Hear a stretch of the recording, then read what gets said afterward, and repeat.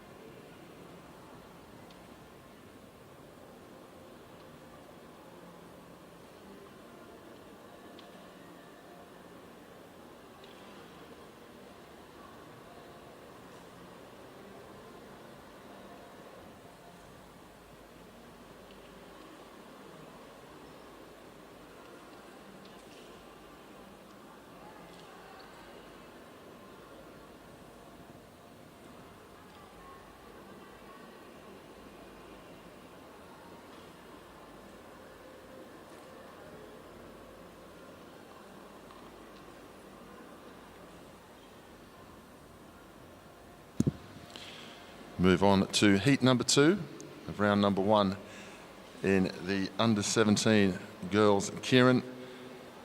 New South Wales, Erin Prince. Queensland, number 78 is Michaela Gibbs. Ava Robbins from Queensland. Sophia Backer from South Australia.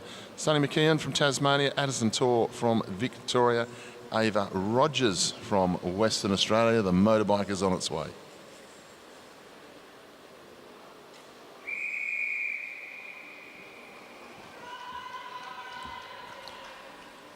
The 2 Avas lead away. Ava Rogers on the back of the bike. Ava Robbins up onto her wheel. She's had a fantastic few days, hasn't she?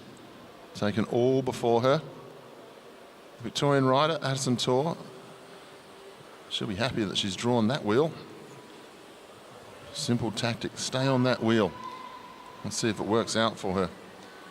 Erin Prince, New South Wales rider, in 4th. Sunny McKeon, the Tasmanian backer, is the South Australian rider. And the Queenslander, just trying to move up a little bit here, is Michaela Gibbs. I've seen a fair bit of this in the junior racing with the keirin riders, just moving up They can move up. What they can't do is stay side by side for a period of time and intimidate in these situations. 3 laps to go this time. And they'll come through. The motorbike will leave the track. Robbins leads Rogers. Then we go back to Tor as they head down the back straight now. Then Gibbs, the Queenslander. Top 2 go through, get to put the feet up for a round, get themselves ready.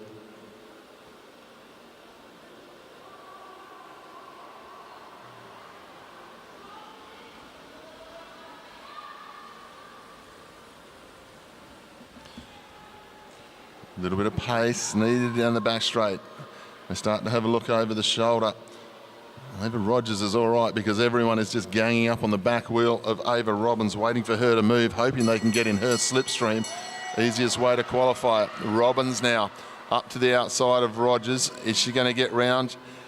She rides around the outside. Now Rogers has got a lot of work to do because she wants to make sure anyone in the slipstream doesn't quite stay there. Great piece of riding here in second place. Robbins is fine, but great bike handling, great positioning on the track for Ava Rogers.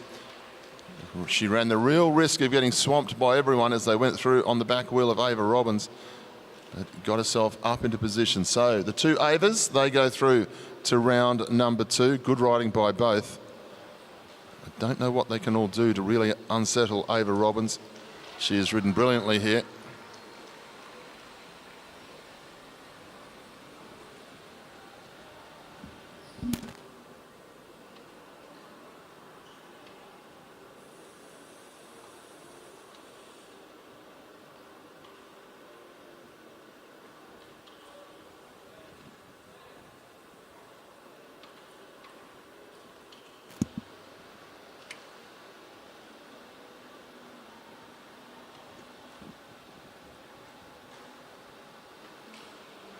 We move on to heat number 3 now.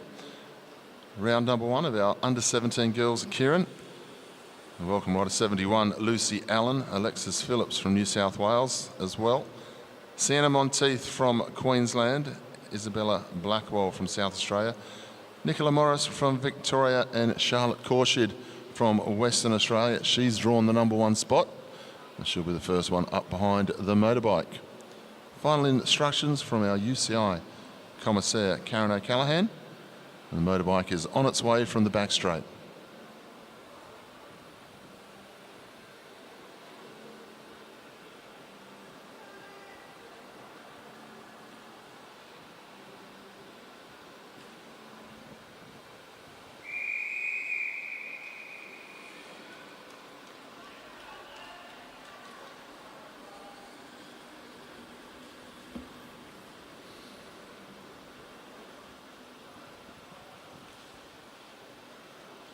We set off down the back straight, the West Australian up on behind the motorbike.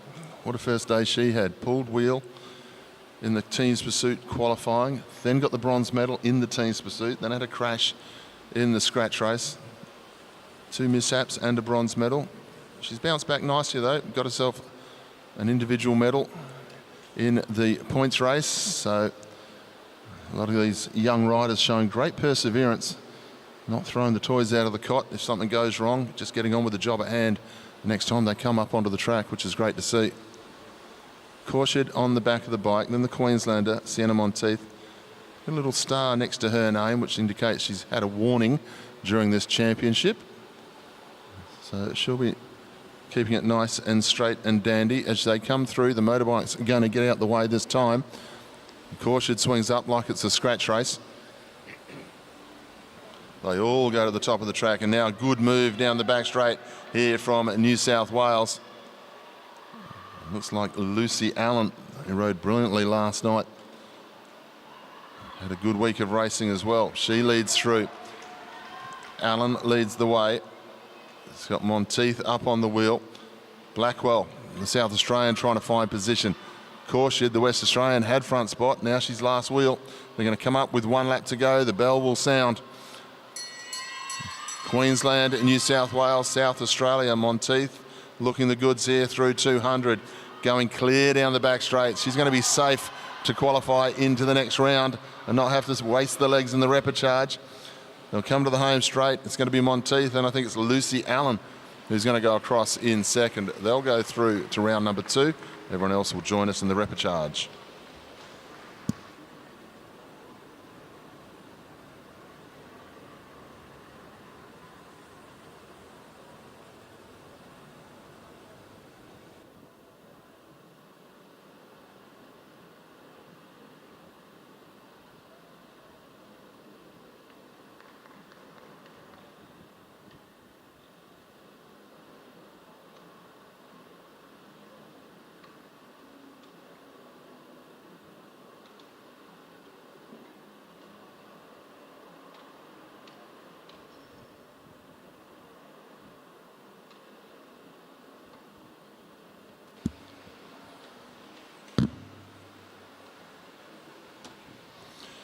Move on to our next heat now in the under-17 girls. Keirin, this is the 4th heat. Welcome our riders at the track. Rider 72 is Jenna Gallagher from New South Wales. 76 is Juno Smith from New South Wales. April Paddy from Queensland. Rider 81, Isabella Potts. Rider number 82 from Queensland. Tori Ferguson from South Australia. Isla Shaw from Victoria. And Viana Najafian from Western Australia. She has drawn the front spot. The final address from Keirin O'Callaghan, our UCI Australian Commissaire, indicates to Paul Jackson, our motorbike rider in the back straight. Jacko, former Masters track cycling champion, and been a part of track cycling in Queensland for many, many decades. He's on the bike, motorbike on its way.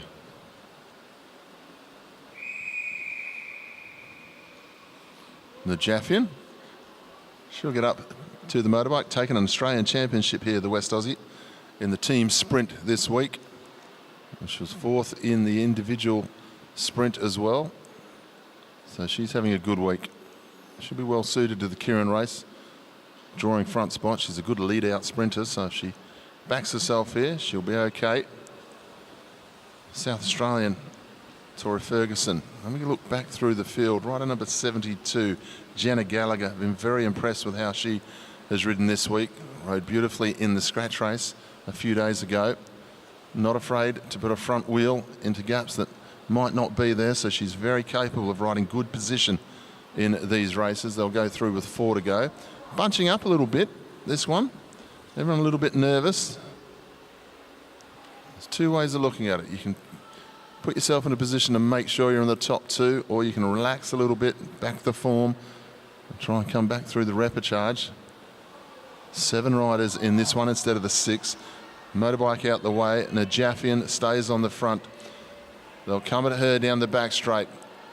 Always got to judge your speed when you're leading out like this. Najafian got the head on a swivel, making sure she knows exactly where the attack is coming from. Good work so far with 2 to go. Got the 2 Queenslanders up around her outside as they head down the back straight. Isabella Potts, good individual pursuiter, going to take Najafian on from the front, getting the handlebars in front, but she can't come down, and Najafian fights back through the gap here. 1 lap to go. Najafian and Potts shoulder to shoulder as they go through. Then April Paddy looking for a way. Jenna Gallagher trying to get through as well, but she's trying to open a door that's unopenable at the moment. Paddy up round the outside. Potts now gets over the top of Najafian. Gallagher still looking for a way. Gallagher up for second, possibly just left it a bit late. Paddy and Potts, I think it was, will wait for the official result. Gallagher came very late indeed. Once again showing no fear whatsoever and mixing it as she went to the line.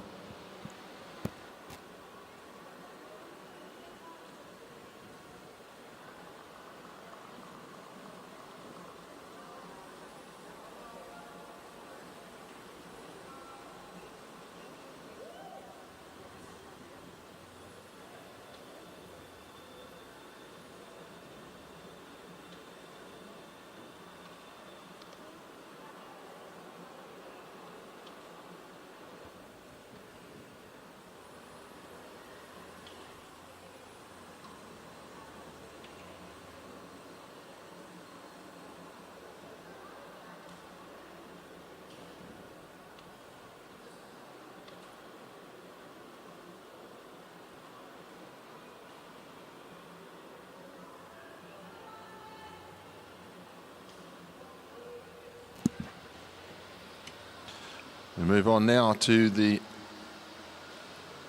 under-17 boys keirin, round number 1. We welcome our field onto the track. From the ACT, drawn front spot is Will Astridge. 110, the Queenslander Will Amadeus. Cruz Kemps is 112, the Queenslander as well. Ben Cade from South Australia, Lachlan Ermit from Victoria. The motorbike's on its way. First 2 will go through to the next round.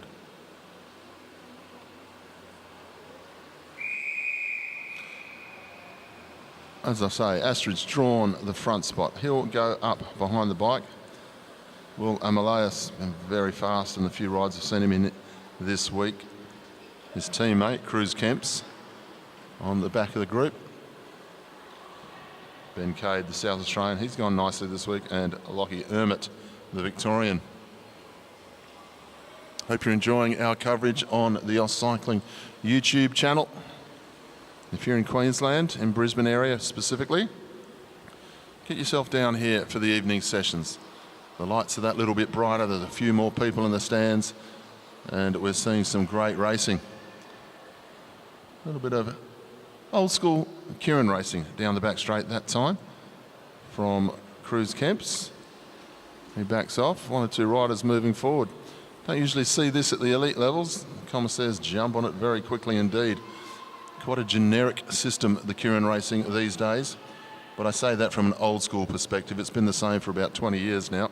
They'll come through, 3 laps to go. The motorbike will get out the way. The Victorian Lockie Ermit moves himself up round the outside of Will Astridge. Ben Cade, the South Australian, puts himself in a nice position here. Doesn't have to panic too much. Just puts himself up onto the hip of Ermit as they'll come through this time with 2 to go. Ermit, Cade, then Amadeus as they go down the back straight. Amadeus has shown some real speed when he's moved. Kemps, he's got some good track craft. Looking forward to the next few years to see what Cruz Kemps can come up with. They start to move now. Cade with Amadeus on the wheel. Cruz Kemps comfortable on third wheel. The 2 riders in the lead, Cade and Amadeus. Look at the speed of Amadeus here. Cade's not going slow, but Amadeus straight up round the outside. Going to qualify himself in comfortably.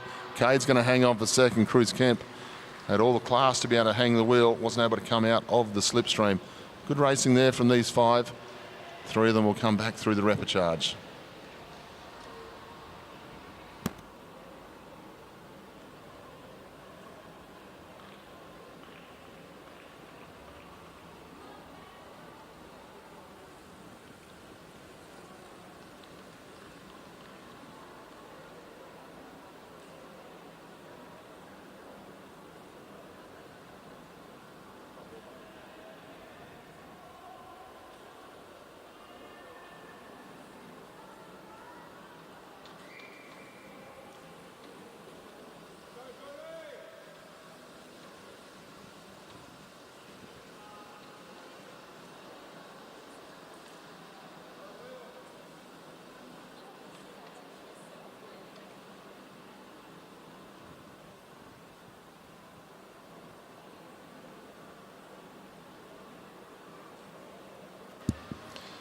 We move on now to heat number 2, round 1 for our under-17 boys keirin.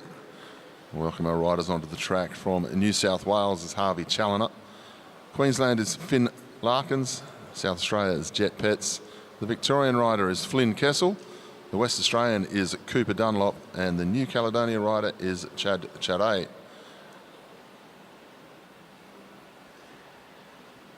Once again, first 2 go through. The motorbike is on its way from the back straight.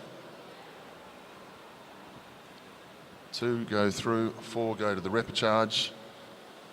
Last day of racing for our under 15 and under 17 riders.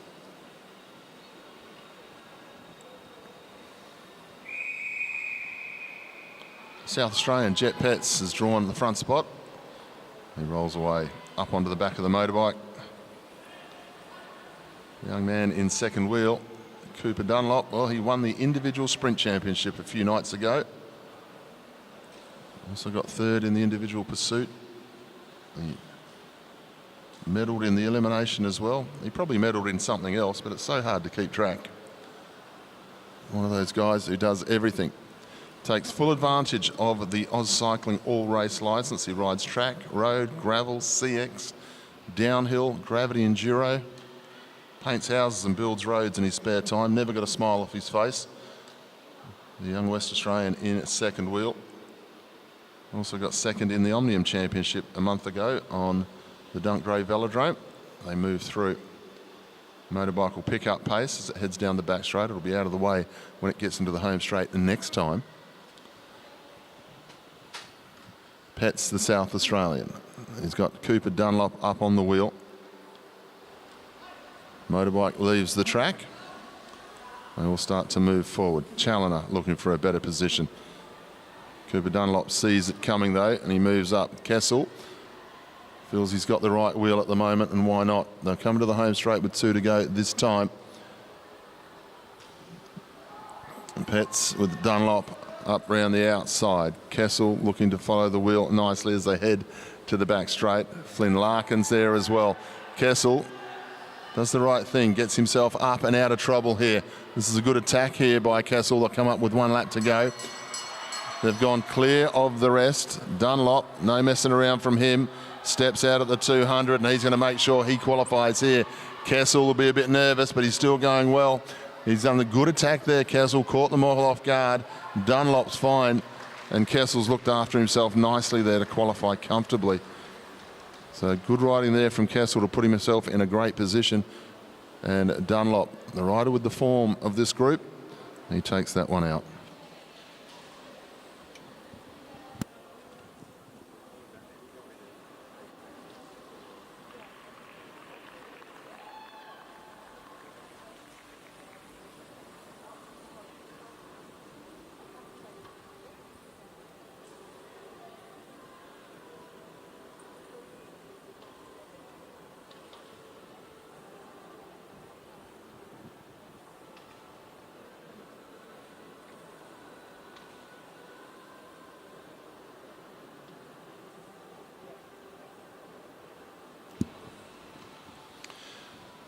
Heat number 3 getting themselves ready here.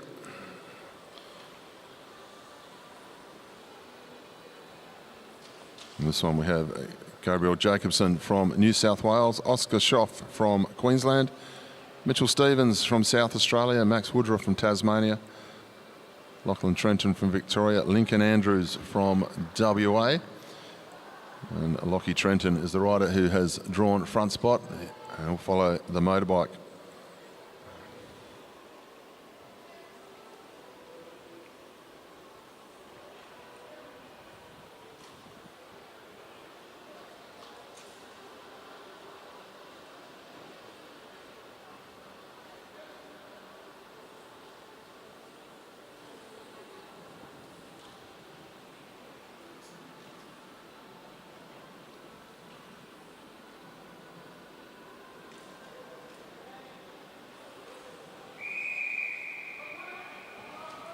Motorbike comes through. Trenton, it's his job to get himself up behind the motorbike, draw front spot, up behind the bike. A lot of riders are quite comfortable with that position.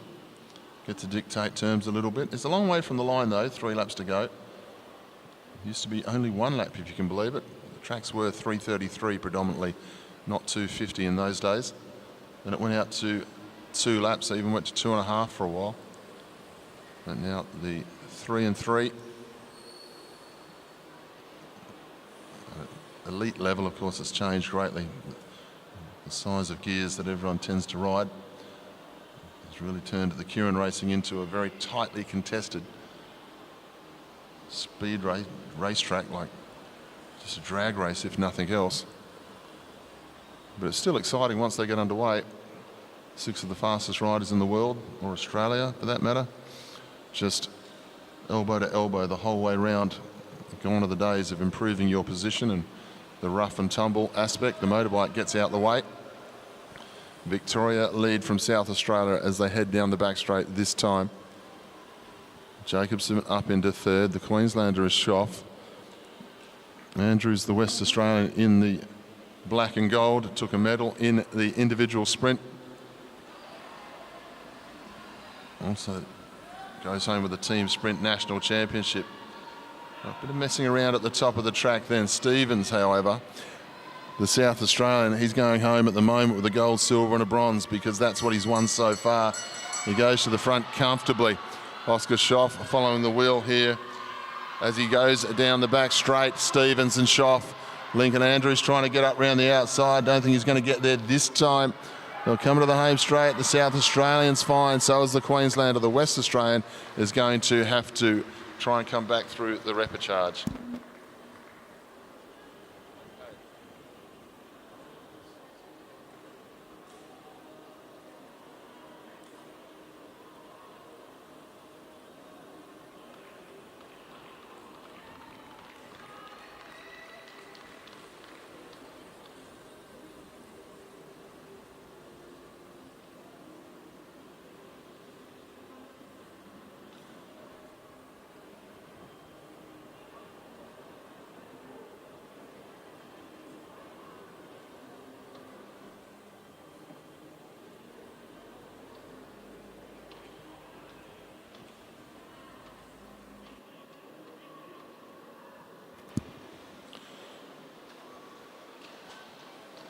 We move on to heat number 4 now. Welcome our riders that are going to come up onto the track. From New South Wales, it'll be Josh Moore, George Tucker from Queensland, Tyler Cuniff from South Australia, Lockie Stewart from Victoria, 136, Ben Woods from Victoria, 138, and Matthew Christian from Western Australia. Drawn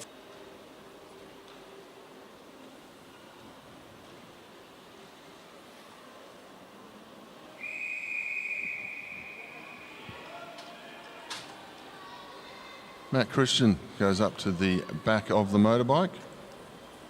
New to track cycling, first national championships at this level. Woods on his wheel as they head down the back straight. Queenslander George Tucker on his wheel, Josh Moore. As they come into the home straight, the motorbike picks up pace as it goes. Lockie Stewart's second last wheel, and Tyler Cuniff, the South Australian. Well, these guys will know each other pretty well now. They'll know which wheels to follow, the wheels that are a little bit safer than others. Tyler Cuniff, simple tactic for him. Try and hold the wheel in front of you because Lockie Stewart broke the individual pursuit record here the other day. It was 2:14, held by Sam Washington. And it's now 2:12, held by Lockie Stewart. He really has played with the field a couple of times. They'll come up with 3 laps to go this time. Christian, they all start having a look over the shoulder. Christian goes from the front. Lockie Stewart was looking at the dive bomb. Then he suddenly realised that they were going from the front. He thinks better of it. Good riding here by George Tucker, getting himself up and out and into position. Gets through the traffic. Now there's a bit of work to do at 2 laps to go. Tucker's decided to go on with it here. Christian trying to chase out after him. Lockie Stewart lays off Cuniff. Cuniff now needs to move forward. He sees the danger. He's going to have to start racing after George Tucker. Tucker with 1 to go, getting chased by the South Australian and the Victorian Stewart. They head down the back straight. Both riders moving nicely. Cuniff comes up around the outside of Tucker. Stewart as well. Cuniff will get round Stewart into the home straight. Good race home by Josh Moore.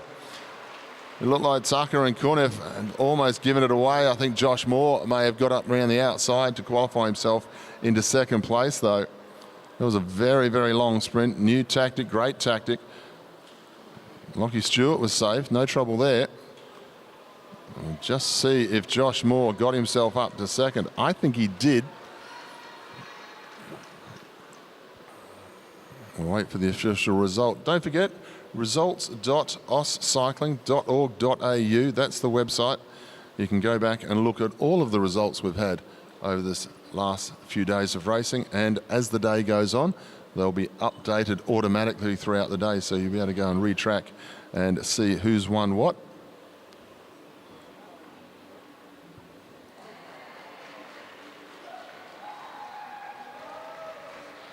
Indeed it was. Josh Moore got himself up for second there behind Lockie Stewart. Good sprint home.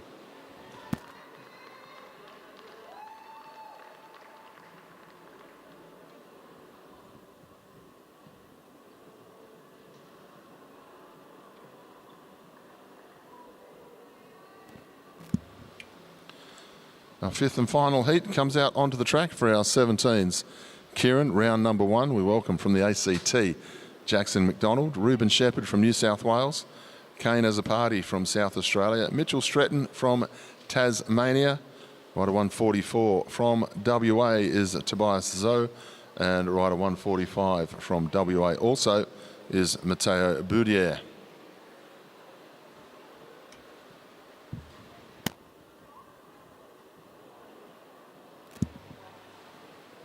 Motorbike's on its way. McDonald's drawn front spot. He'll follow the motorbike when it comes through.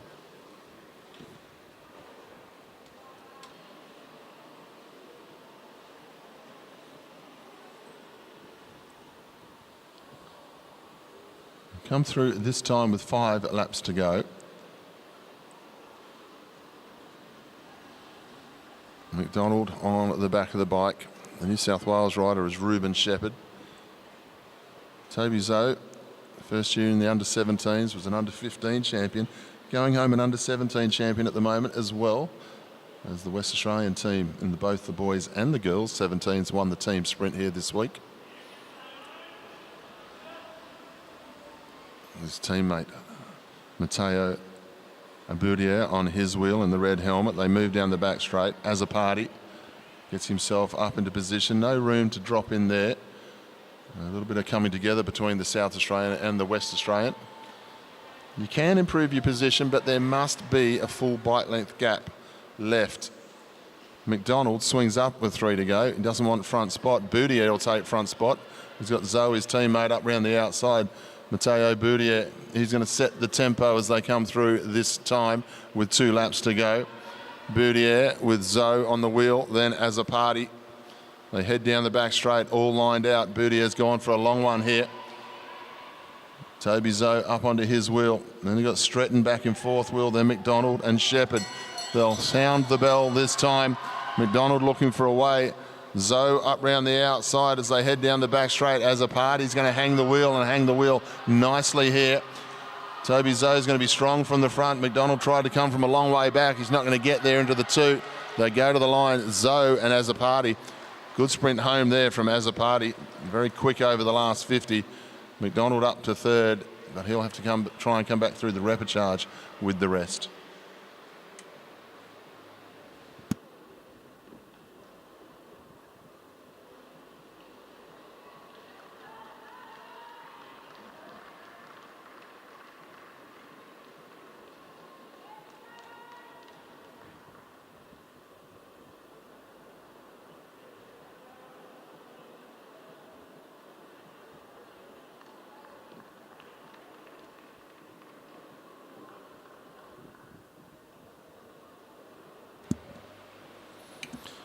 Heat number 6 for the under-17 Keirin. I said there was only 5. Forget what I said, there's 6. We welcome our riders out onto the track now. They're going to strap themselves in. It'll be Hugo Barnes from New South Wales, Oliver Jordan from Queensland, Ewan Grierson from South Australia, Riley Boyd from Victoria, Trent Rensburg from WA, and Enzo Martarejo from New Caledonia.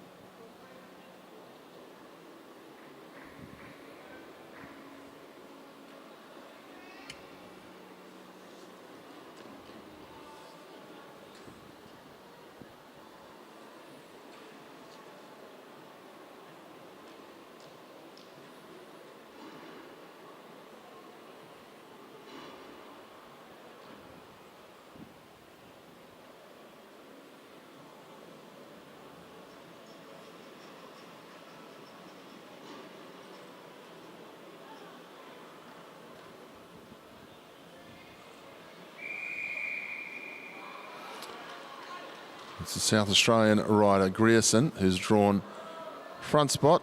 He'll roll away on the back of the bike.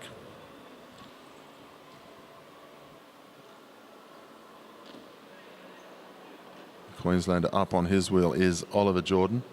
Then Trent Rensburg, another one of the WA riders going home with a national title. He was the starter in the team sprint team. Broke the state record for the under 15 standing lap. He's come out of the Talent ID program, so brand new to the racing scene. Going to be better for the journey. Then we have Enzo Monterrejo from New Caledonia. We've had 3 riders from New Caledonia racing here this week in the under 17s.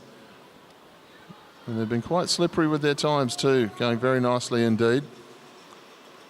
Good to see the New Caledonia riders getting the opportunity to race at a national championships on this style of velodrome, because they do not have this in New Cali.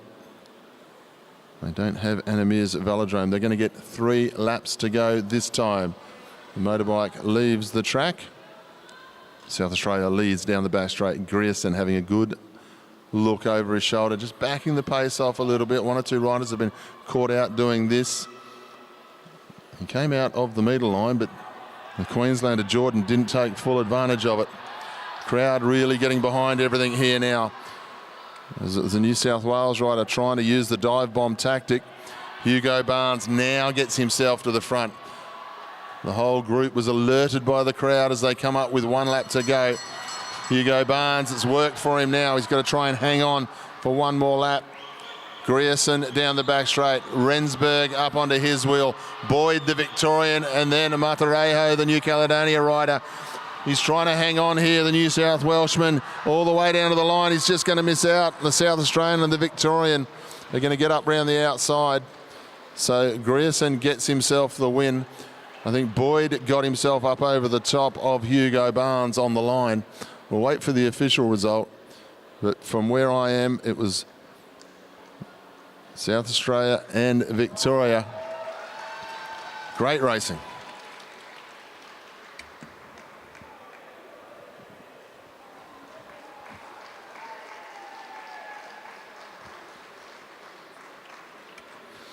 Hugo Barnes hang on for second. That's a good ride. Ewan Grierson, he takes the win, but Hugo Barnes, by the width of his tyre, goes across in second place. What a great attack, and it worked out for him.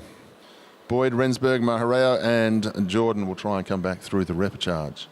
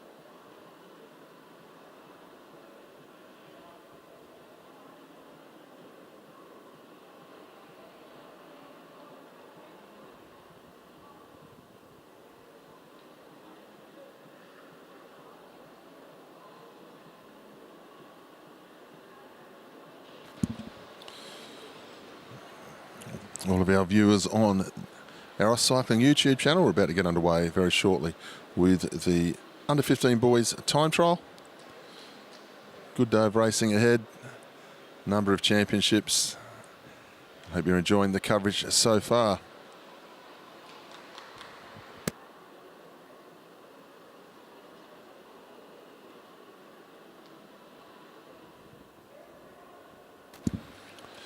We move on to our next championship to come out onto the track. This is the under-15 boys time trial final. We'll welcome our riders out onto the velodrome. In the back straight, representing New South Wales, this will be Lucas Stribic. And in the home straight, representing South Australia, this is Chase Hutchins.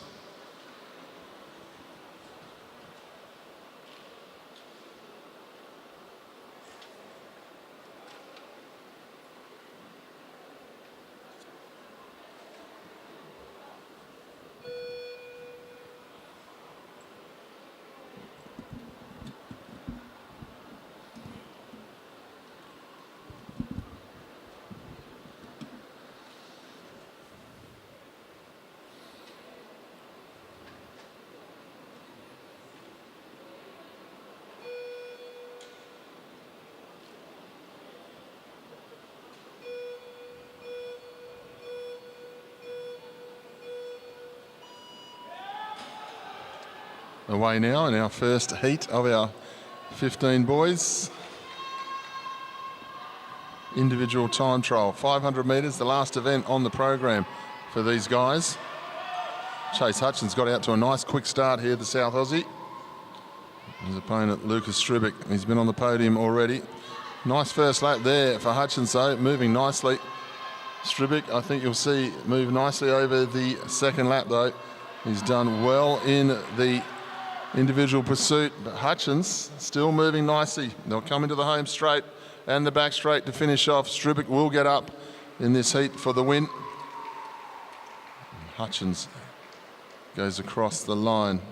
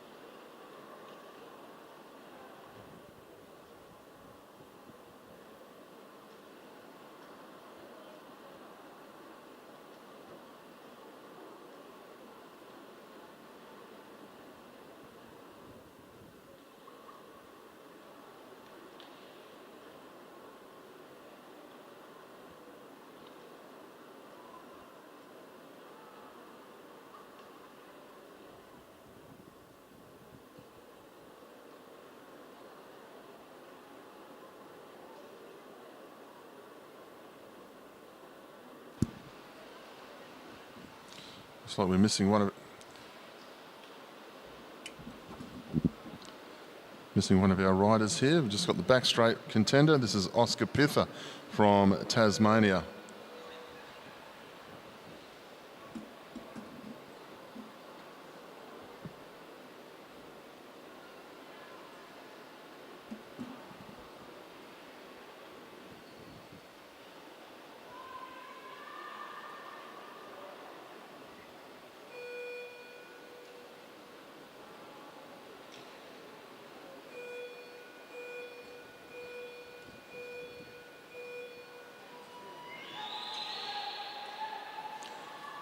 Oscar's away this time, just the one rider on the track. Lucas Stribic rode 39.678. Chase Hutchins has done 40.318.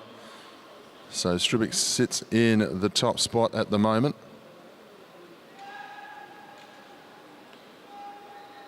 First lap down for the young Tasmanian as he comes into the home straight with half a lap to go this time.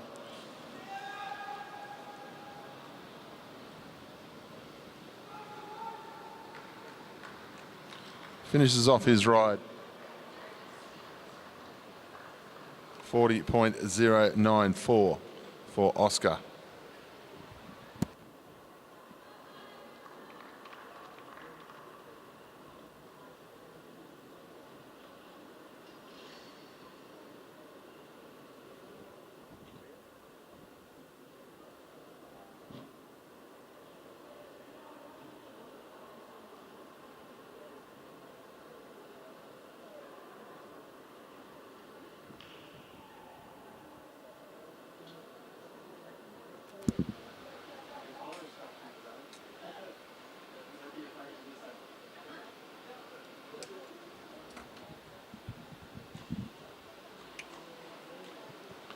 Welcome Heat 3 onto the line now. In the back straight from Western Australia, we have Harry Morrison.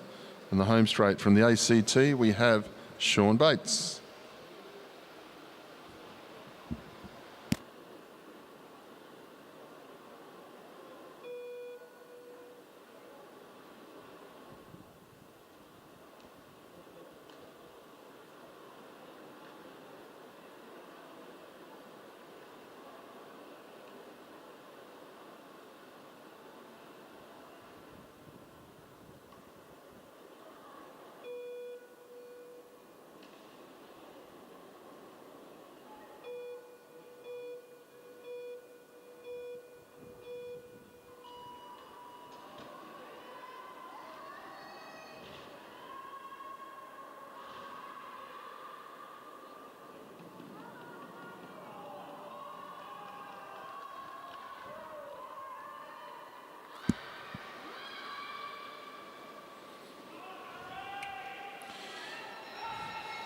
The West Australian moving nicely down the back straight, just edging out his opponent at the moment from the ACT. Morrison leads through for this heat, got a nice lead.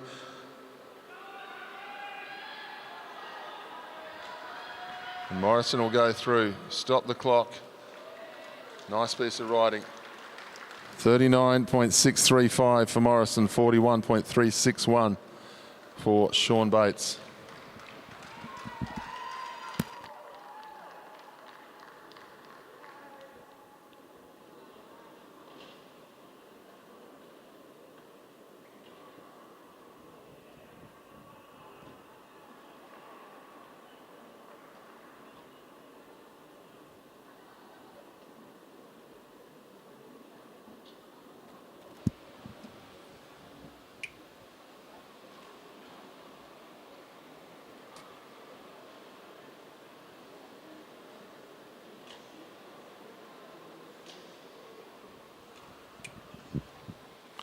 We welcome our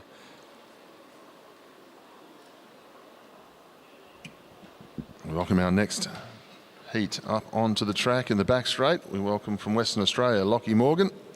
And the home straight is the South Australian, Jack Pentland. Fastest time so far is Harry Morrison, 39.635 from WA.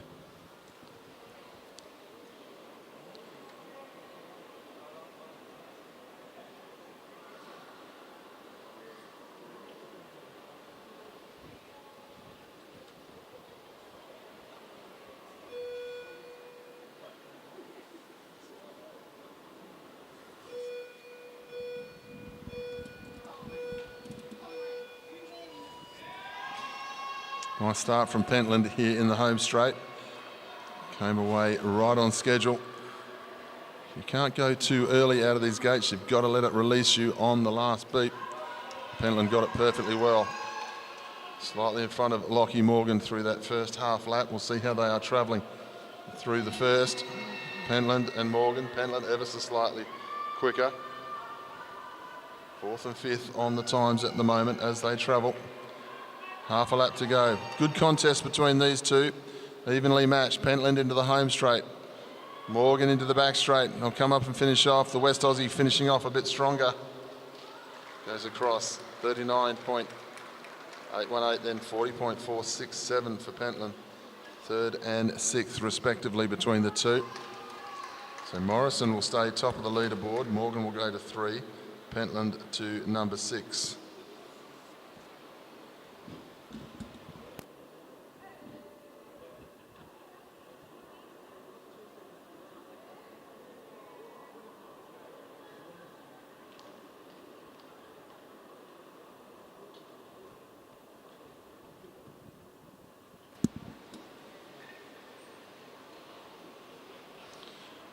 The next heat comes out onto the track. We welcome in the back straight, representing Western Australia. This is Niam Shah. And in the home straight, representing the ACT is Zach Thomas.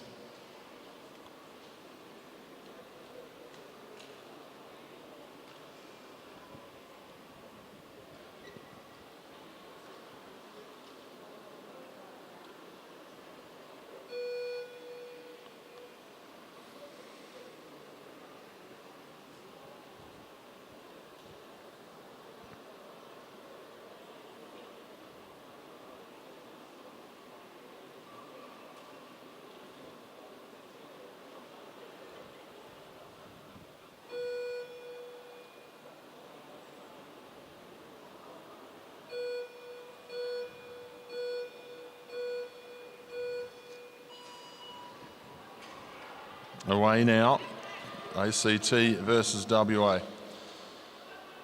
Thomas from the ACT up against Neem Shah. A little bit of a bandage on the elbow there of Neem Shah after a touchdown in, I think it was the elimination last night. Moving nicely though, out to a quick start here from Neem Shah. 21.38, he's moving nicely. Neem Shah, half a lap to go. Wants to get himself top of the leaderboard if he can. Get a personal best time out on the Anna Meares Velodrome. The West Aussie heading down the back straight now. He's going to stop the clock. Top time so far, 39.479. Zach Thomas goes across, 40.741. So Neem Shah goes to the top of the leaderboard for now.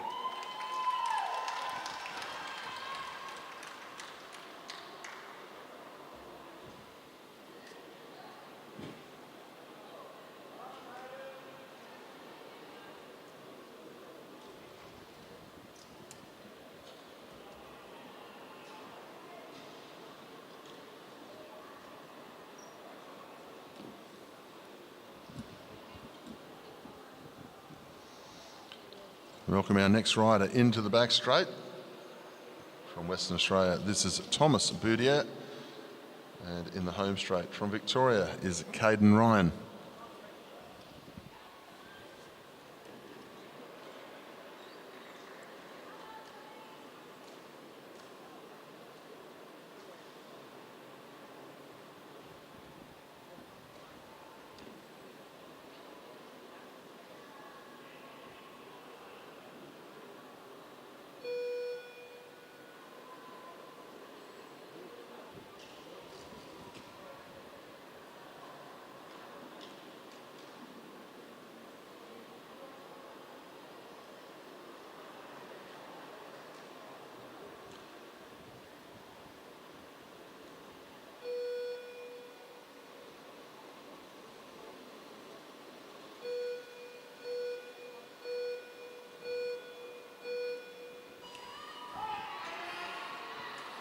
Nice start here in the home straight for the Victorian. Nice and smooth, strong out of the gate. West Aussie Boudier getting himself up onto speed. Dead level at the halfway for the first lap, these two. Ryan into the home straight, nothing between them. The West Australian just a little bit in front here. Thomas Boudier, he's going to come up with half a lap to go now. Moving nicely, he's got a good lead over the Victorian here. Heads down the back straight. Let's see where Thomas can stop the clock. Goes to the line, 40.322 for Thomas. Keirin 41.190.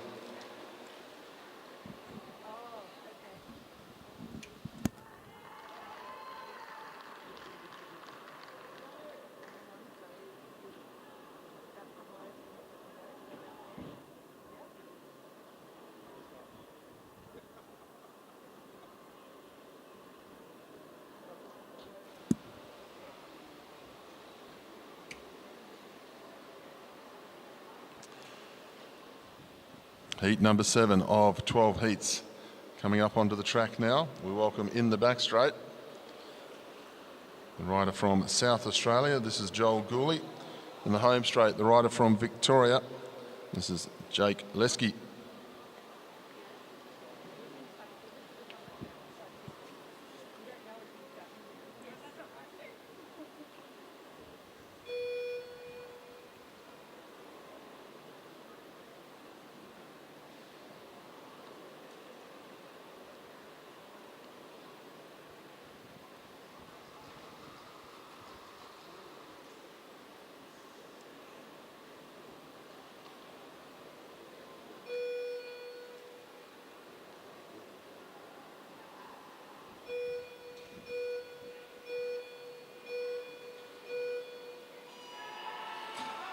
Nicely out of the start here.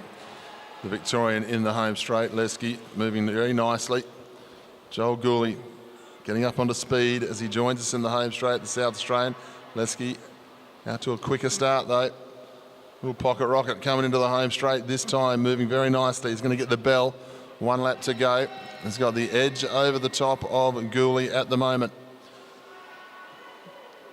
Into the back straight for the Victorian, home straight for the South Australian. About 20 metres between the two. Jake Lesky will come into the home straight. We'll see where he can finish off the stopwatch. Hits the line now. 40.114 for Jake. 41.645 for Joel.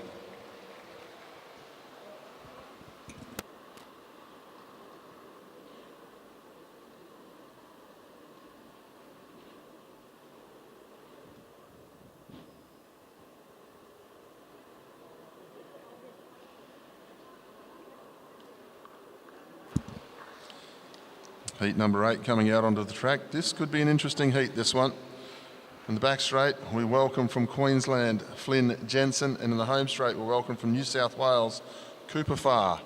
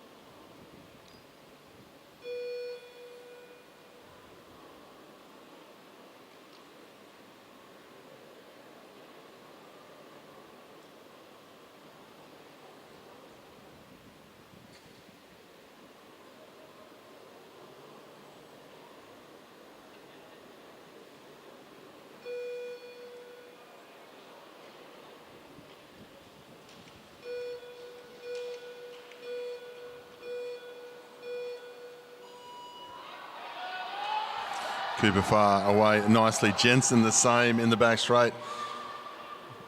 Got a feeling this could be the quickest one we've seen so far today. Both riders away, Jensen and Farr, neck and neck here, the first half lap. They go through the first lap, nothing between these two. Second and third fastest through the first lap. So Niam Shah from WA, his time still standing up nicely. Jensen ever so slightly in front of Farr with half a lap to go. They'll come into their finishing spots now. They'll go to the line neck and neck. Flynn Jensen goes top, 39.06. Second for Cooper Farr, 39.28. Just in front of the West Australian time of Niam Shah, who's done 39.47. So Jensen goes top of the leaderboard for now. Cooper Farr into second.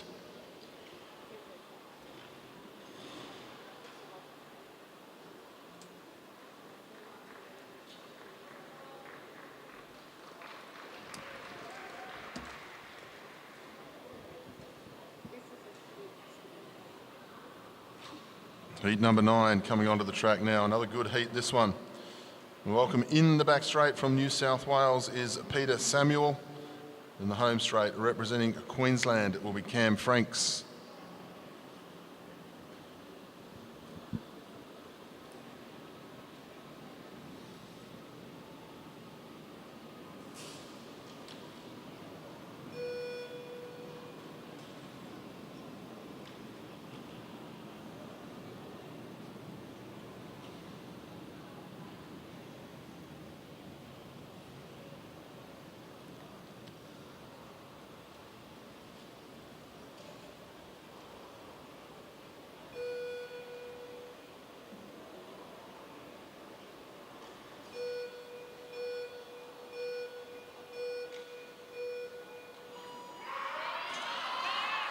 Away now, Franks and Samuel, the Queenslander Franks in the home straight. Peter Samuel, the New South Wales rider, getting himself up onto speed. And see how they are. Nothing between the two through the first half lap. See how they're travelling through the first lap here. First and second, fastest at the moment as they go through. Cam Franks leads the way ever so slightly. Nothing between them though. Cam Franks got the edge over Peter Samuel.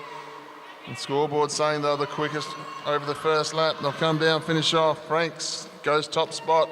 38.48 for Franks. 38.62 for Peter Samuel. Great piece of riding from both riders. They'll go number 1 and 2 for now.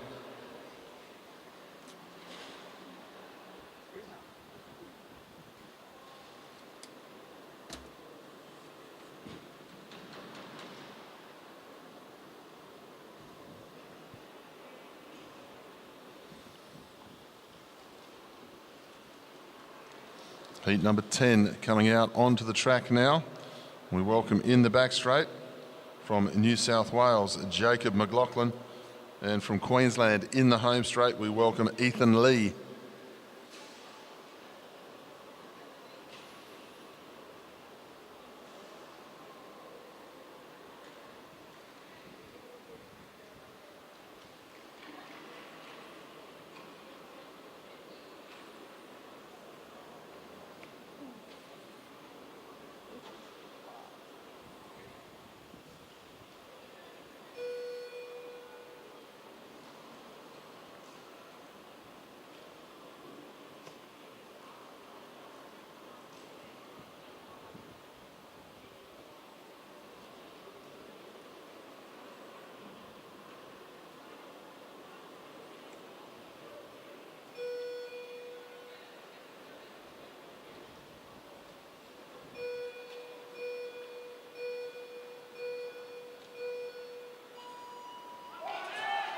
Away now, heat number 10.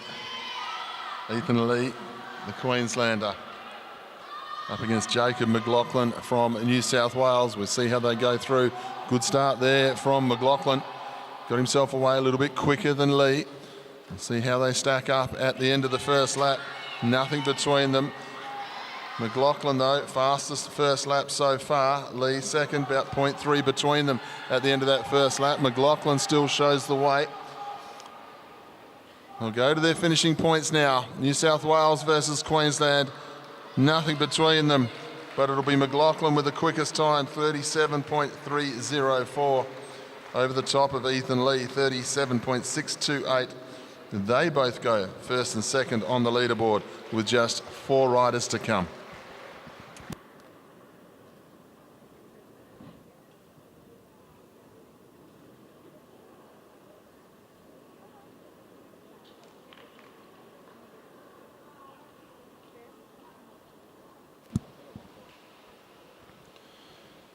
So our penultimate heat of the 15 boys time trial make their way to the start line. In the back straight, we welcome from Victoria, this is Aidan Nguyen. And in the home straight from Queensland, we welcome Aidan Parslow.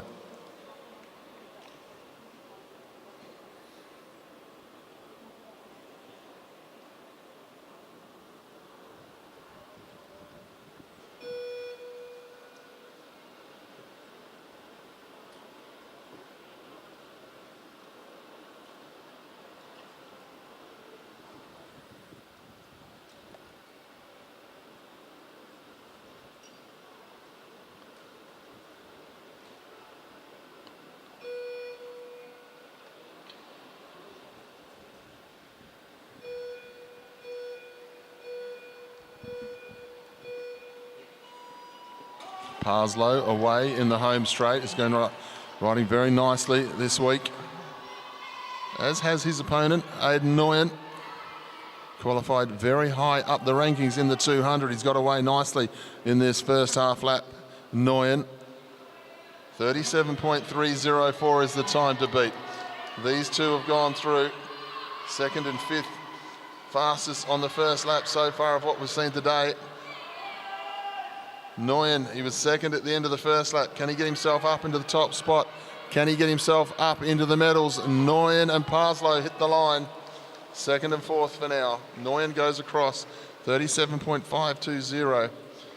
Aidan Parslow, 37.820. Jacob McLaughlin still leads the way, 37.3. He's safe for a medal. They have to wait and see what happens in our final ride as our final heat brings themselves up onto the track, and we welcome in the back straight, representing Victoria, this is Joseph Natalie, and in the home straight, representing Queensland, we have Riley Dixon.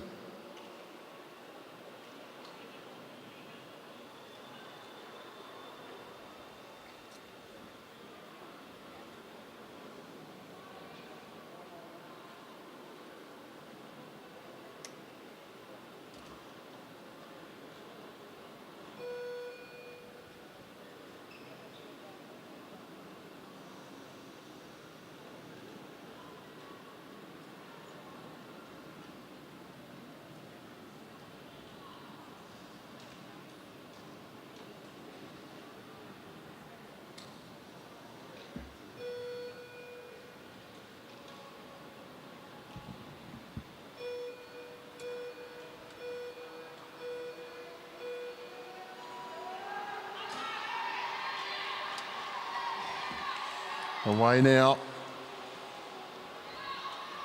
Riley Dixon, he has been the impressive rider in the sprint competitions this week. The Queenslander comes into the home straight. We have a look at the time and see where he sets it up. Goes through, quickest time, 20.5. Natoli, bit of work to do. 5th on the first lap. Dixon, though, really flying down the back straight. He'll come into the home straight this time, the Queenslander. We'll see where he can stop the clock. Can he get inside 37? Yes, he can, well and truly. 36.251 for Riley Dixon, and another gold medal this week. Joseph Natoli, Victoria, 6th place, 37.931, which gives our top 3, Riley Dixon, Queensland, Jacob McLaughlin from New South Wales, and Aidan Nguyen will take the bronze medal from Victoria.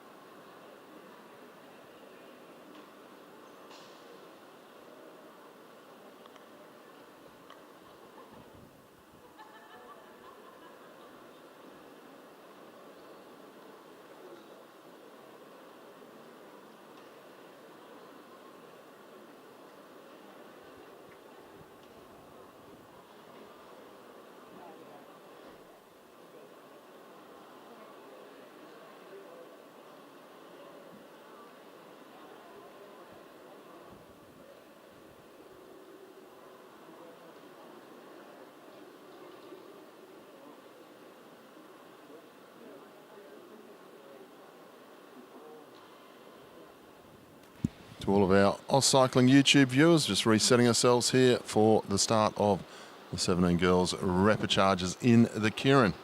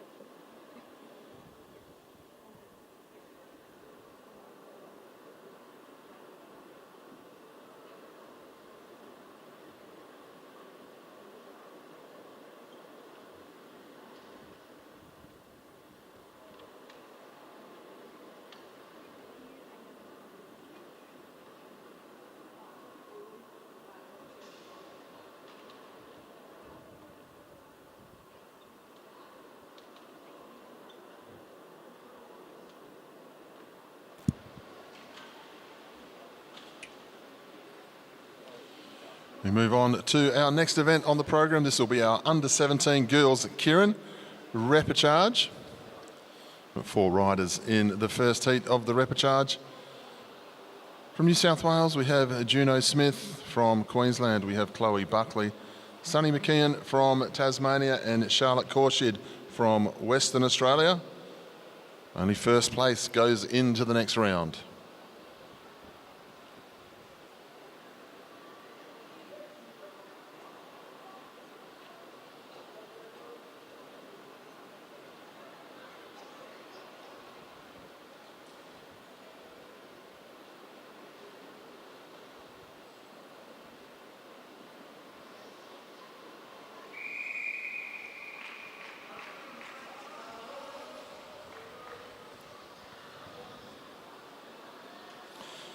New South Wales rider Smith goes up behind the bike.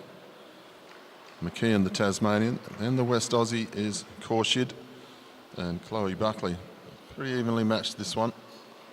First place only gets the opportunity to try again.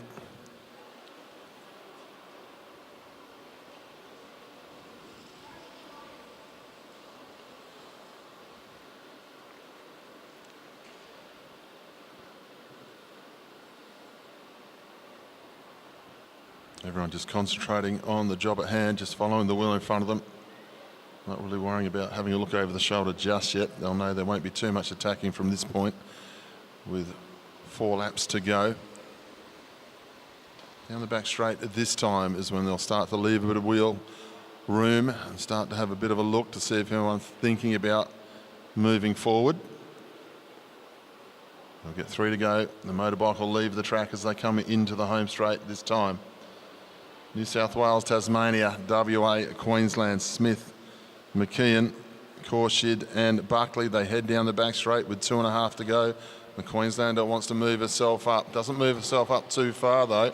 Just decides to box the West Australian in. They'll come into the home straight. 2 laps to go this time. Queenslander trying to control affairs from the rear of the field. It's a little bit quick up round the outside. Work to be done by the West Aussie. No way out of the box here. Just first place is going to count. We'll come into the home straight this time. New South Wales, Tasmania, Queensland and WA. Now the Queenslander starts to move. The West Australian gets up, out onto the wheel. It's going to be a big drag race down the back straight. Buckley has used the good tactics up until this point, but can she get round Smith? Can Korshid use the banking and come round both? They'll come down to the line this time, nothing between them. Good tactics by Buckley, gets herself the win and puts herself into round number 2.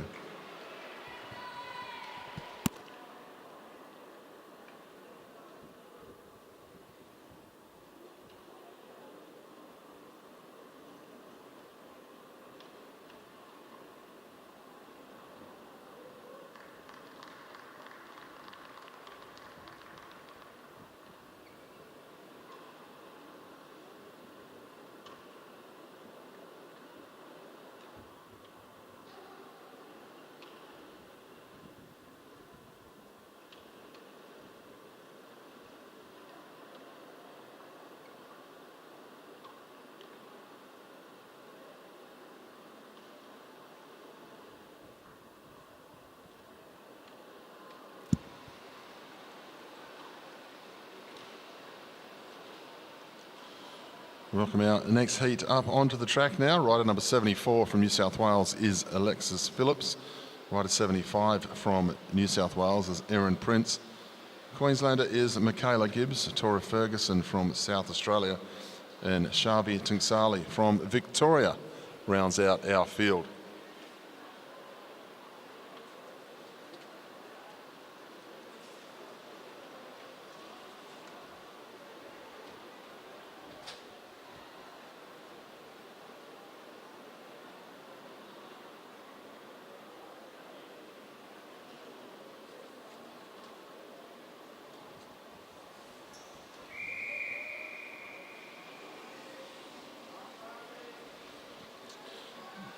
Tungsali is the rider who's drawn the front spot. She'll go up behind the motorbike.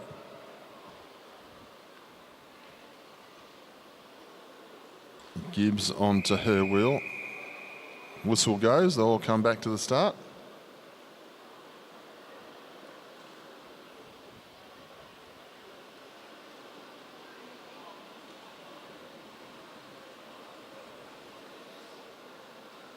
I wasn't quite sure what went wrong there, unfortunately. I can only see out one side of the commentary box today. Can't see part of the track, so commissaires have seen something they didn't want. Maybe perhaps somebody went into the wrong spot. But they'll be coming back to the start line and we'll do it all again.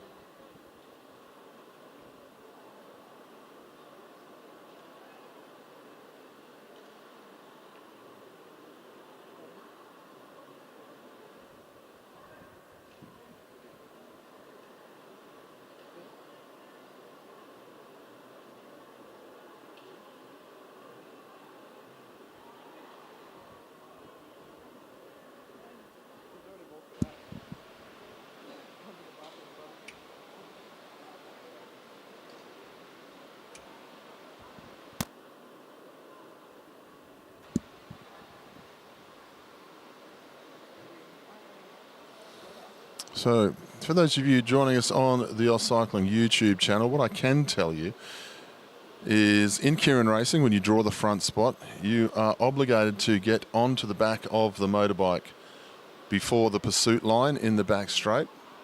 The reason the whistle went is the rider, Xavi Tenksali, did not get onto the slipstream on the motorbike, and she was withdrawn from the race. The commissaires have looked at it and they've realised they're dealing with under 17s, and she is being brought back to the track now. So she's going to have to collect herself, because I know there was some tears had. She didn't know the rule, that now are putting her back on her bike. So we welcome our field back up onto the track.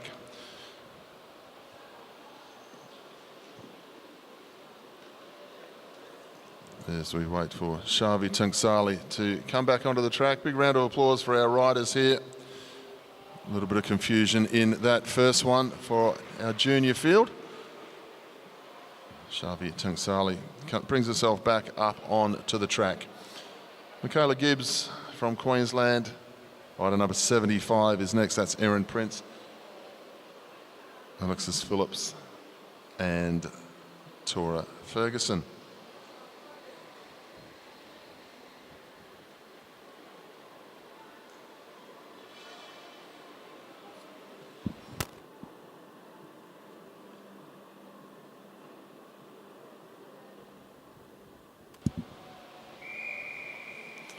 Motorbike goes through.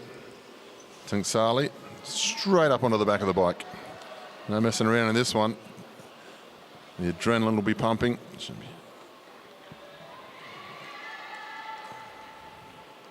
So Tenksali with Gibbs on her wheel. And we have the rider of Erin Prince, rider 75 from New South Wales. Alexis Phillips is the New South Wales rider. She's on the orange bike, so you can tell the difference. And Tora Ferguson from South Australia.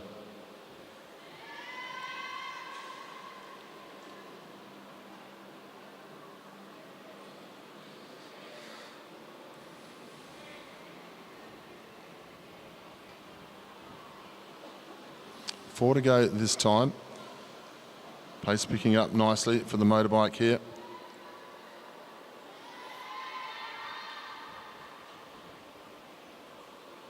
Motorbike going good rate of knots as they come into the home straight this time. 3 laps to go.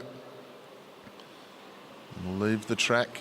Tenksali now has a look over the shoulder in the box seat. Only first place gets to go through to the next round as they move down the back straight. Prince moves herself forward up to the outside of Gibbs, the Queenslander. Doesn't go any further forward. Now puts herself 3 wide as they head down the home straight. Tenksali, Gibbs, and then Prince. Sorry, Phillips, not Prince. Phillips is the rider who's on the outside on the orange bike. They come into the home straight this time. Tenksali making the most of the second opportunity here. The Victorian goes through the 200. She's starting to ride Gibbs off on the hip. Now Prince is looking for a way round. 3-way drag race through the bend. Look at the speed of Prince up high. 3-way down the home straight. Nicely done here by the New South Wales rider. She left it very, very late, but she had the strength and the speed. So Erin Prince will go through into round number 2.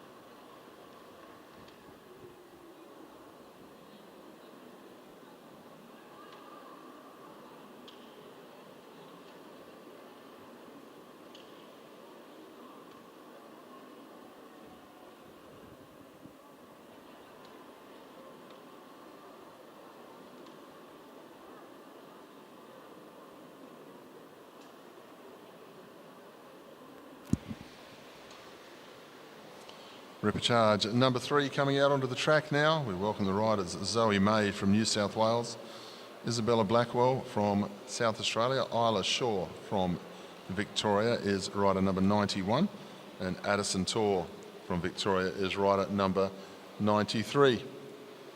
Addison Tor is the rider who's drawn the front spot, so she'll be obligated to go up to the back of the motorbike. Motorbike's on its way from the back straight.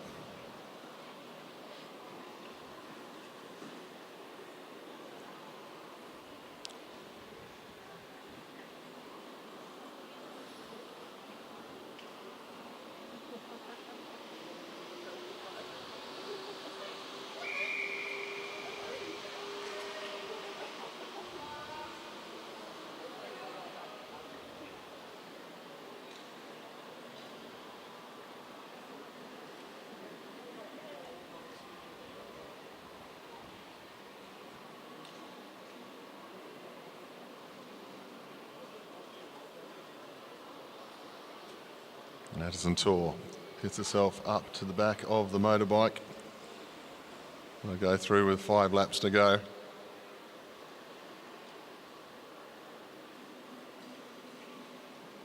Just the 4 riders. However, there's only 1 spot available for them. Well, nothing to panic about for these first few laps. They'll come through with 4 laps to go. Only a little bit of a look over the shoulder though. Zoe May wanted to keep an eye on exactly what Isla Shaw is doing at the back of the group. Motorbike picking up nicely as it comes into the home straight. We'll lose the motorbike this time. Tor swings up. Was Blackwell on the front from South Australia. They head down the back straight with 2.5 to go. Tor realises maybe that was a bit of a mistake. Now on 4th wheel. How many times do we come from 4th wheel in a scratch race? That'll be the thought process. With 2 laps to go. Isabel Blackwell goes down the back straight. Zoe May quite happy for the lead at the moment. She's just sat quietly and confidently in that position the whole time. Now she just steps up out around the outside, says thanks very much. Now she's going to race down the back straight against the South Australian Blackwell, who rides her off on the first bend. But now Zoe May gets up around the outside as they come into the home straight. The New South Wales rider had the best position. Has she got the best legs? She does. She takes that one and she'll go through to round number 2.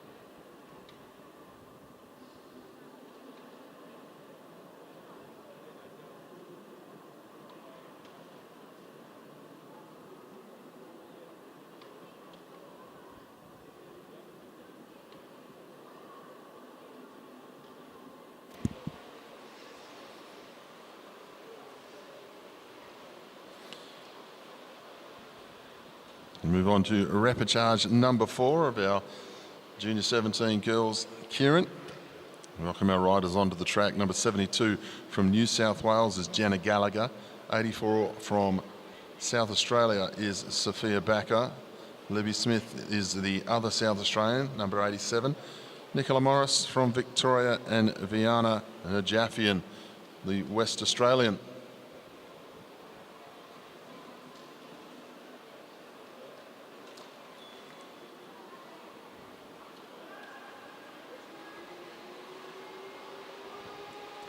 Motorbike is on its way from the back straight.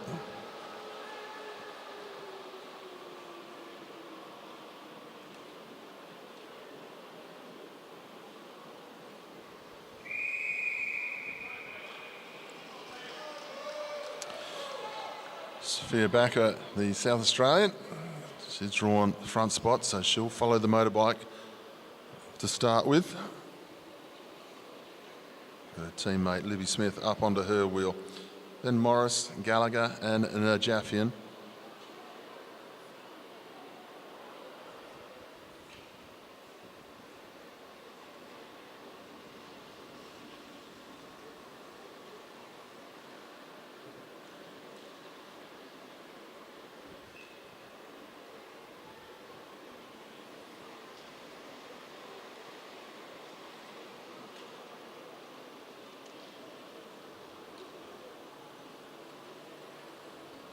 We'll go through 4 laps to go. Backer, Smith,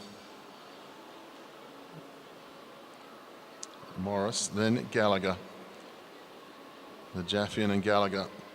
And the riders to watch out for in this one, the way they've been going the last few days. 3 laps to go this time. The motorbike will come out the way. Good pace on here from the South Australian. She hasn't slowed down at all as they head down the back straight. Gallagher just making sure she's not having to ride through traffic here. Najafian goes with her. They'll come up this time with 2 laps to go. Gallagher, Najafian, then up round the outside, it's Libby Smith. They'll head to the back straight this time with a lap and a half to go.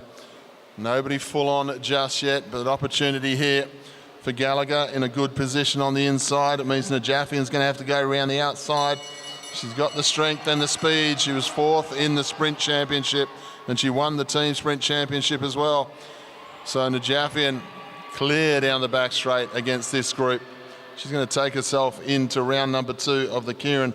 And if she can get herself through traffic and show this speed in the next rounds, she could be very hard to beat.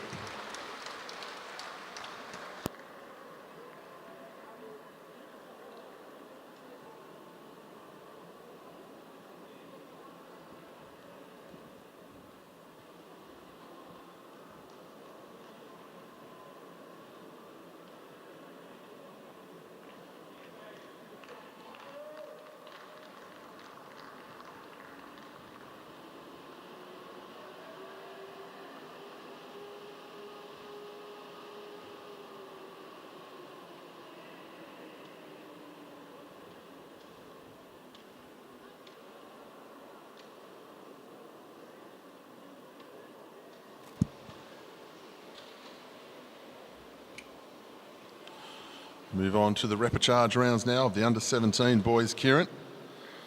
Welcome our riders up onto the track. 105 from New South Wales is Gabriel Jacobson. 107 from New South Wales is Ruben Shepherd. Benjamin Cade from South Australia. Riley Boyd from Victoria is 131 and 138 is Ben Woods from Victoria. First place goes through to round number 2.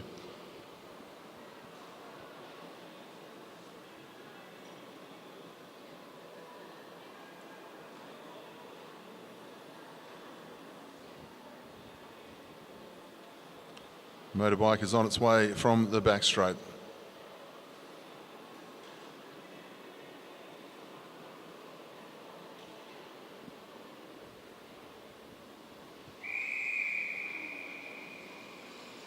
So it's the South Australian Benjamin Cade who'll take the motorbike.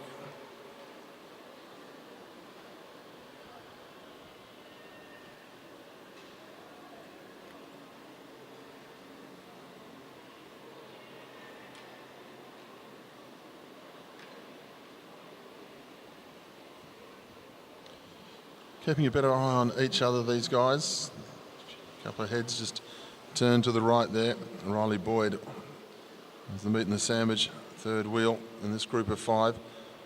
Keeping his head turned to the right, keeping a good eye on what everyone else is doing, making sure he knows what Ben Woods is up to. Ben Woods probably, out of this group, is the favoured rider after qualifying in the times that we saw in the 200 metres. Ruben Shepherd's moved very well over the last few days as well. They'll go down the back straight, 3.5 to go. They'll lose the motorbike when it comes into the home straight this time.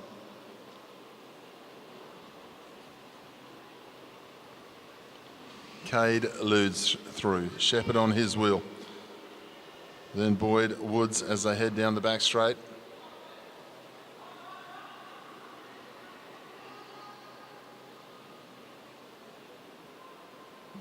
Two laps to go this time. Cade still leading, no one prepared to make an early move here. I head towards the back straight. Good move up round the outside now from Gabriel Jacobson. Took full advantage of everyone just following wheels. Jacobson into the back straight. They're going out after him now though. The South Australian, Ben Cade, too much power as they come into the home straight. He'll go through.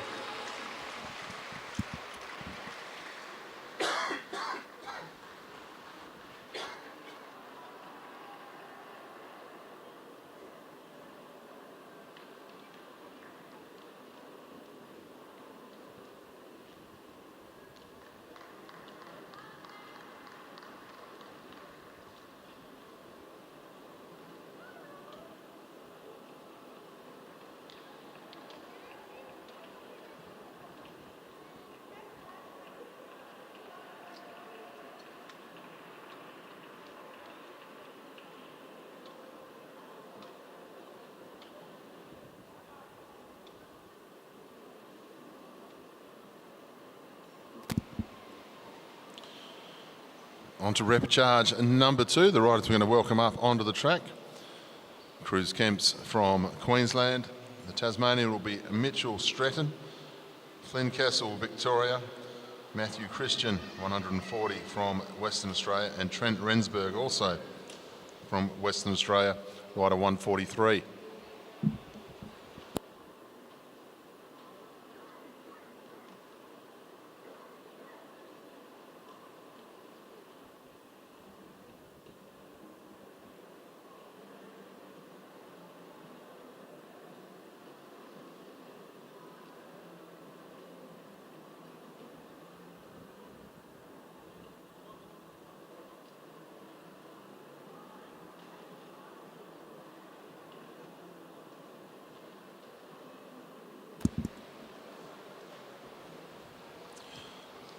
Motorbike on its way. Cruz Kemps, Queenslander. His job to go onto the back of the motorbike.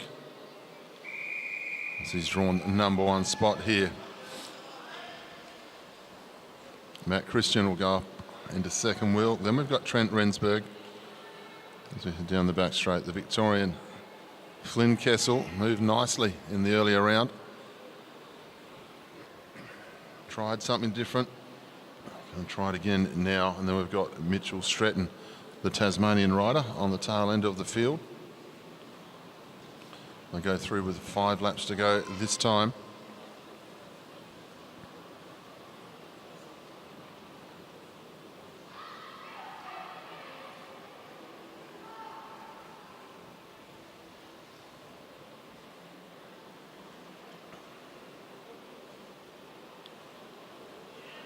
Paul Jackson, our motorbike rider, volunteering. These championships just would not happen without all of the volunteers from Queensland and also our interstate volunteers who come up with the junior championships. Mums and dads helping out throughout the week. Motorbike will get out the way this time. It'll be the Queenslander Cruz Kemps on the front. Christian stays up on the wheel. Rensburg, for some reason, leaves third wheel. Finds it easier to come from fourth. Stretton, luckily, doesn't touch the wheel. I'm coming to the home straight this time with 2 laps to go. Cruz Kemps leads, keeping a good tempo. Christian on the wheel nicely. Flynn Kessel, the rider, in 5th wheel as they head down the back straight this time. Cruz Kemps, Christian up on his wheel. They'll come into the home straight this time. Cruz Kemps hasn't been challenged just yet. Now they're going to challenge him. Christian trying to go with him. Now the other West Australian, Rensburg, looking for a way round. They head down the back straight. It's a 4 across the track drag race. Good sprinting here from Rensburg and Christian. The Victorian up round the outside is Kessel, and he's going to have too much for this. Kessel goes across. He qualifies into the next round.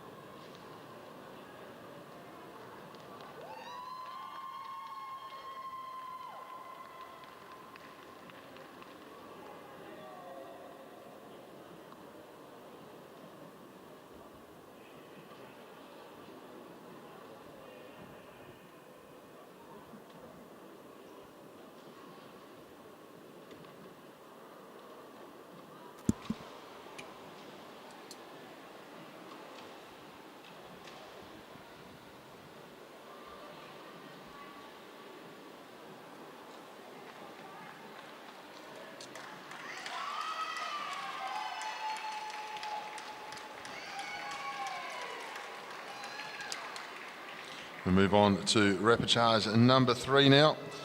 Welcome our riders. From the ACT is Will Astridge. From Queensland is Oscar Schoff. South Australia is Jet Petts. From WA it will be Matteo Boudier, and from New Caledonia will be Enzo Monterrejo.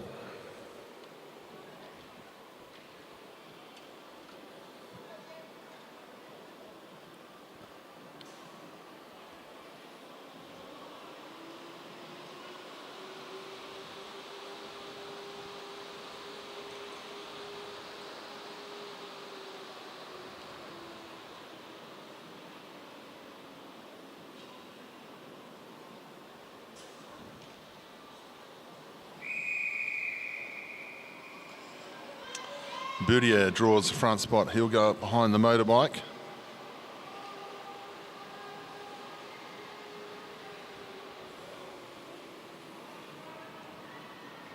Put in a big effort in the earlier round. Boudier tried something a little bit different, tried to ride them all off the wheel. Didn't work out for him. Finds himself in the repechage. Let's see what he can do here. He's got the South Australian up on his wheel, Jet Petts. Then the New Caledonia rider. I'm very impressed with how they've gone. The time trial, 200-metre qualifying as well. The New Caledonia riders have ridden very nicely indeed. Big opportunity to ride the indoor velodrome. Got a well-established, fantastic outdoor velodrome they had in Noumea in New Caledonia. It's very old now. It's quite an old track these days though. So great opportunity for them to ride on the Anna Meares venue. One of the best velodromes in the world. They'll come to the home straight this time and we will lose the motorbike. And the Boudier will take over. And let's see if he changes the tactics ever so slightly from his first ride. Doesn't look like he's quite happy to keep the pace going, but as they head down the back straight, this is an early attack from Will Astridge. He's got 2 laps to hang on as he comes into the home straight. They're all going out after him. Astridge leads. He's got Jet Petts from South Australia leading the charge and riding off the front of the group. Petts hits out with a lap and a half to go. Then the New Caledonia rider going out after him. Petts comes through with 2 to go. Then New Caledonia, Monterrejo, and the Queenslander Oscar Schoff as they go through 200 down the back straight. The Queenslander's got the run nicely though. Good piece of riding here by this Queensland rider, Oscar Schoff. He's going to come into the home straight, get himself through to the next round comfortably.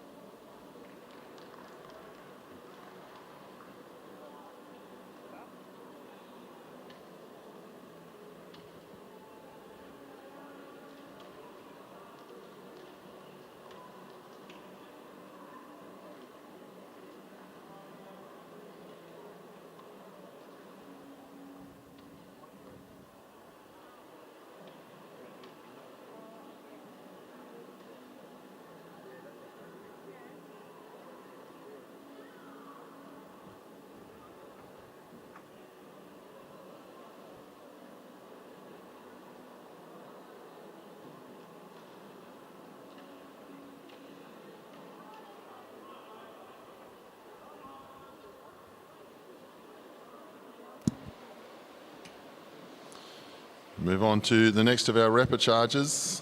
This will be a good one too. This is going to be quite a hotly contested one. This, we've got Oliver Jordan, 111 from Queensland. Flynn Larkins also from Queensland, 113. Then we've got Lockie Hermit from Victoria, 132. Then Lockie Stewart from Victoria, 136. And Lincoln Andrews from WA.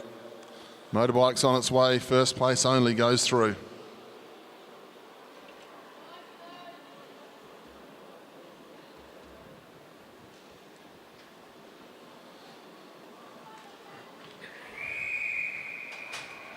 Motorbike leads through. This time Lockie Stewart's drawn the bike.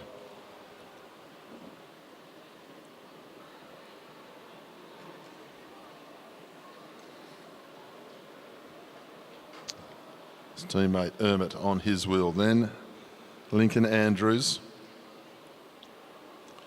Saw a fantastic couple of elimination races last night in the under-17 girls and in the under-17 boys. The under-17 boys was won by Lockie Stewart. Came down to just himself, Cooper Dunlop and Luca Zucchiati from New South Wales. Stewart had all the strength to be able to take care of the win. He's had a few wins this week. Hard to keep bringing yourself up, putting yourself back in the firing line. Keirin will be a bit of fun, I think, for Lockie Stewart. With the success he's had so far, doesn't have to put any pressure on himself whatsoever. They go through with 3 laps to go. Paul Jackson gets the motorbike out the way. They head down the back straight, and Emmett swings up on the best wheel in the house, swings up and decides to go 5th wheel here. They'll come into the home straight with 2 to go. It's Stewart, then Andrews, 2 of the fastest in the group. Now they go into the home straight. Emmett now trying to go from the back of the field, gets himself up around the outside. He's done it the hard way though. Stewart going to go onto his wheel. Then Andrews going to slot into 3rd and try and go with the lead of Stewart as they head down for the bell. Stewart, then Andrews. They head down to the back straight this time. Can Andrews get himself up round the individual pursuit record holder? He's a little bit too strong from the front, one would think. Stewart and Andrews, they've both been on the podium, but Stewart a little bit too strong from the front in that situation. He puts Andrews away, and Stewart will go through to the next round.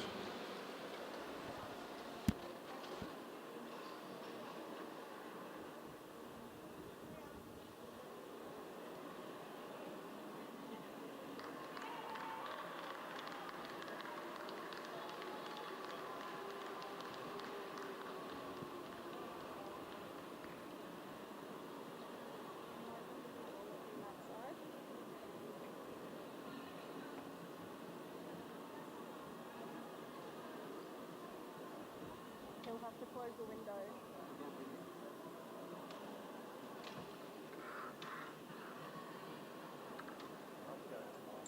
Yep.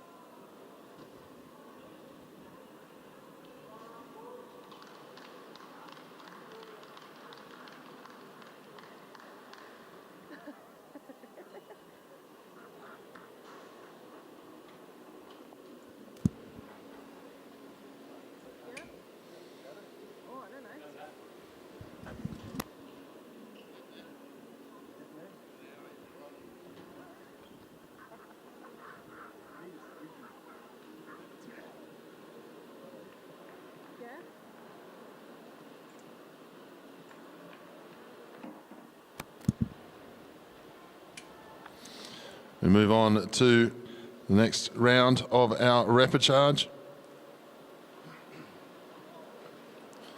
New South Wales rider is Harvey Challoner. Kane has a party, 117 from South Australia. Then Tyler Cuniff from South Australia, 118. Motorbike comes through. Max Woodruff of Tasmania is our other rider.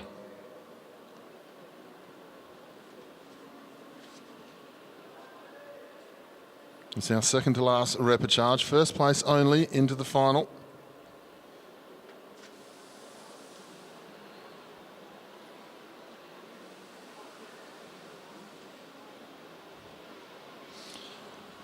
As a party, it is up behind the bike.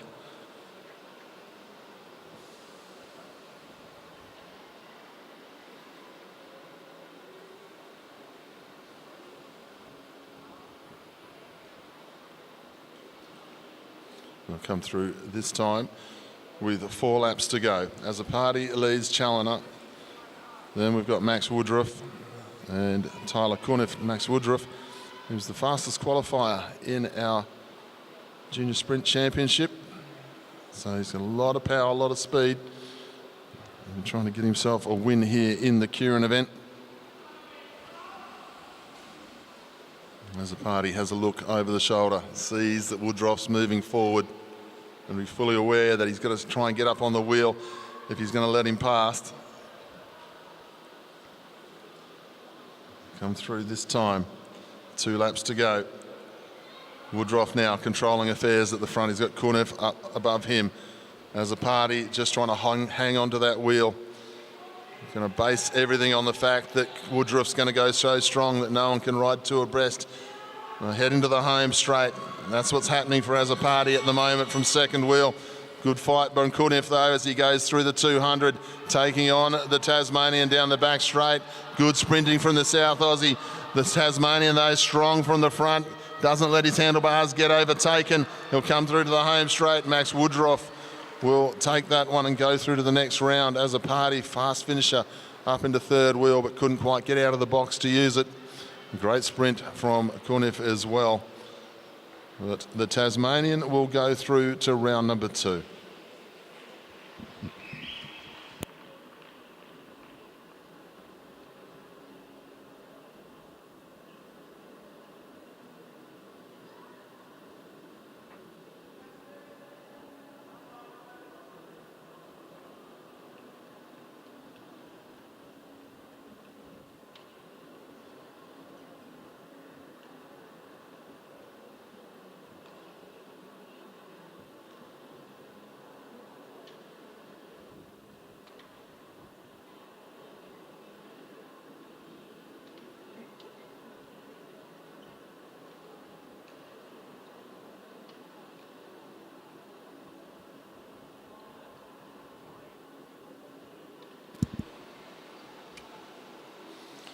This is our final heat of our repechage. One more rider gets to go through into round 1. We introduce our field from the ACT, Jackson McDonald. From New South Wales, Hugo Barnes. Queensland is George Tucker. Lachlan Trenton from Victoria and Chad Charay from New Caledonia.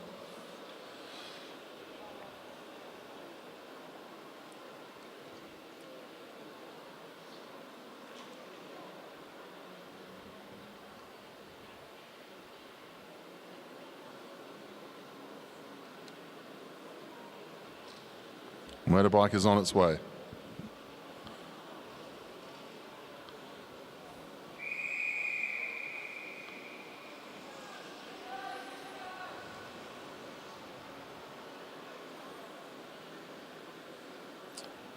McDonald goes up behind the motorbike. He's got the Queenslander Tucker on his wheel. My mistake, it's Hugo Barnes goes up behind the motorbike. Don't read your script, just watch what's going on. Barnes it is, up on the motorbike. Then we've got George Tucker, Jackson McDonald, and drop back down through the field to our New Caledonia rider, Chad Charay, and Lockie Trenton, the Victorian. Last opportunity for these under-17 riders to race again. They've got to win this one to get through to the next. And those that don't, it's that old thing we all look forward to when we're travelling. Pull the bike box out, start taking the handlebars and the pedals off and get ready to go home. Last race for some. They come into the home straight this time with 3 laps to go. The motorbike will get out of the way. Great work being done by Paul Jackson today on the motorbike. They head down the back straight.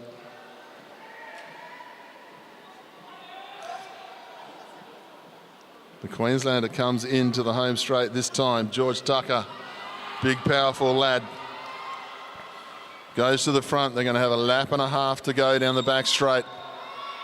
Tucker leads. Tucker leads into the home straight now. 1 lap to go.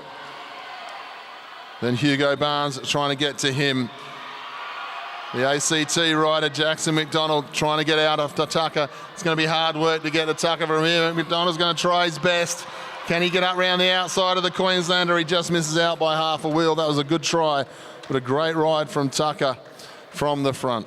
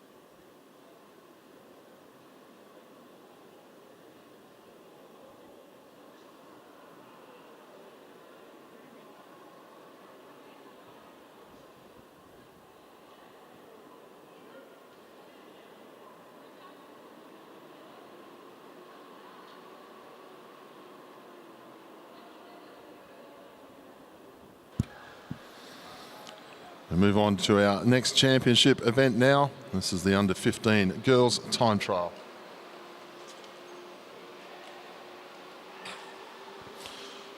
Welcome our first rider into the home straight.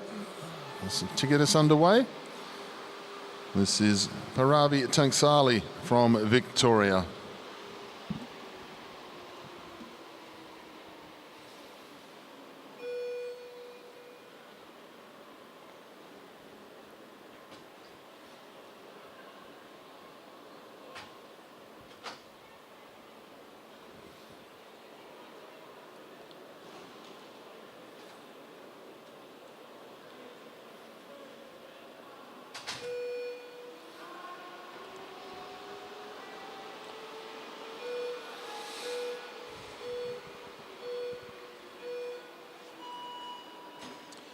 Paravi's underway to set the first time here in our under 15 girls time trial.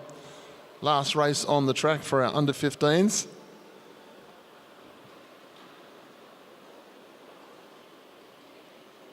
Nice start here for Tanksali as she comes into the home straight. Let's get behind the Victorian as she comes through.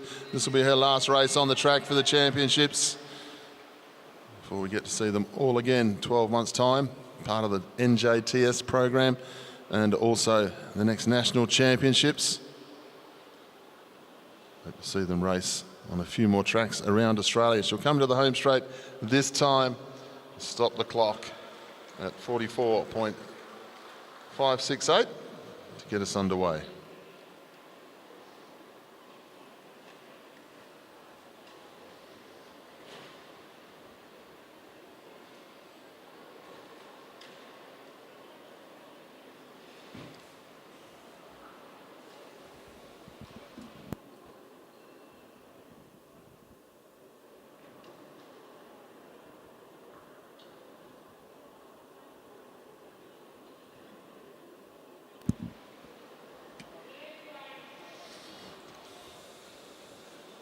Welcome now in the back straight, representing Tasmania. This is Ellie Waldock in the home straight. We welcome from Western Australia, this is Caitlin Death.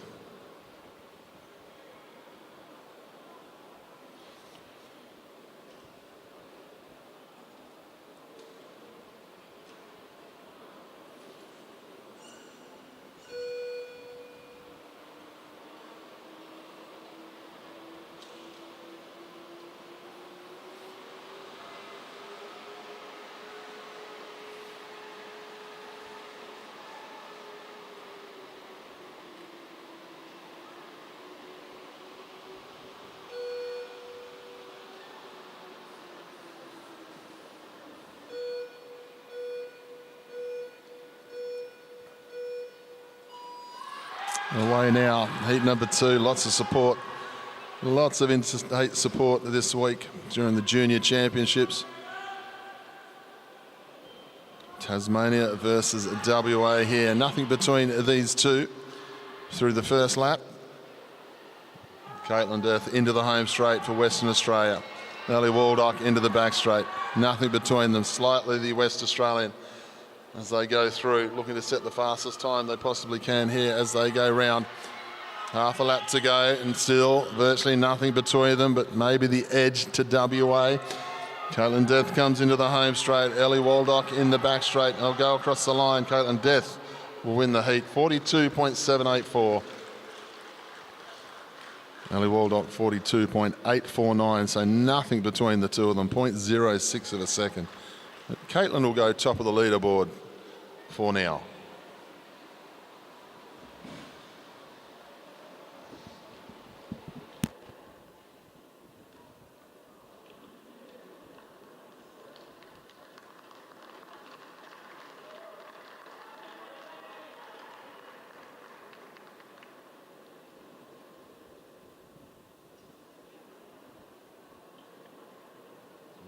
To heat number 3. This should be an interesting heat, this one. Two very good bike riders, very early in the list. We welcome in the back straight Queenslander Elise Vaughan. And in the home straight, we welcome the national sprint champion this week, Ellis Smith from Western Australia.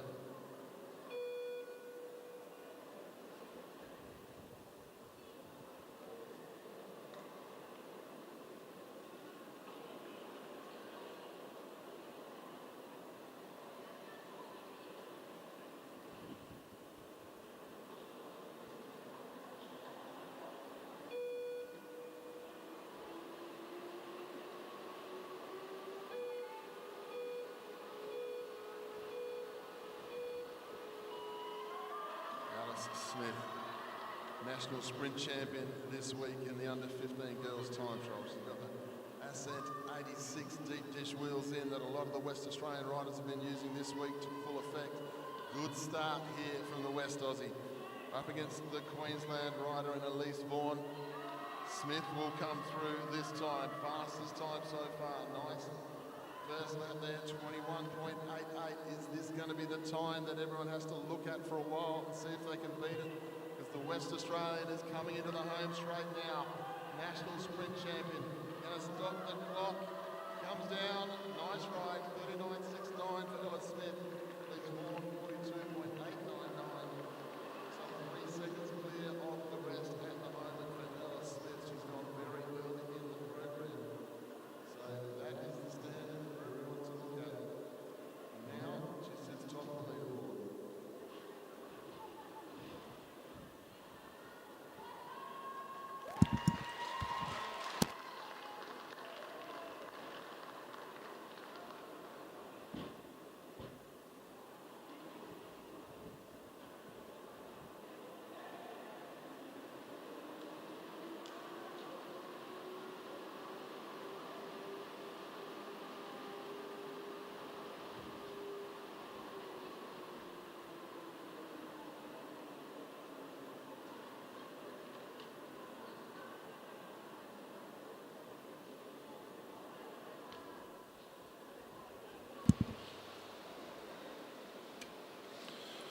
Move on to our next heat now. In the back straight, we welcome Hannah Walters from Queensland. In the home straight, we welcome Grace Alcock from New South Wales. Apologies to our AusCycling YouTube viewers. We had a bit of an audio problem with the ride of Ellis Smith from Western Australia. National champion in the sprint this week. Rode 39.690 with the Ascent 86mm deep dish wheels in the bike that we've seen all of the West Australian riders using in the juniors this week. She sits 3 seconds ahead of the rest. New South Wales versus Queensland. Such a great rivalry in sport between these two states. New South Wales rider Alcock just getting in front of Hannah Walters. Hannah Walters been riding beautifully, silver medalist in the sprint earlier this week. Grace Alcock, she's been there and thereabouts in all of the events so far, and podiuming as well. Walters leads. She goes through with half a lap to go. A very fast time to be chasing here. Can they get close to it? And they get very close.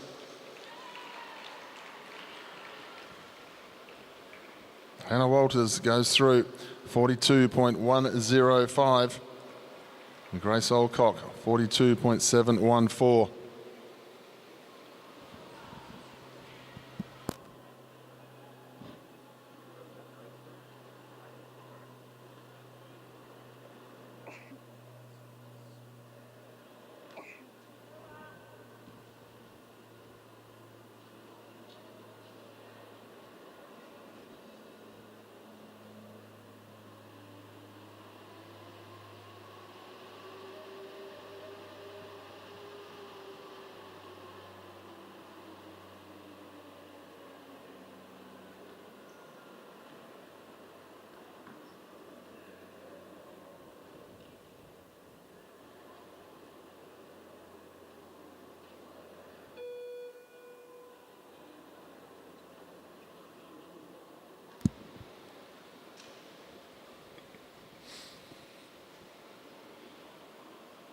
We welcome in the back straight, Allegra Beretov. In the home straight, O'Hara Rattigan.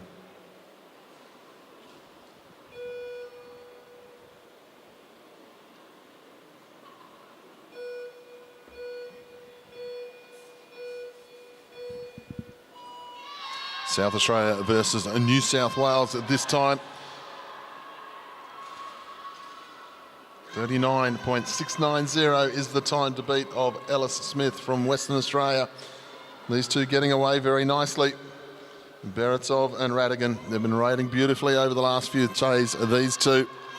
We'll see how they are at the end of the first lap. Second and third fastest laps so far.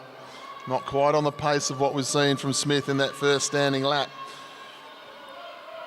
They come round now to finish off in both of their start-finish zones. The South Australian just ahead. She goes across 41.250. The South Australian, the New South Wales rider, 41.365. Nothing between them. They go to second and third on the table at the moment.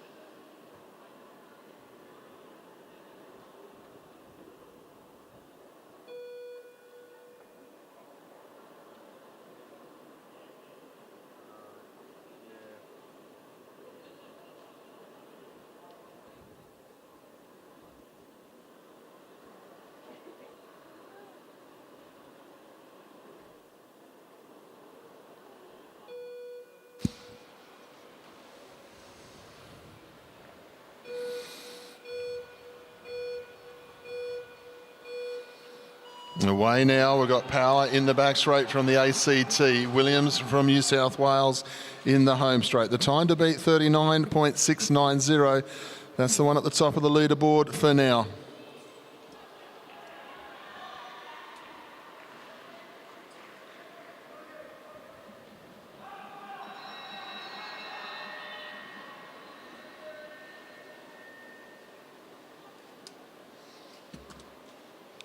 Evelyn Power goes through the fastest at the moment as she heads towards the finish. How can she finish off here? Power moving nicely. Goes through. Miriam Williams comes home nicely, 41.176. Evelyn Power, 42.40. So Williams goes up to second. Radigan now drops to third. And Ellis Smith still sits high above everybody else on 39.690 to Williams 41.176 at the moment.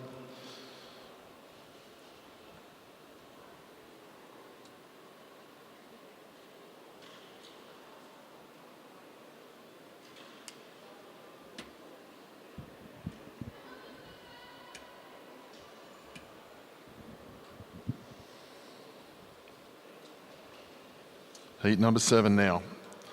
We welcome to the back straight the rider from South Australia. This is Matilda Trevora. In the home straight, we welcome from Victoria. This is Emilia Jirikova.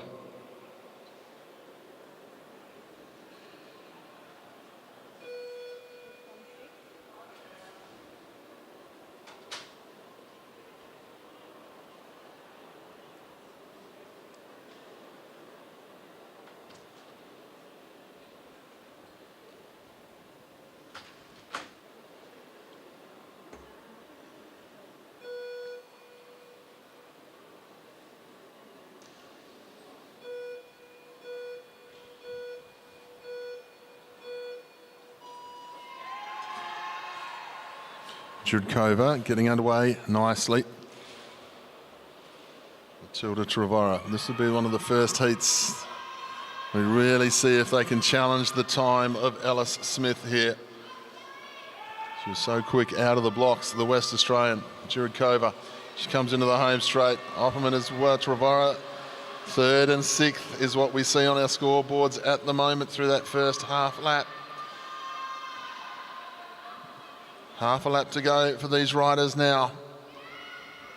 Where can they stop the clock? Victoria versus South Australia, nothing between the two. Trevorrow goes across with the second quickest time, 40.708.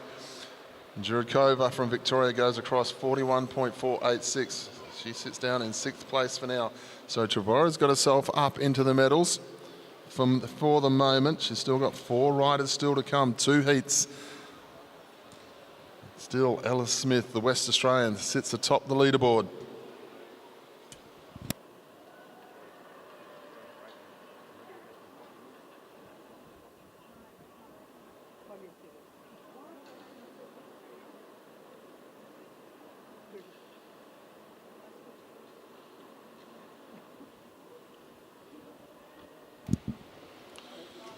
Our penultimate heat now.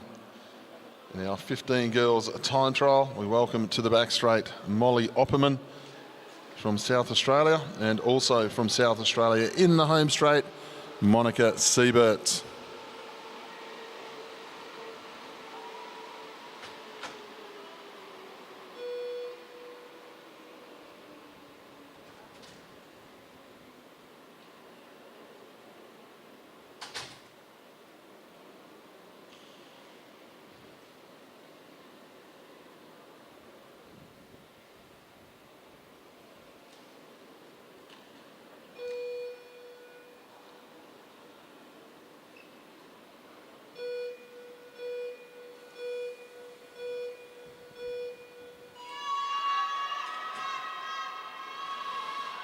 Nice start from both riders. Siebert taking a national title last night. Opperman been riding brilliantly all week as well.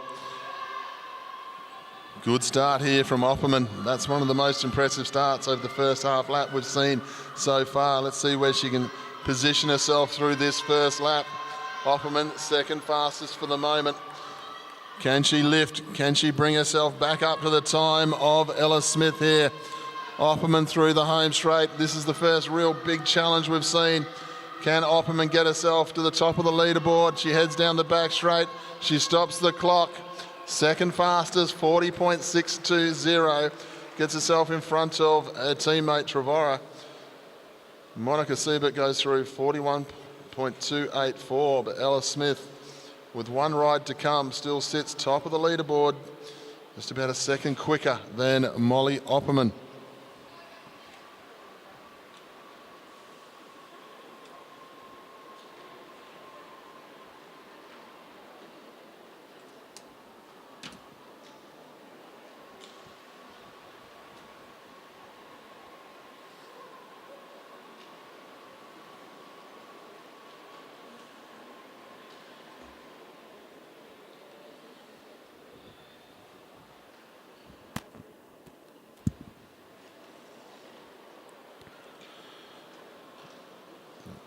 This is our final heat of the Junior 15 girls time trial. We welcome in the back straight, representing Victoria, this is Jasmine Gill. The home straight, representing Queensland, please welcome Maddie Douglas-Savage.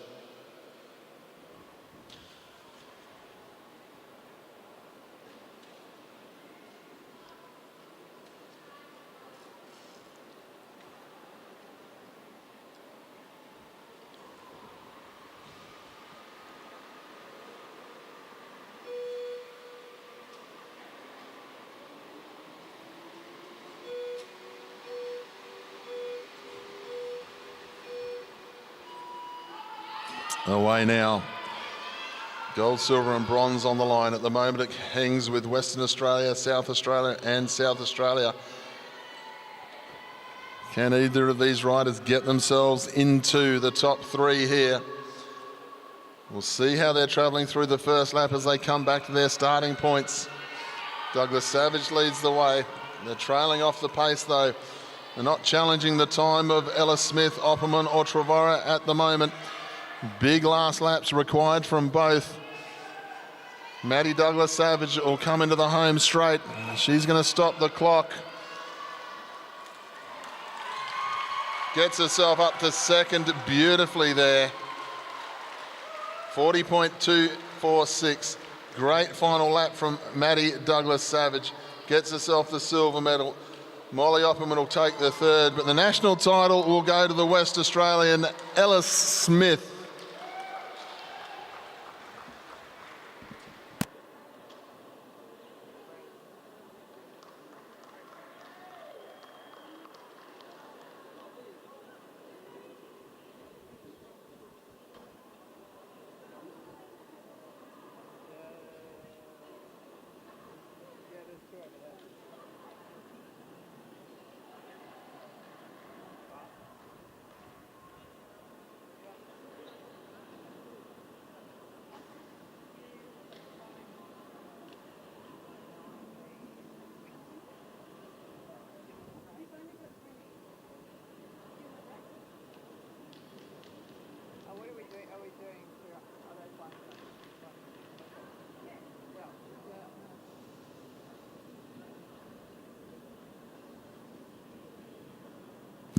To all of our AusCycling YouTube viewers, we're just going to reset.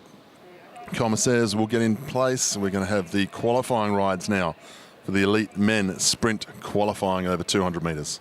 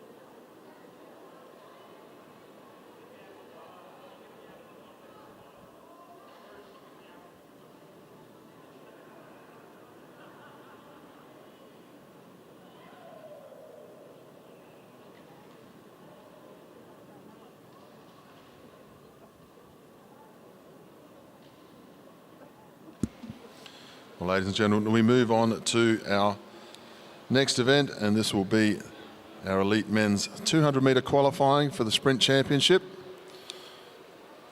We have an international field here this week as well. We welcome very shortly onto the track our riders.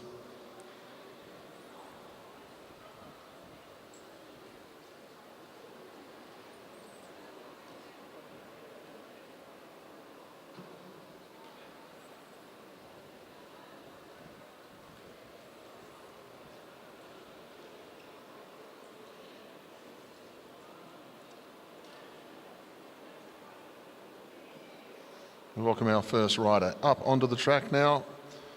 He's welcome from Iran, rider number 77. This is Emirali Aliza Danhanag.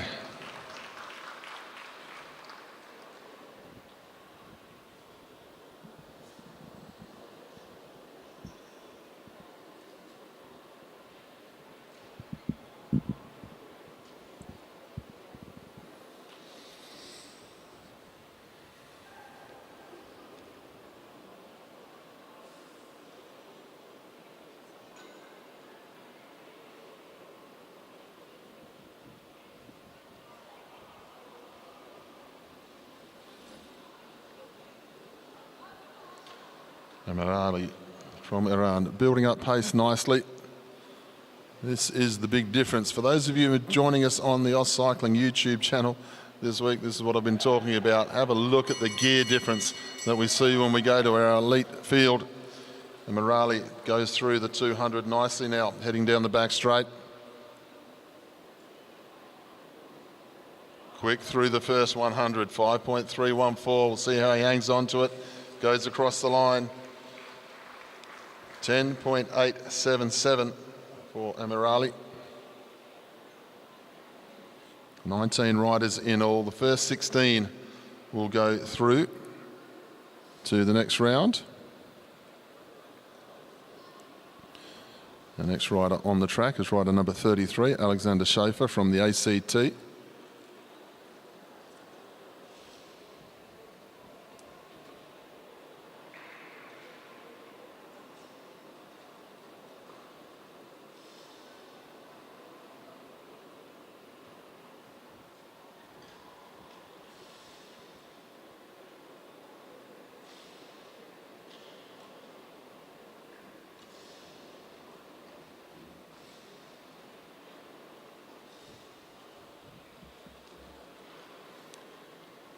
Schaefer moving nicely down the back straight on a big gear. Going to have to get that big gear going as he comes into the home straight this time. Moving nicely though. Out of the saddle. Not moving the upper body at all. A lot of work in the gym being done by Alexander here. He goes through the first 100 nice and quick. We'll see how he hangs on to it as he comes down to finish. 10.487 for Alexander.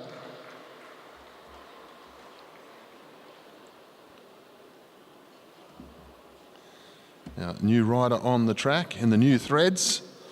He was wearing a South Australian skin suit yesterday in the Para Championships. Today he's got his WA jersey back on. This is the rider of Blake Long.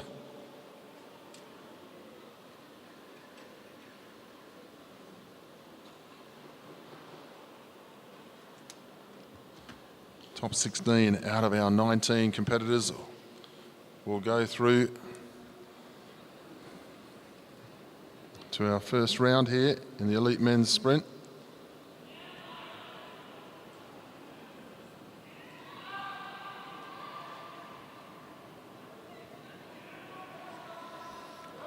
Building up pace beautifully here. Young man from Western Australia, nice and smooth. Only been on the track cycling. This will only be his third year. He's really moving nicely down the back straight here. Quickest through the 100 for now. Can he get himself underneath 10 seconds? He hits the line. 10.387 for Blake Long. He rode 2 1,000-metre time trials yesterday as part of the Para competition. So Blake Long sets his time for now.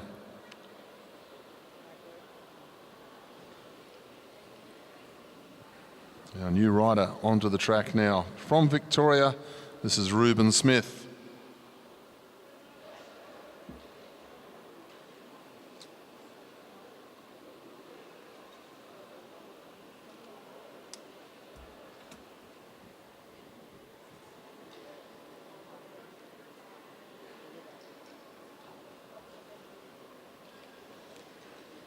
Two to go for Ruben as he goes through, starting to build up pace nicely here. Really got to be on top of that big gear that they use.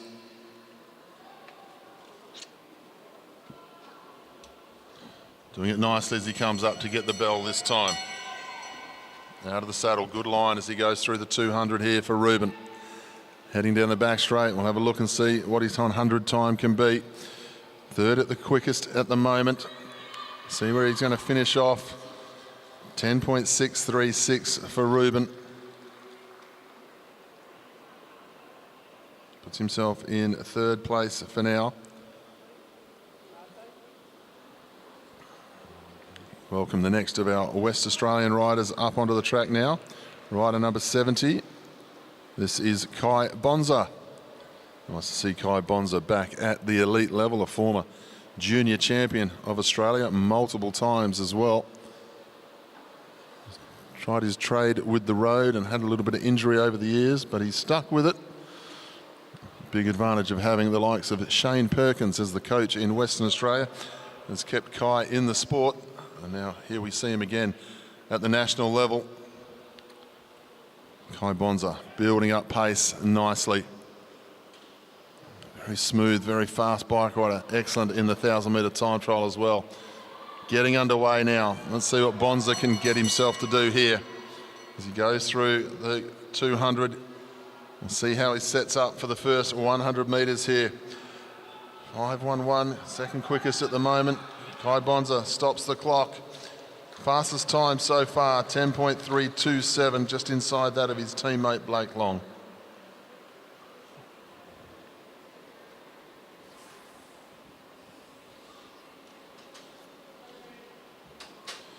The next rider out onto the track is another one of our West Australians. This is Finn Carpenter. Resides in South Australia most of the time. He's about to make the journey back to WA. However, it is the WA state champion in the sprint championship.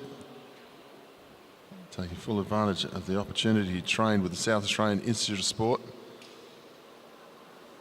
It comes from the world of BMX racing. It's only his second national championships, building up pace nicely here at Finn Carpenter. And comes up with 1 lap to go. Let's see how close he can get himself to that elusive 10-second mark as he heads down towards the 100. Going nicely, inside 5 seconds for the first 100. Finn Carpenter stops the clock, 9.996. Our first man under 10 seconds. He'll be very happy to see 9.99 because seeing 10.00, that breaks your heart as a sprinter. Nice riding there from Finn.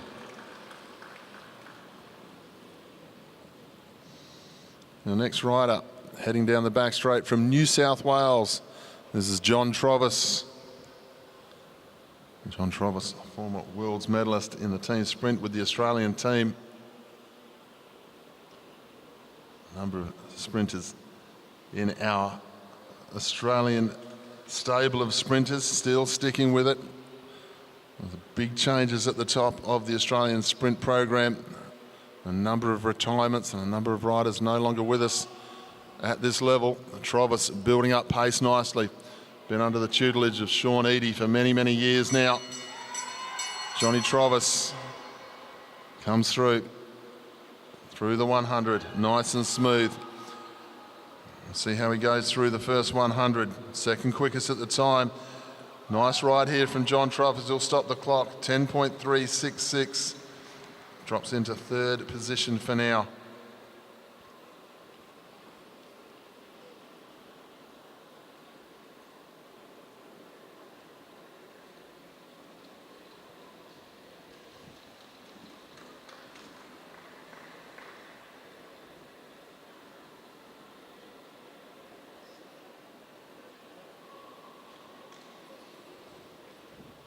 Next of our New South Wales riders out on track, this is Noah Mason.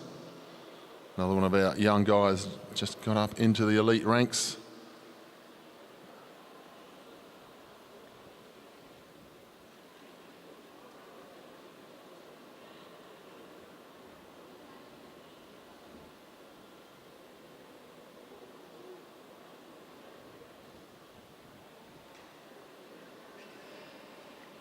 Noah Mason getting things moving nicely around the top of the track as he comes into the home straight this time.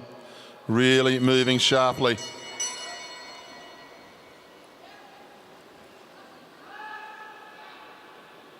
We'll see how he goes through the first 100. Third fastest through the 100. Still strong up the home straight for Noah. He'll stop the clock. 10.392 for Noah.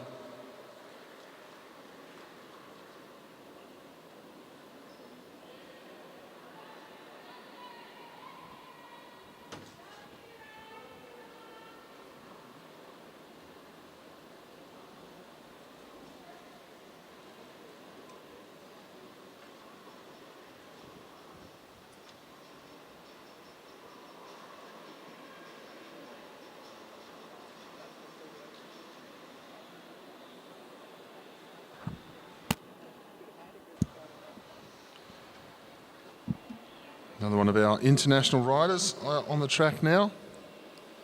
This is Keirin Murray, representing Ireland in this qualifying ride.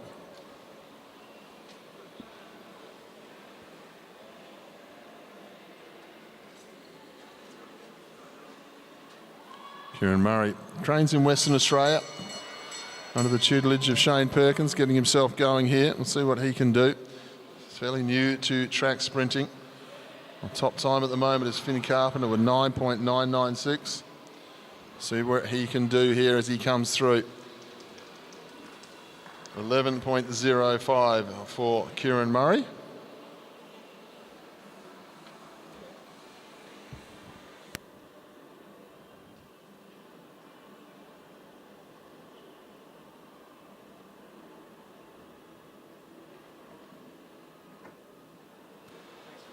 All right, man.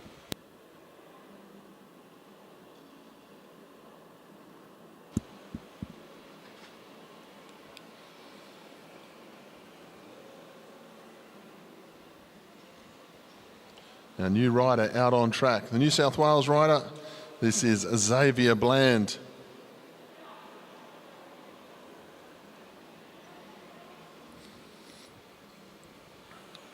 Another one of our young riders just come up out of the under-19 area, up into the elites. We'll see what Xavier can do here. Moving nicely. Comes into the home straight, really out of the saddle. Very sharp through the 200 here for Xavier as he heads down the back straight. Goes through the 100, second quickest at the time. Can he get a bit stronger in the home straight? Good ride here from Xavier, 10.158. That'll put him to second place, just the other side of 70 kilometres an hour, if you don't mind. Good ride there from Xavier.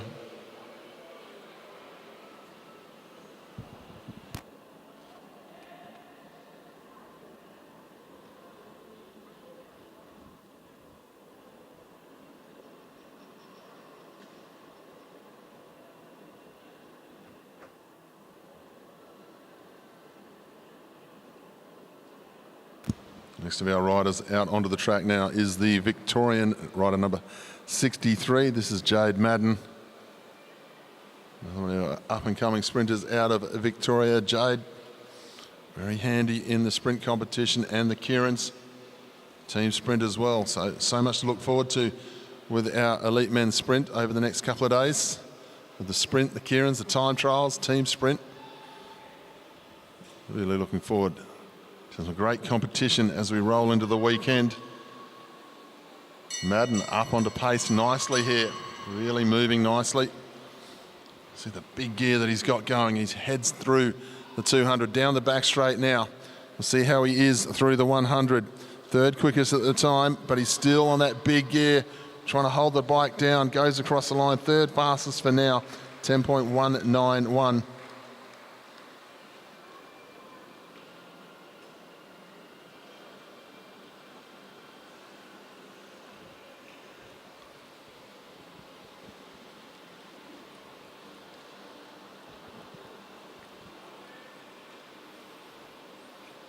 Next of our riders up onto the track, rider number 65.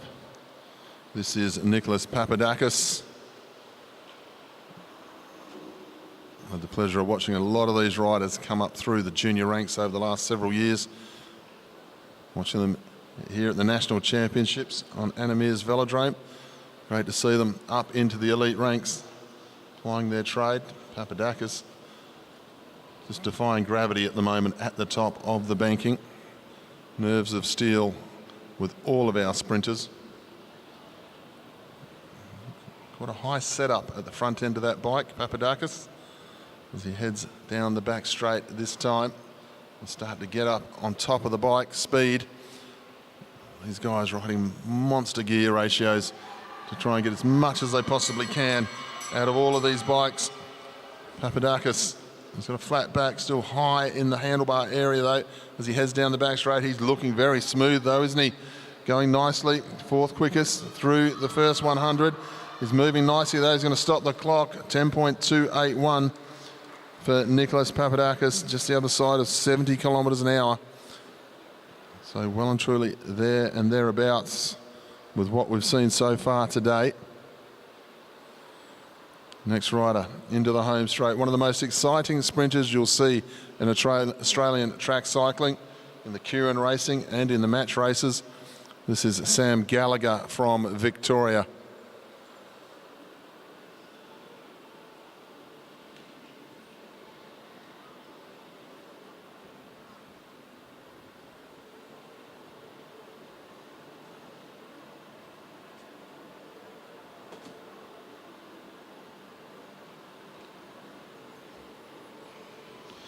Let's see what Gallagher can do. Can he get himself to the top of the leaderboard? Finn Carpenter, we've seen 12 riders already of our 19, and Carpenter sits at the top, 9.99. Gallagher building up speed nicely as he comes into the home straight, really starting to move. Can this be the fastest time we've seen so far today on the Australian team bike? Gallagher into the back straight, well and truly up on top of the gear, through the first 100 now. Second quickest, but he's under 5 seconds. Gallagher's going to finish off 10.019, goes into second place.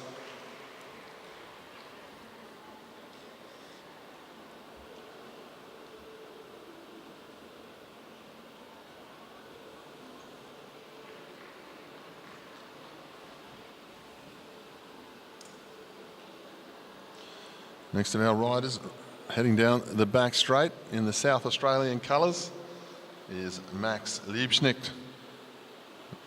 Max is one of those guys I saw win many national championships in the under-19 ranks as a South Australian junior. Now up into the elite ranks, part of the team sprint team. There's great success with the South Australian team. Another great opportunity here for Max to add medals to the tally. Out of the saddle. Let's see what Max can do here today. Down the back straight. We'll have a look to see where he sits through the first 100. A little bit of work to do into the home straight for Max Liebschnicht as he stops the clock. 10.164, puts himself in fourth place for now.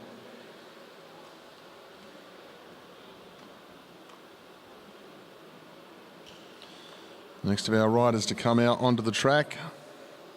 Did very well at the Oceania Championships recently.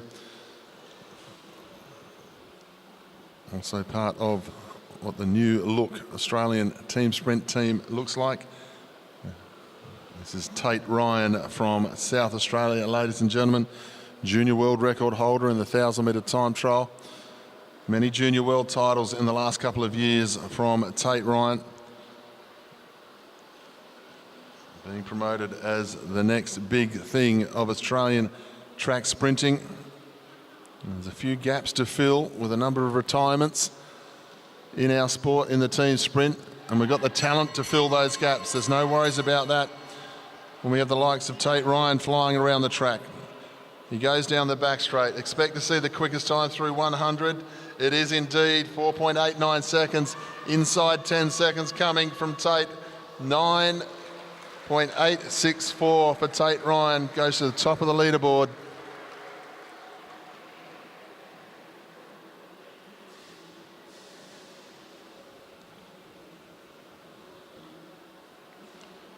Next, good ride there from Tate Ryan at 9.864, goes to the top. We've got 4 riders to come. The more experienced of the South Australians that we've seen so far. We welcome James Brister onto the track. I say more experienced, he's certainly not one of the older ones, still a very young man in this sport. But James Brister, the South Australian, he comes through now with 2 laps to go.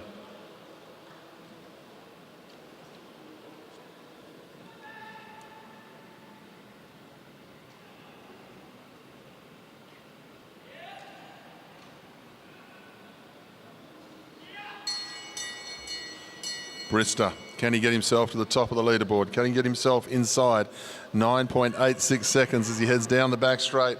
Looking nice and smooth as usual, a little bit off the pace, 4th at the moment. Going to come through, stop the clock, 9.981, still under 10 seconds. Gets himself up into second place for now.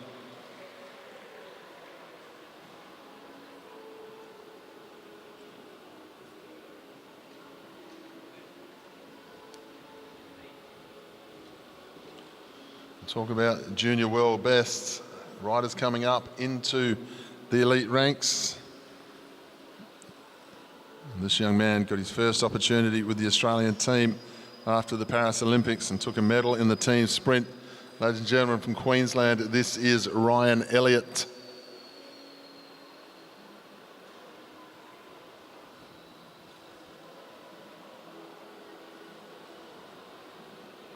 Elliott goes through, 2 laps to go. We've just got 2 riders to follow after Ryan Elliott.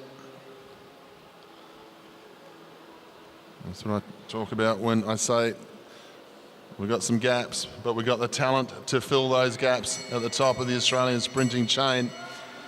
Ryan Elliott on his home track, heads down the back straight now. Can he get himself to the top spot? 9.86 is the time to beat. He's right there and thereabouts as he comes into the home straight. Elliott stops the clock. 9.91 for Elliott. Goes to number 2 for now.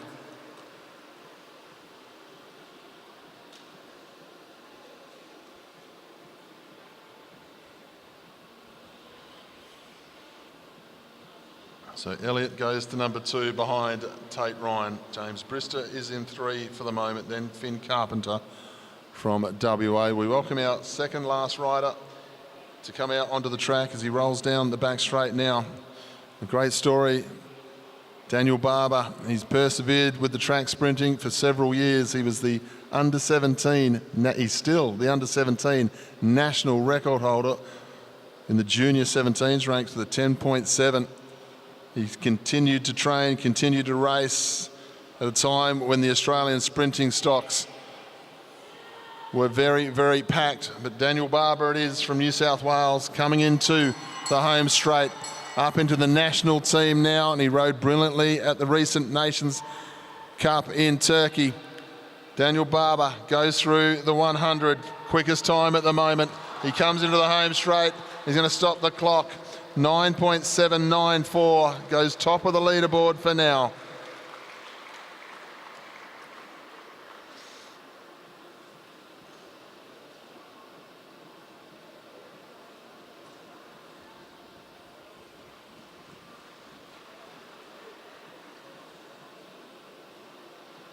Ladies and gentlemen, we welcome our next rider out onto the track as he rolls to the back straight. He's already been world champion in the team sprint. We saw him ride 9.2 seconds in qualifying in Paris last year. Please welcome South Australia's Lee Hoffman, ladies and gentlemen, our final rider to qualify here today. The National Championship jersey is wide open for one of our sprinters to take it over. Hoffman builds up. Goes through the 100, heads down the back straight. Lee Hoffman goes through the first 100, 4.7 through the 100, inside 9.5. Can it be done? 9.498. Thank you, Lee Hoffman. Inside 9.5, beautifully there. So Lee Hoffman goes to number 1, 9.498. Daniel Barber, 9.7. Then we have Tate Ryan, 9.86. Ryan Elliott, 9.91. They're our top 4. We've got a big couple of days of elite men's sprinting to come.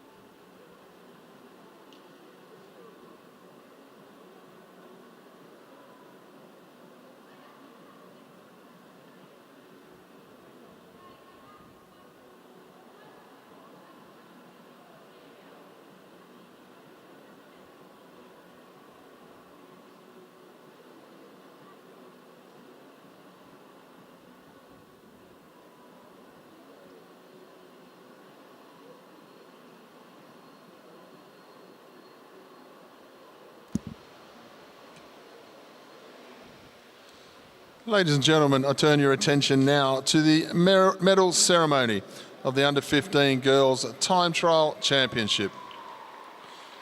In third place, winner of the bronze medal representing South Australia, Molly Opperman.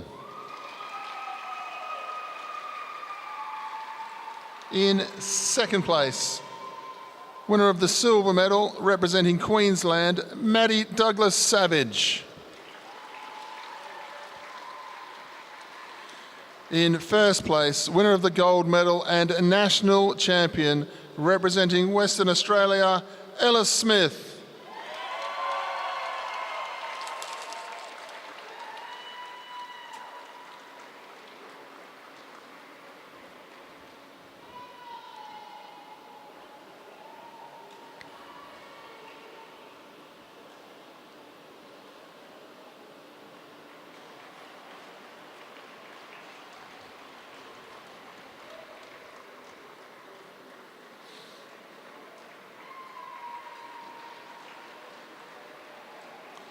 Ladies and gentlemen, I now turn your attention to the ceremony of the Under-15 Boys Time Trial Championship.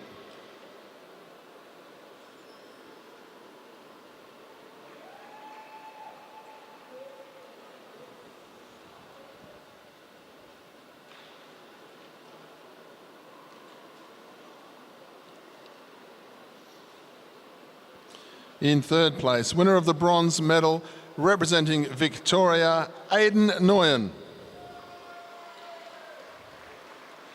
In second place, winner of the silver medal representing New South Wales, Jacob McLaughlin.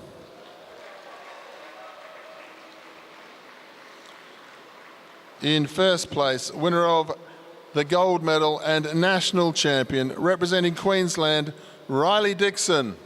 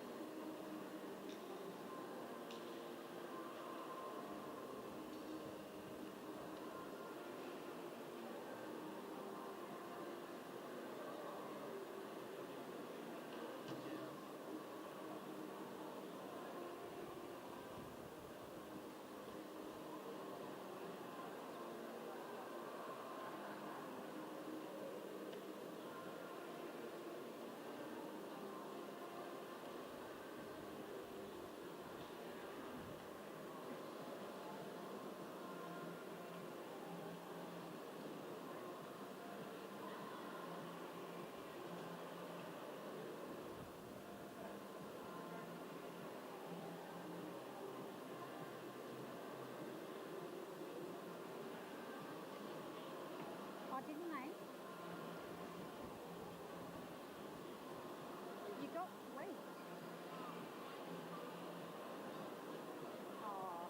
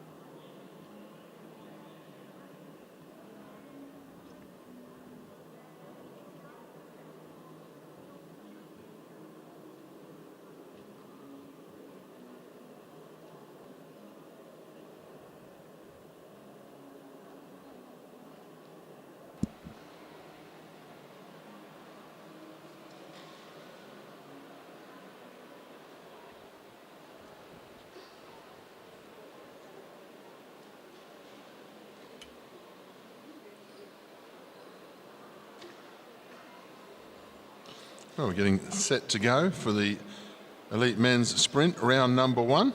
Looking for our first riders to come up onto track now.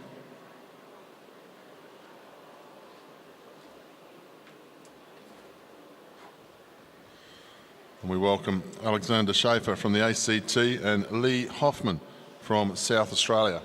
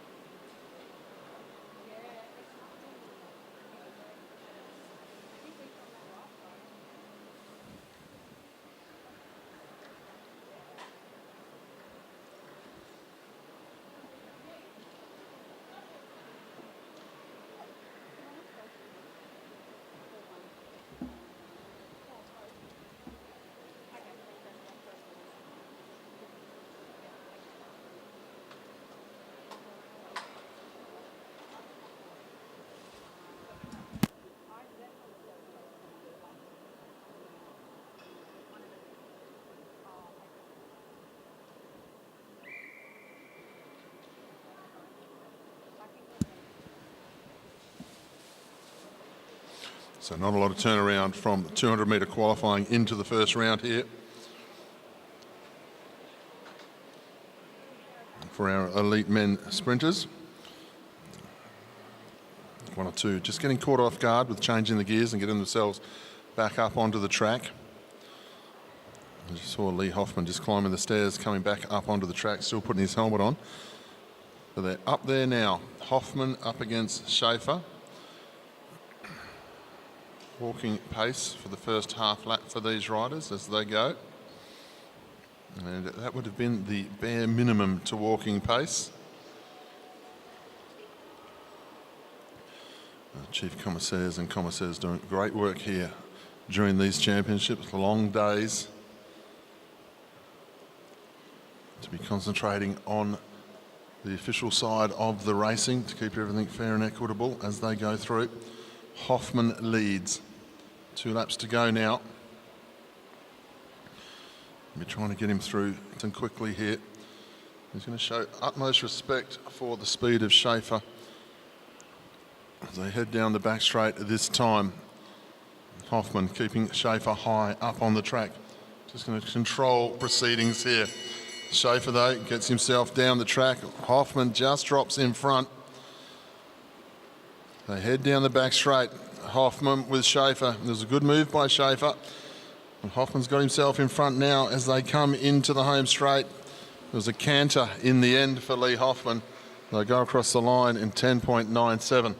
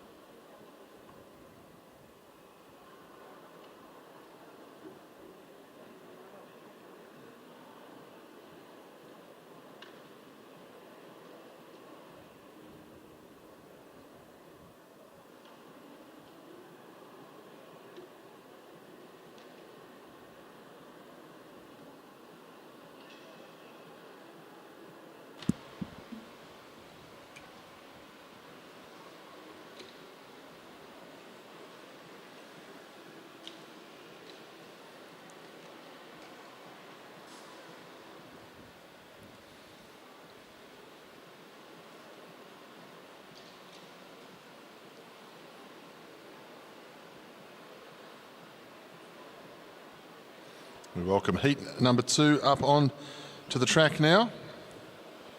Two New South Wales riders. Big frame of Daniel Barber, rider number 35, and his opponent, rider number 42, is Noah Mason.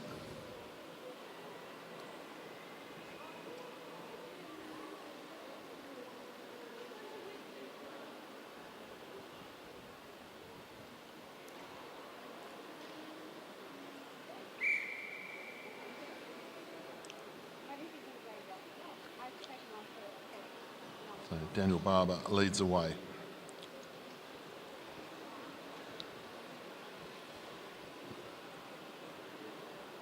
So we saw Lee Hoffman get himself inside 9.5 road, 9.49 in the qualifying. Saw Daniel Barber go 9.7. So after that, everyone was in the next group. We're in the 9.9s, almost 10 seconds dead zone. Tate Ryan rode 9.86, everyone else in 9.9, then 10 seconds, and then we started to filter out into the 10-second, short 10-second area. You win here, takes you through to the next round, takes you through to the quarters. And coming to the home straight this time, Noah Mason always moves around the track and he's built up to his 200. Barber looks comfortable in second wheel, not panicking about too much. He's going to have to get up around the outside now. Barber now accelerating nicely into the home straight. And this is good riding here from Daniel Barber, showing supreme confidence in the way he rode that one. So Barber will go through to the quarterfinals. Noah Mason will race for a place later today.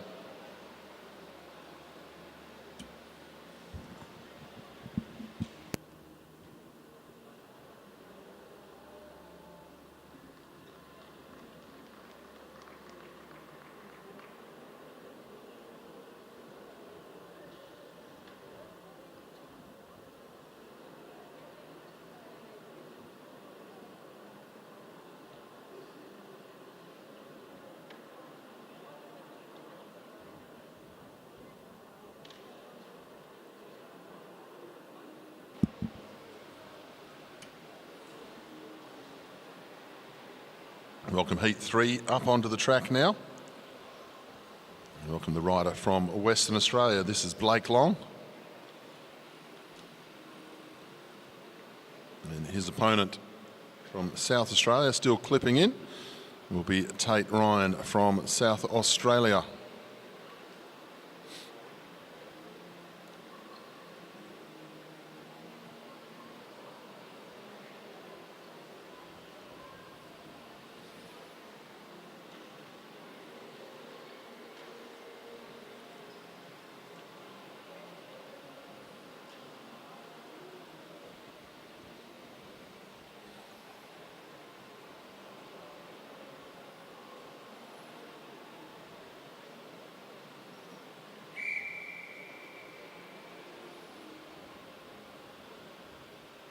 Blake Long's drawn the front spot. He'll lead away. Tate Ryan, 9.86 in his qualifying. Blake Long sitting around the 10.3 mark. So there's a little bit between them, but you've got to get it right when you're the fastest qualifier. You can't just rest on your laurels. You still have to pay full attention to your opponent.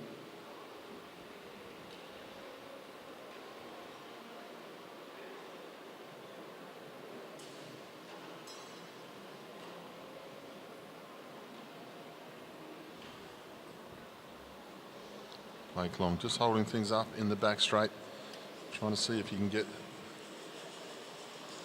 Tate Ryan to move forward.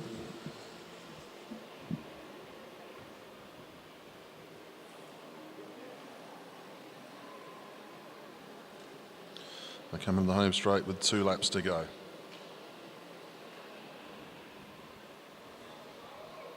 Just hold things up a little bit. It's good riding here by Blake Long. He's going to try a tactic or two against the speed of Tate Ryan, the junior world champion, up into the senior ranks now. We head down the back straight, lap and a half to go. Still not a lot of pace on at the moment. Going to dictate turns a little bit better in those situations. Tate Ryan now says, I'm happy to play the game for a lap and a half, but once we get underway, I'm just going to start to control things, and he does so. Tate Ryan uses acceleration to get away from Blake Long here. There's a big look over the shoulder. Blake Long's going to try, but it's just too late. Tate Ryan, comfortable in the end, goes across, takes that one out. He'll go to the quarterfinals. Blake Long will be racing for a placing a little bit later.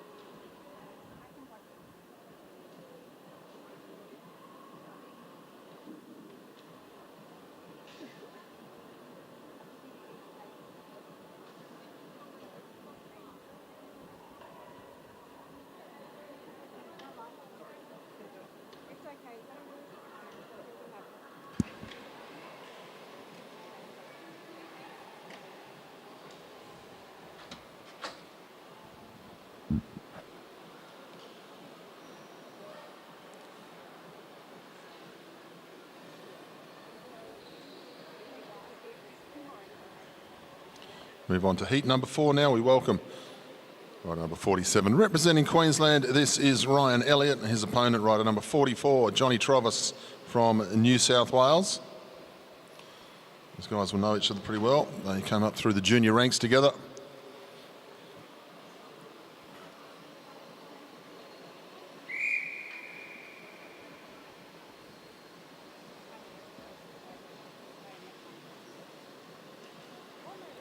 So Elliott will lead away. Maybe for a one ride, simple ride is what he'll be hoping for to get himself into the quarterfinals. John Travis, one of our top juniors in the 17s and the 19s, New South Wales, represented Australia, won world medals. Good to see him still racing at the elite level, because it's not easy for these riders to be able to, when you're dealing with the absolute best in the world at a national level, full-time athletes, professional athletes, and then you're the next string, that second string of riders who need to work for a living and train and find a coach, find a gym, all those different things. So always got such respect for the riders persevering up into the senior ranks to see if they can get it done. And good riding here for Travis. He's going to take on Ryan Elliott, and he knows Ryan Elliott. He knows he has to try and take him on. John Travis not going to die wondering here today. Down the back straight, Elliott's got some work to do down the back straight. Travis has a look under the shoulder, under the saddle. Can't see him just yet. Now Elliott gets up round the outside.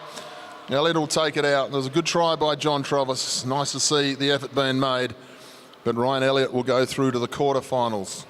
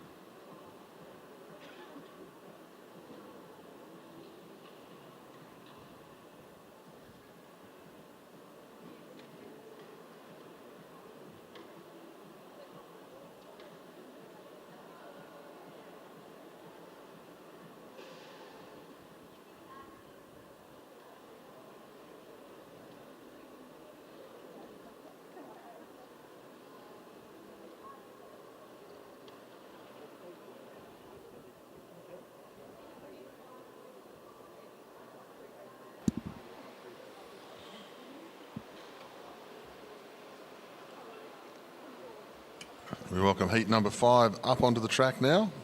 From Western Australia, rider number 70, this is Kai Bonza. His opponent from South Australia is James Brister.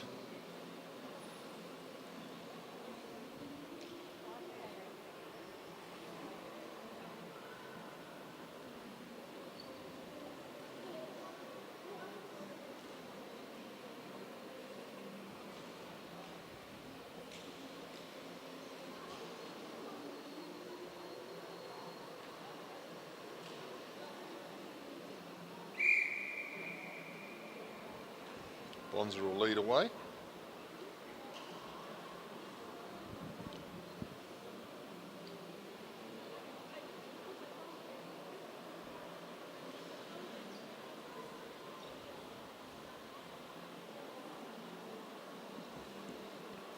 Keeps a good eye on where James Brister is at the moment. Even when we start here from 5th to 12th, 5th versus 12th, they're a little bit closer together than our top 3 or 4 riders as far as the times go. A lot of riders around the low 10 area today. Only a few underneath the 10 zone. That means Brister's really got to pay attention to what Bonza can do, because Bonza has come back to the elite level of cycling, which is great to see. And he's multiple-time junior Australian champion, a very good 1,000-metre time trial rider. And he's getting the pace up nicely here. Bonza's going to take him on. They go through the 200, still having a look to see where Brister is, but Brister is moving very quickly down the back straight, gets up alongside Bonza. Bonza just wasn't quite on top of the gear in the end, but Brister makes it look easy up the home straight, and he'll go through to the quarterfinals.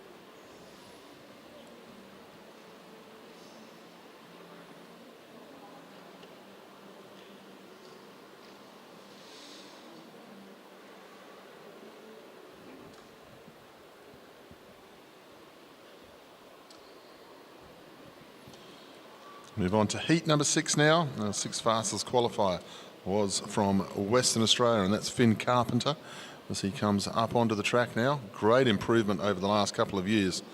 This young man from WA, been residing in South Australia, training with the national program and the South Australian Sports Institute. He's about to make the move back home now that Shane Perkins is the head coach of the West Australian Institute of Sport. His opponent is Nicholas Papadakis from Victoria, being ably assisted by Shane Kelly, the Victorian coach.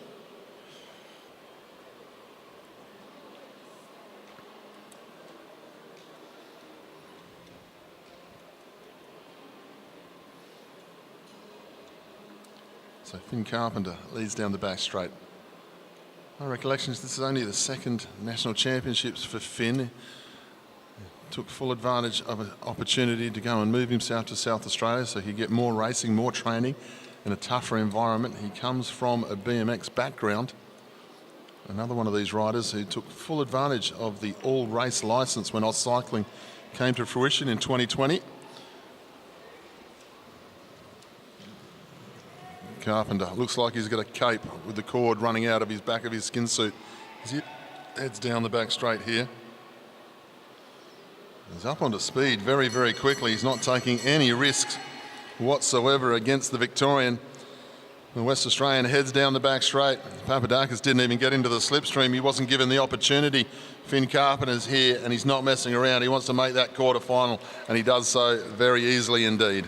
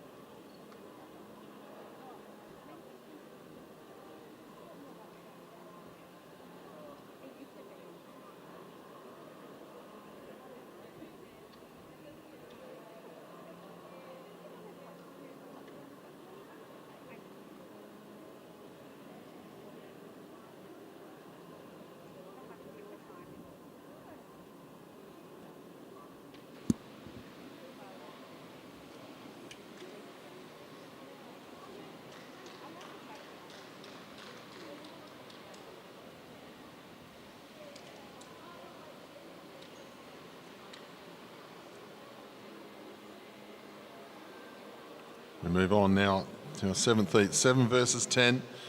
We welcome our 2 Victorian cyclists up onto the track. The rider who is going to lead this one out is Jade Madden. And his opponent, number 62, is Sam Gallagher.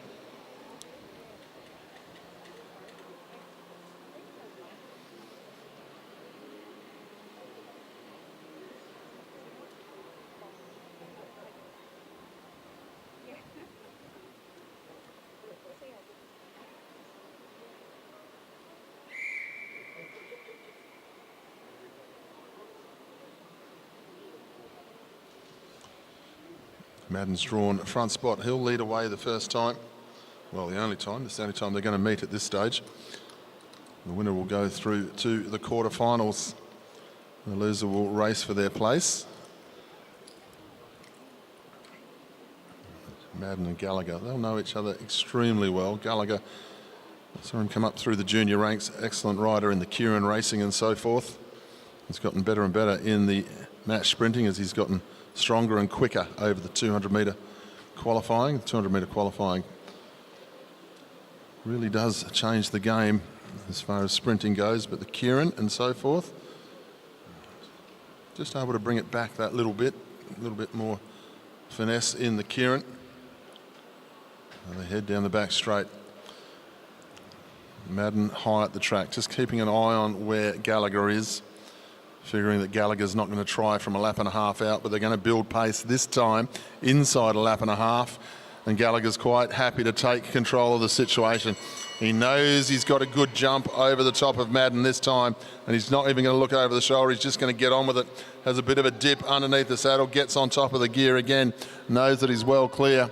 Madden not going to be able to come back to him in the home straight. And Gallagher switches off the gas. He'll go through to the next round, which is our quarterfinals. As we move on to our 8 versus 9, which is going to be an absolute ripper. 2 very young sprinters, very evenly matched.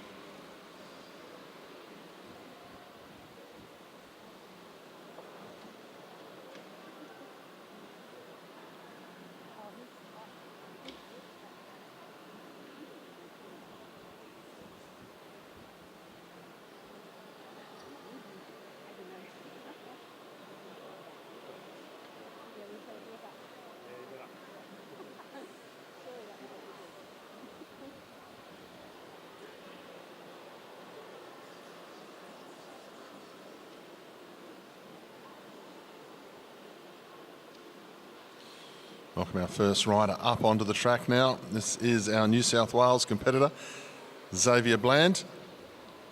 His opponent from South Australia is Max Liebknecht.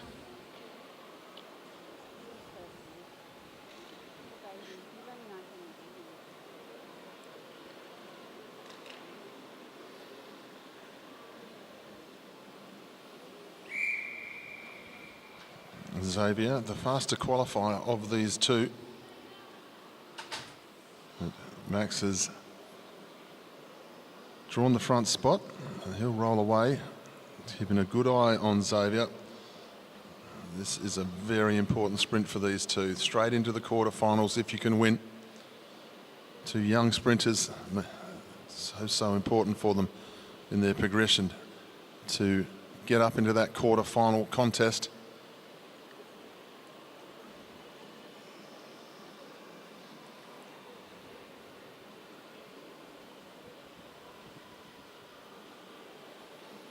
Liebknecht trying the tactics against Xavier Bland. Just halts things up at the top of the fence, then rolls away. Xavier Bland was equal to the task. No trouble whatsoever there. They come to the home straight with 2 laps to go. Liebknecht just picking up the pace a little bit as Bland wants to get up more on top of his gear. Liebknecht keeping a good eye on Bland, covering the track nicely here, the South Australian. Xavier Bland's not going to be too bothered about a long sprint. He's going to encourage it, in fact, as they come into the home straight this time.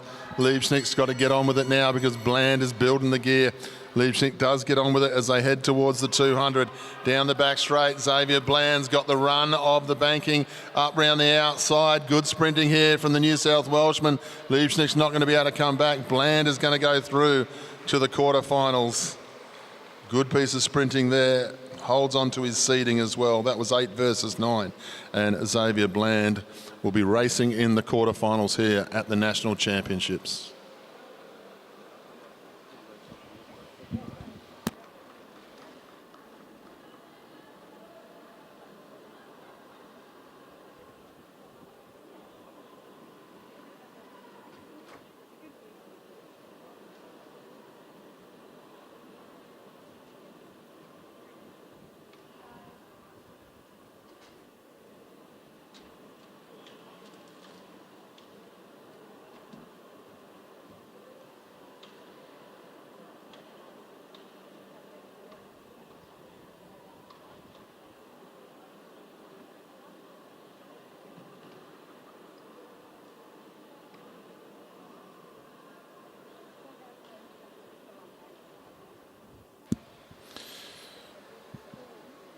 Well, we keep things fast, but we move on now to our under-17 girls keirin, round number 2.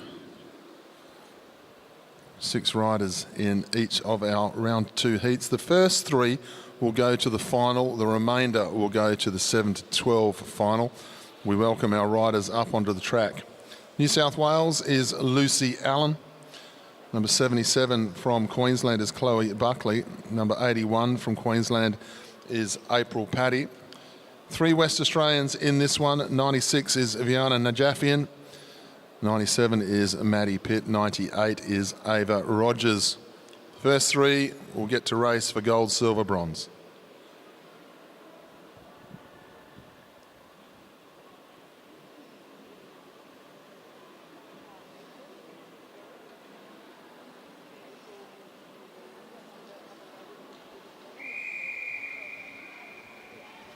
Motorbike comes through, they get underway. April Paddy from Queensland is the rider who's drawn the front spot. She'll be the one to follow Paul Jackson down the back straight on the motorbike.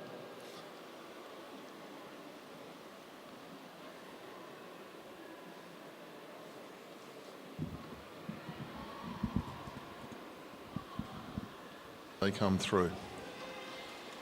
Last chance racing this one for our under-17 riders is Lucy Allen. Left her spot, so they'll bring them back to the start line. I don't think the riders have heard the call. The motorbike rider looking.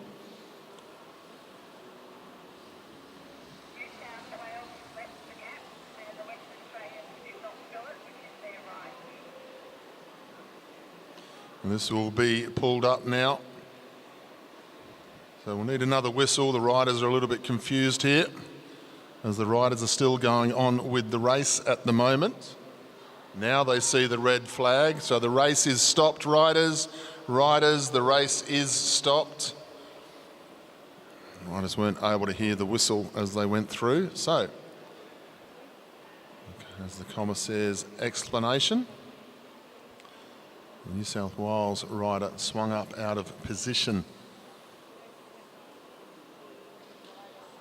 That will be explained to them as they come back into the starting area.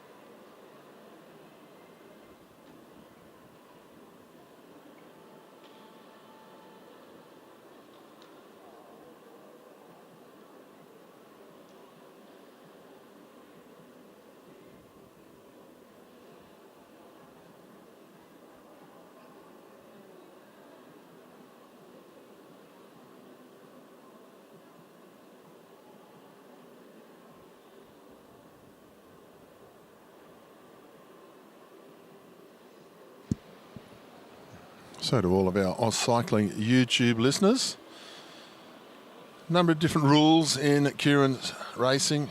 We're just waiting for an adjudication here. What happened was New South Wales rider swung up off the wheel.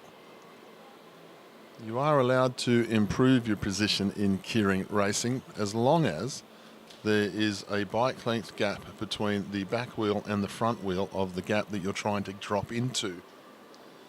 However, you're not allowed to surrender your place before a certain distance in the keirin racing. We've seen a little bit of this in the under-17s. I think it's more of a lack of knowledge of the rules for the younger riders and possibly not something that they are aware of from week to week. So just keeping an eye on it and just seeing if they're going to allow Lucy Allen back up onto the track. We saw something similar happen in an earlier round with Tangsali. I think it was Shavri Tangsali. Didn't realise the rule and they allowed her back in. But this time it looks like Lucy Allen misses out. Motorbike on its way for the restart.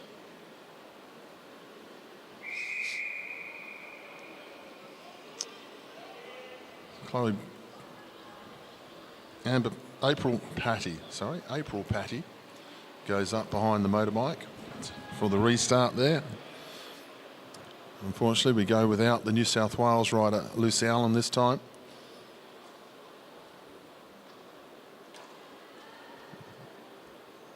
You are allowed to improve your position behind the motorbike when the motorbike is on the track, as long as there is a bike length gap between the back wheel and the front wheel as you go around when you drop into that space. However, until the motorbike comes off the track, you're not allowed to surrender your position. You're not allowed to swing up out of your position and find a different spot. You can improve though.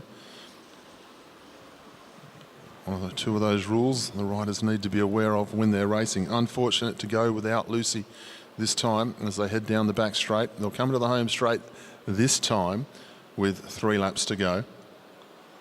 Motorbike will get out of the way. Paul Jackson doing a wonderful job for us here this week at the National Championships. So now 2 Queenslanders, 3 West Australians, 3 spots available into the final here. Maddie Pitt, Anna Najafian on the back of the group. Here in behind Chloe Buckley and Ava Rogers, being led out by April Patty. They'll head down the back straight. Patty being given a little bit of a marker here. They're laying off a little bit too far, possibly. She could take full advantage of this as they come into the home straight. Patty gets underway, then there's a wall of WA behind her. Black and gold as far as the eye can see, but they're not to Patty yet as they go down the back straight. She's hanging on nicely here. Great sprinting here from Patty. Rogers up to her outside. Is going to get herself into the final, is she? Yes, she is. So 2 West Australians get through. Maddie Pitt was able to get there. Chloe Buckley misses out. So does Viana Najafian. Well, they gave April Patty just a little bit too much leeway then. She's too good a bike rider for that. And once she sped up, they just all they could do to try and get back to her, let alone beat her. So Rogers, Patty and Maddie Pitt will be the 3 riders to go through to the final. That's out of heat number 1.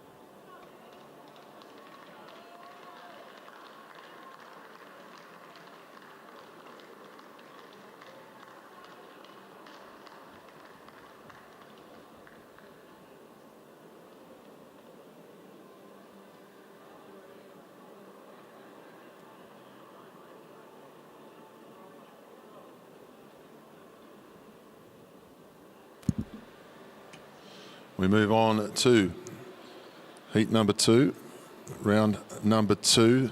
Top 3 go through to the final. We welcome our New South Wales riders.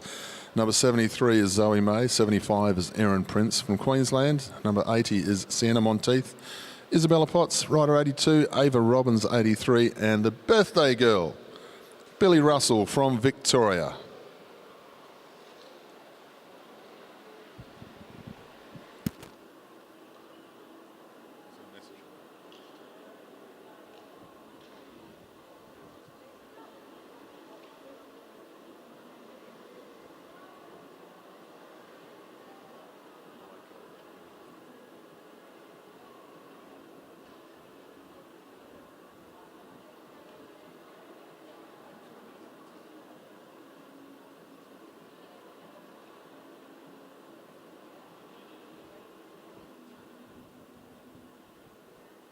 Motorbike on its way.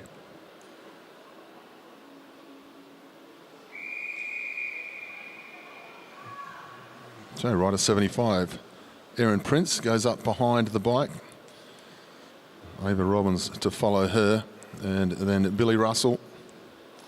Last time she had a birthday at National Championships, she won the national title, the Victorian. She's on the wheel of Ava Robbins for this qualifier, so I would be quite content if I got Ava Robbins' wheel in a qualifying ride like this and knew there was 3 places available. Don't know if I'd have the ability to be able to hang on to the slipstream though, that's the only problem. They move down the back straight. Riders moving forward. You're allowed to move forward in this situation. However, impeding another rider's line, intimidating another rider, forcing your way in, that's not allowed. You can't actually force your way in unless there is a gap. And there's no gap there. But they are buying tickets at the moment at the station, and the station is called Ava Robbins as they head down the back straight this time. They'll come into the home straight, 3 laps to go. The motorbike will get out of the way. There's Prince on the back of the bike, 75. Robbins on her wheel, then Billy Russell. You can see the Queenslander up round the outside of Russell. All 3 Queenslanders trying to move themselves forward. Russell almost finds herself on the tail end of the field now as they come into the home straight with 2 laps to go. Robbins hasn't moved yet. They're all waiting for that to happen.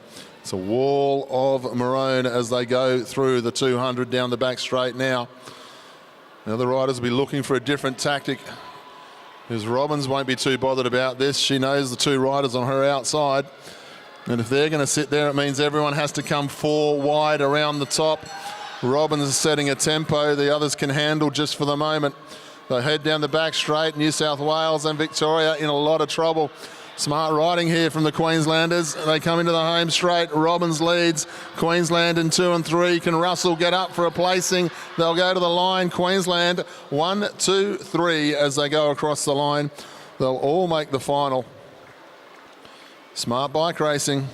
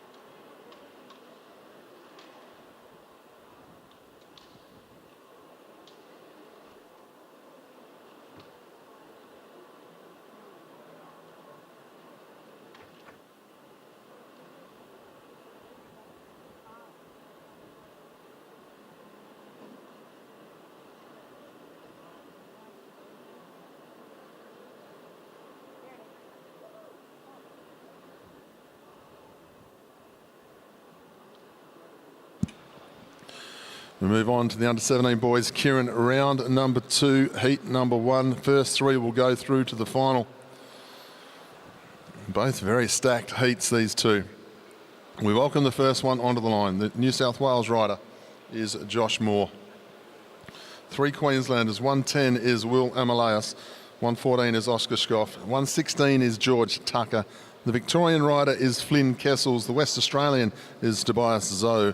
Motorbike's on its way. First three go to the final.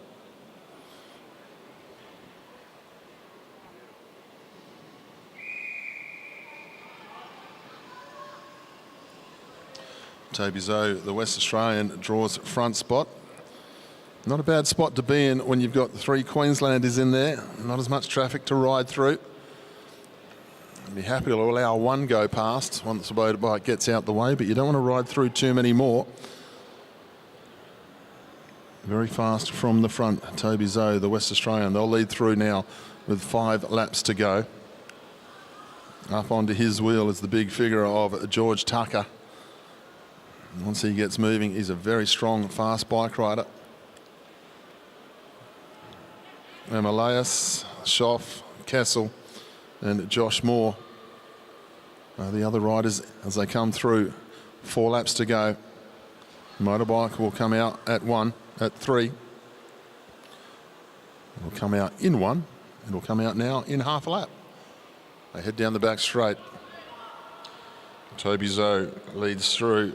The motorbike will come out the way. Zoe has a look over the shoulder, wants to be very attentive.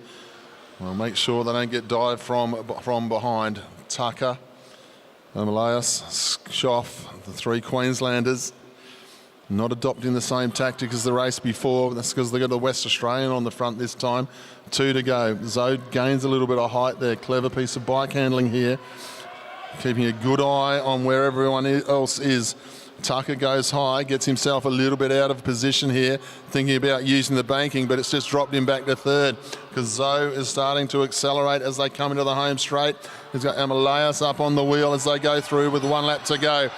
Good riding here from Zoe.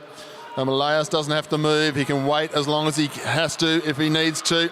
The 3 Queenslanders, the train's leaving the station. Can they all get round the West Australian here? There's a good chance they will. Queensland, 1, 2, 3 again, if you don't mind.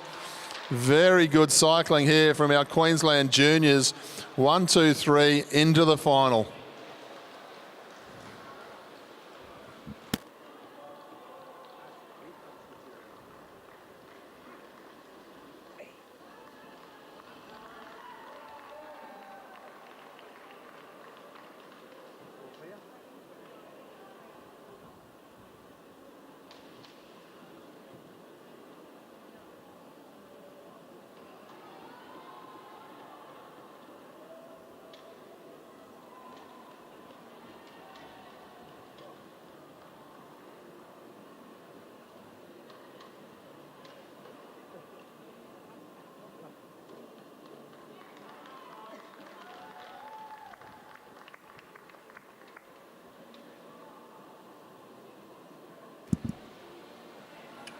So we move on to heat number 2 of round 2 and our 17 boys keirin.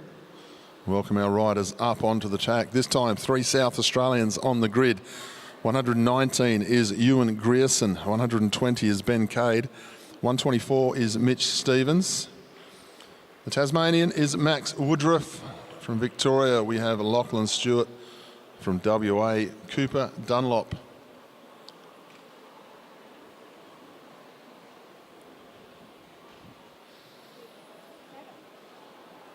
Stevens, Stewart and Dunlop have already stood in individual national champion positions here this week.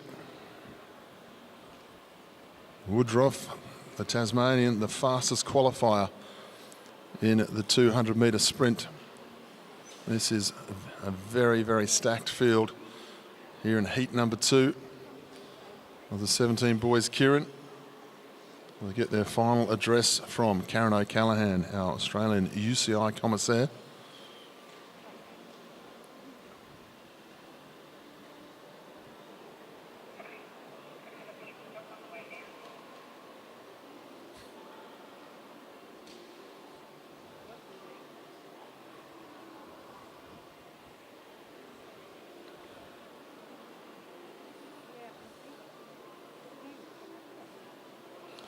Paul Jackson on the motorbike makes his way round again.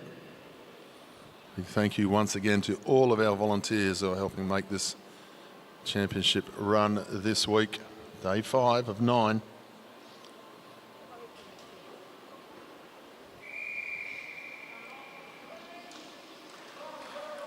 Tasmanian Max Woodruff goes on to the back of the motorbike.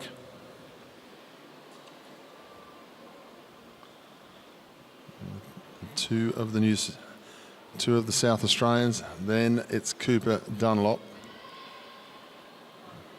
The Victorian Lockie Stewart on the back. When he decides to move, Lockie Stewart, he moves well. What we've seen of him in the points race, the scratch race, the elimination, he can win, but he also likes to dart about the track a fair bit. He knows he's got a target on his back because he wins so much. He tends to play with that a little bit. Get the feeling he needs to be a little bit more business-like for this one because this is a stacked field.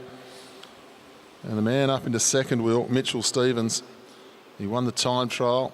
He was second in the sprint. He's got a bronze medal in the team sprint, and here he is in the keirin. Very impressed with how Mitchell Stevens has gone.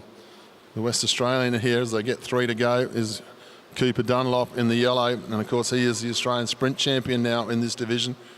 And the fastest man of all of them is on the front. They move down the back straight. Tasmania, South Australia, then WA. Woodruff just speeds up, keeping it on the hip. They've got 2 to go as they go through this time. Woodruff, Stevens, they'll keep looking over their shoulder to see what happens as they go through 200 now.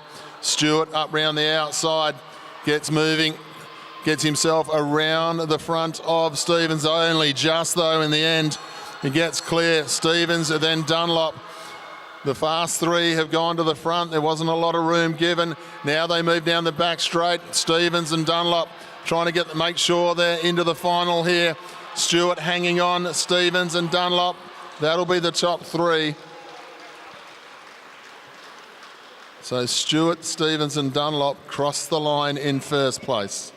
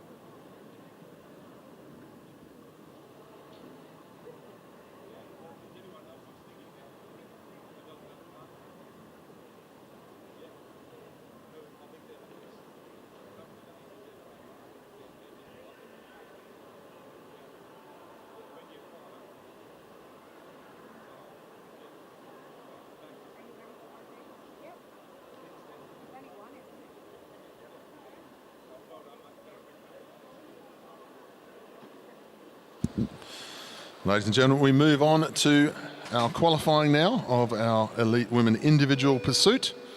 We'll welcome our first rider onto the track from Tasmania. This is Rosie Jackson.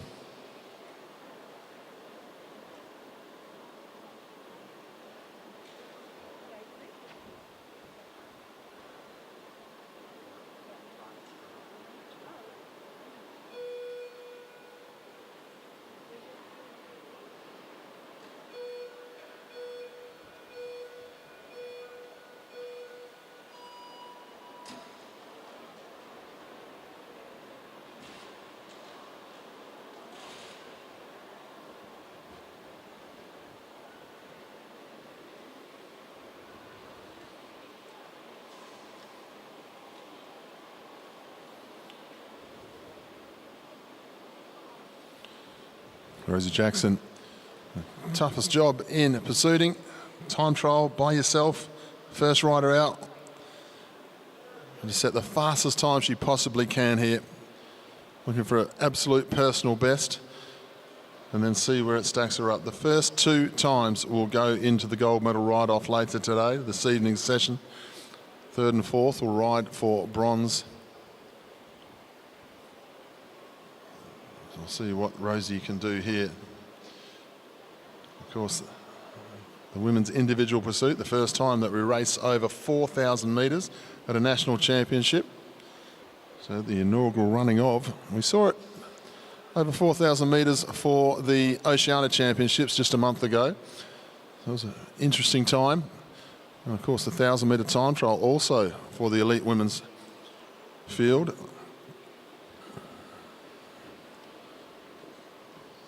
Rosie Jackson through the first 1,000 metres, 1:19.307.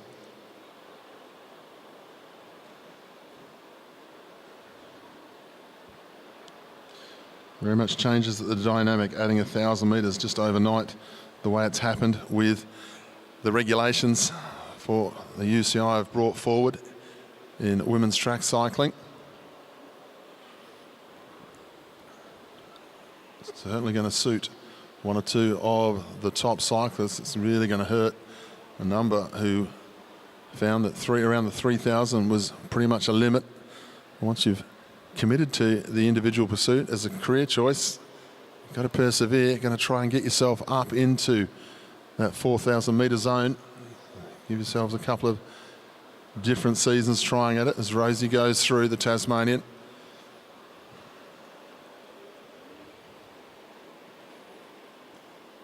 Heads down the back straight. Nice smooth ride here from Rosie at the moment. She'll come through this time through a halfway point. Lap number 8 for her. She'll go through 2:37.700.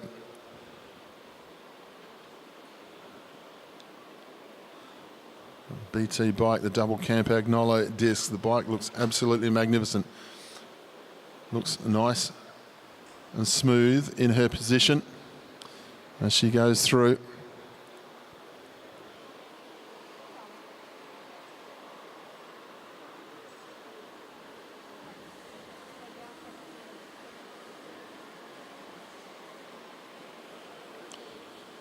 Jackson comes through this time. She finds 6 laps to go for Rosie Jackson. Next time through, she'll have 5 to go. See how she's travelling at the 12-lap mark. That's the 3,000 metre area, which we're more used to for the women's field just at the moment. 5 to go now for Rosie. Tasmanian colours always look good, don't they? A strong green, skin suit of the Tassie colours with a red and the yellow. That's the one great thing about the national championships, when we get to see all of the state colours. 1,000 metres to go this time for Rosie as she goes through. She's gone through in a 3:57.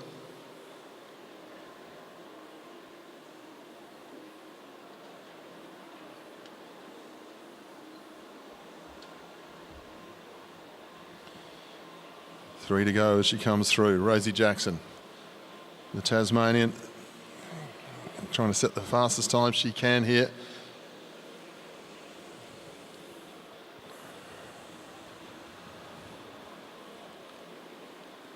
coming to the home straight this time, receive 2 laps to go.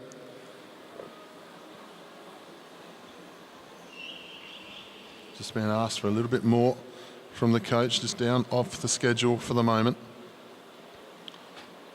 Personal best is what she'll be hoping for here as the first rider out in the individual pursuit. The National Championships, she'll come round this time. 1 lap to go for Rosie Jackson of Tasmania.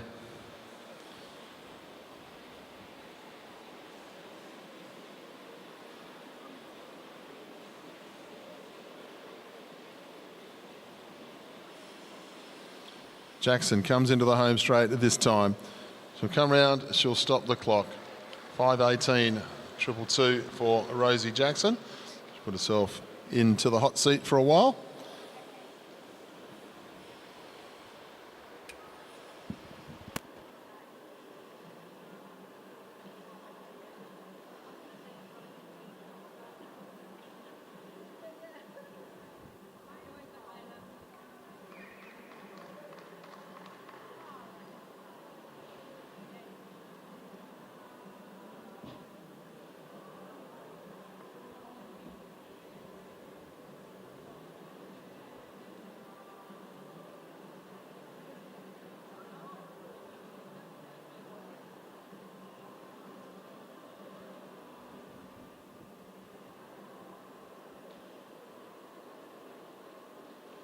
Move ourselves. We move on now to heat number 2, the Elite Women Individual Pursuit Qualifying. We welcome in the back straight, representing South Australia, is Odette Lynch. And in the home straight, also representing South Australia, Summer Nordmeyer.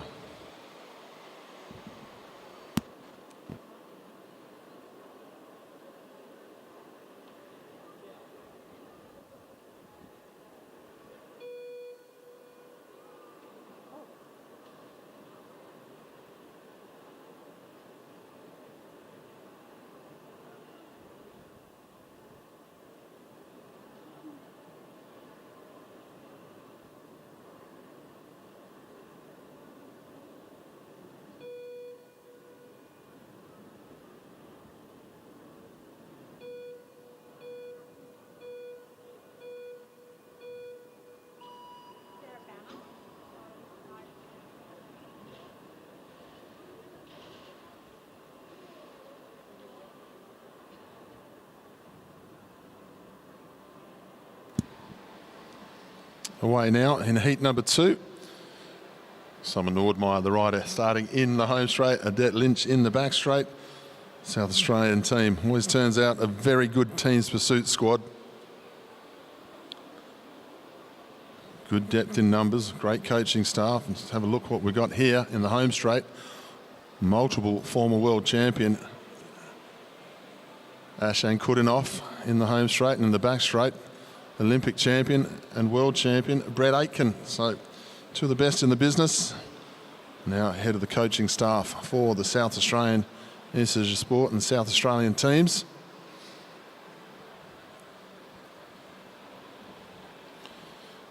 Good contest going on between these 2. It'll be interesting to see what sort of schedule they set themselves up onto. We'll see how they go through the first 1,000 metres. Summer Nordmeyer will come into the home straight, Odette Lynch into the back straight. This is the first 4 laps done. We have a look at the time. 1:15.9, 1:16. So probably sitting up around 4:45 sort of pace, possibly, is what they're hoping for here.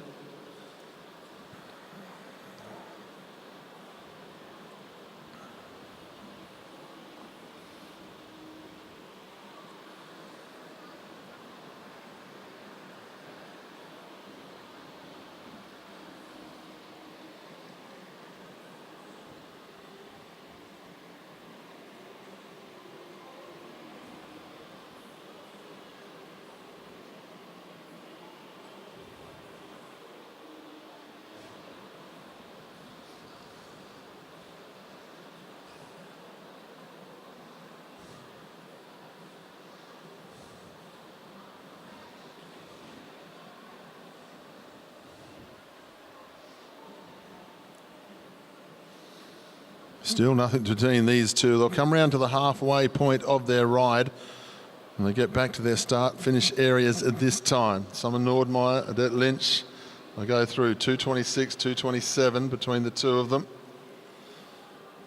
So sitting more around the 4:50 pace, these two, depending on how they go over the last part of the journey.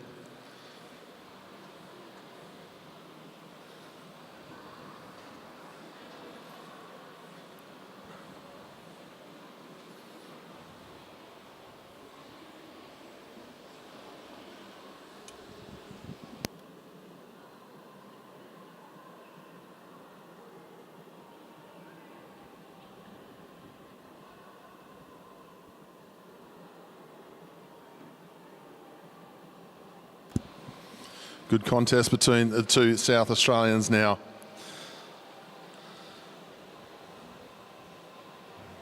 Five to go for both as they go through. Adette Lynch getting the better of Summer Nordmeyer here in the qualifying ride. Let's see if Summer can lift over the last part of the journey, just adjusting herself in the saddle, just pushing herself back in the saddle a little bit. The position's not ideal for her at the moment.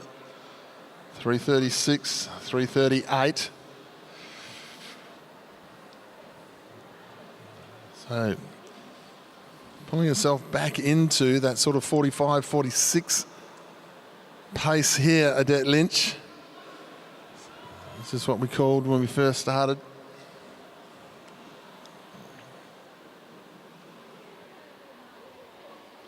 Moving nicely now, Nordmeyer. Also Lynch just got the better of her at the moment. Summer Nordmeyer just struggling over this last part of the journey here.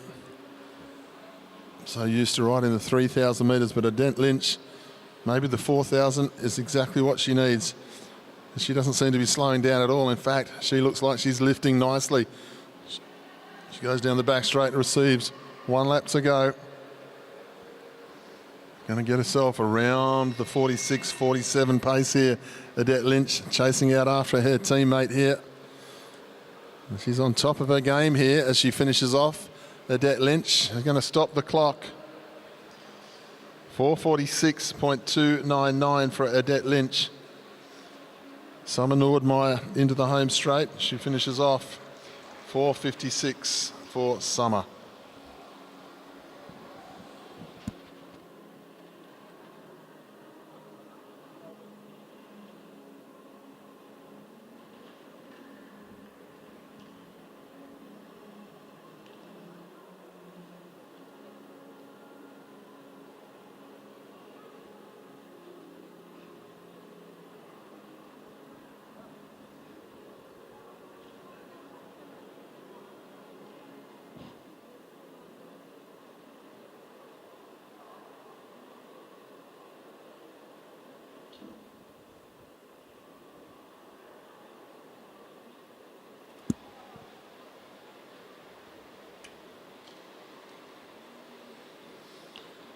Move on to heat number 3 of our individual pursuit qualifying in the elite women.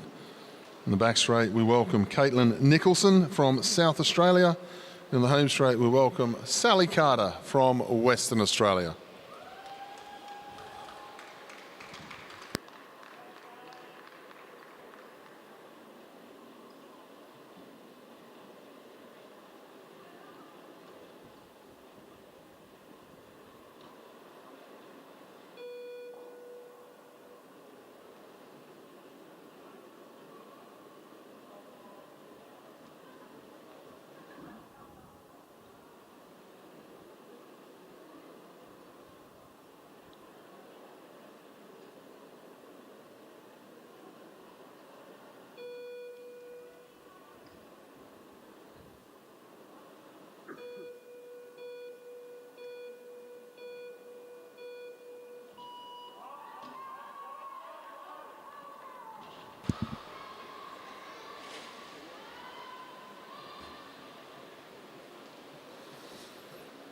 Away for heat 3.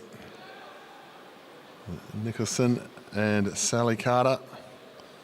Sally Carter making a good go of it and making a name for herself as part of the team's pursuit squad. Been racing at Nations Cup the last 12 to 18 months. Went to Junior Worlds as well. So she knows what it's like to stand on the podium at the Nations Cup. And Caitlin Nicholson, another one of these many South Australian riders who's coming through the system at great pace nowadays.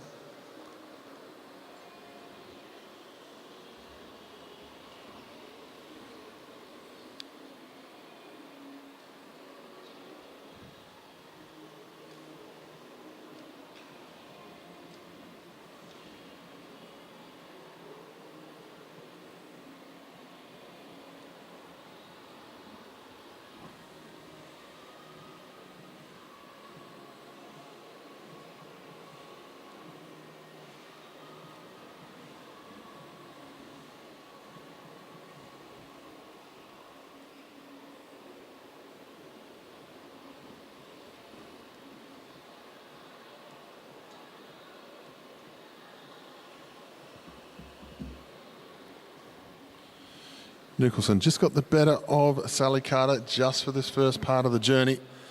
Moving nicely, moving nice and smooth. Really on top of her gear nicely, Nicholson. Heads down the back straight towards Asha Kudanov, her coach. Sally Carter, looks like she's got a bit bigger of a gear on compared to Nicholson. Just a different cadence happening, but Nicholson really moving swiftly. Pardon the pun. They'll come through, 9.5 laps to go for both riders. Nicholson comes into the home straight this time. Still moving very nicely indeed. We'll see how they're travelling at halfway to get some bit of a comparison to the time we've already seen of Adette Lynch. Nicholson goes through now, 2:26 to 2:27, so fairly similar times. Second and fourth at the moment. Just a little bit off the pace of Adette Lynch, but very, very, very similar. And of course, she lifted beautifully over the last kilometre. Adette Lynch really moved quickly and get herself into that 4:46 pace. We'll see if Adette Lynch can do the same. Sorry, we'll see if Caitlin Nicholson can do the same as Adette Lynch. Sally Carter setting a good tempo. She'll be looking to increase the tempo over this last 5.5 laps. She hasn't gone anywhere. She hasn't gone backwards yet. She's still very, very comfortable as the West Australian comes into the home straight at this time. Taking a little bit more time back on her opponent in Nicholson at the moment. 4.5 laps to go.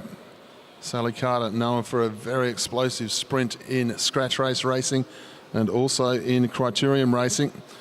See what she can do over the last 1,000 metres. Nicholson still moving nicely. She's gone through in 39. So they're just travelling behind the time at the moment of what we've seen of Adette Lynch, about 3 seconds adrift, 4 seconds adrift of where Lynch was. So Nicholson looking at around the 4:50 pace at the moment, probably around the 52 pace at the moment for Carter. Carter's really got to lift over this last little part of the journey. It's getting a bit heavy for her out there as they'll come through with 500 to go. Nicholson goes through.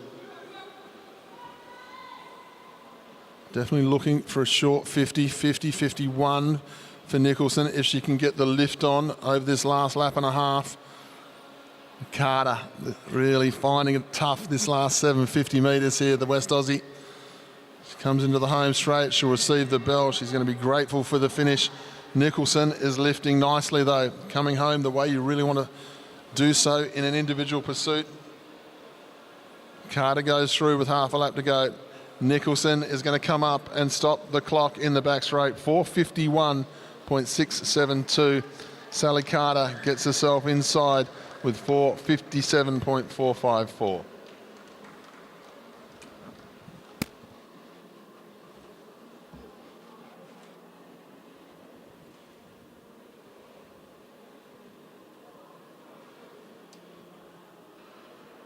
What are they criticizing our camera?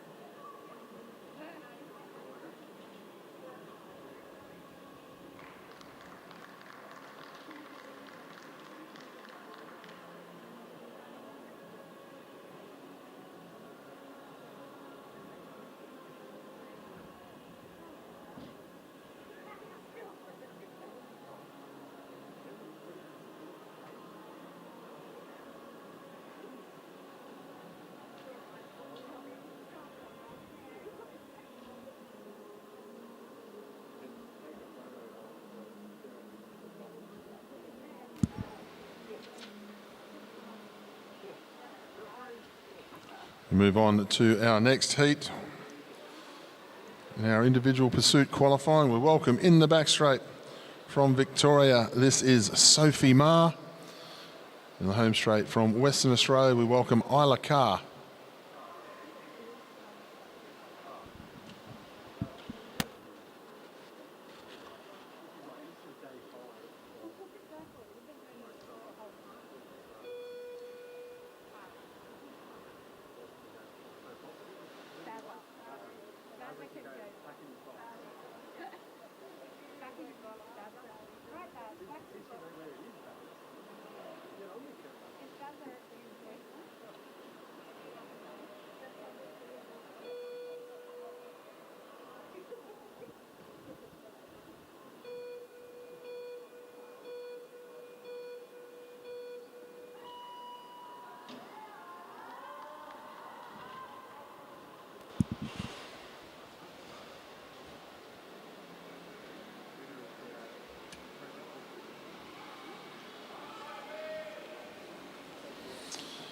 Away now in heat number 4 of our individual pursuit qualifying for our elite women.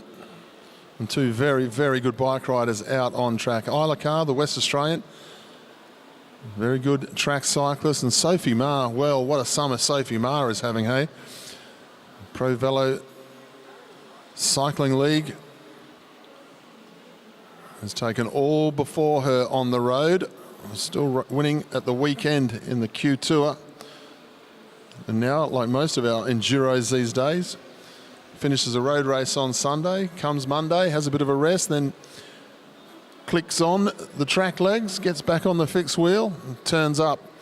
Now, what's a road season in the middle of summer done to Sophie Ma's form in individual pursuiting?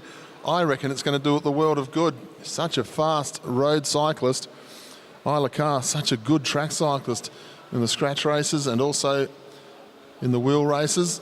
Done very well in Tasmania over the last couple of years as well. And Sophie Ma is flying at the moment. Gone through the first 1,000 metres in 1:14. A lot quicker than we've seen so far.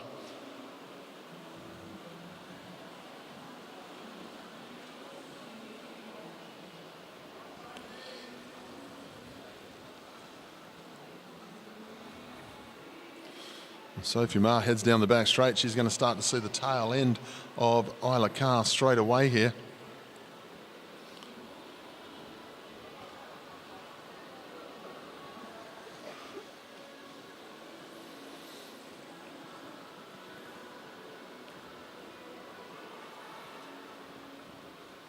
Isla Carr comes into the home straight, gets 9 laps to go.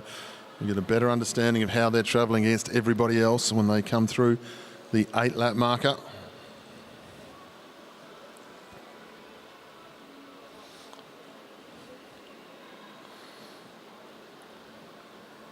Sophie Ma still moving nicely. Sophie Ma went through the first 2,000 metres. 2:24 for Sophie Ma. Very quick indeed. 2:30 for Isla Carr. So Isla Carr sitting around a similar pace to what her teammate Sally Carter was. She's got just inside the 5-minute mark. Sophie Ma, though, she's sitting inside the time of everybody at the moment, the way she's moving. See how she travels through the next 6 laps. You can see it's just starting to dig in a little bit to Sophie Ma, though. She was really moving swiftly through those first half a dozen laps. You can see it's just getting a little bit heavier, though. Talk about the tops of the thighs, that's where you start to feel it. Not closing the gap as quickly on Isla Carr as once she was earlier. Still moving nicely though. Isla Carr, pace hasn't changed too much, sitting on the schedule. They head down the back straight. Get a good understanding with 1,000 metres to go of where Sophie Ma is. 3:35.499. So she's around the time of Odette Lynch, somewhere in between the time of, well, she's right on the time of Odette Lynch, Sophie Ma. Odette Lynch went through in 3:36 and she ended up with a 4:46. So this could still be the quickest time of the day.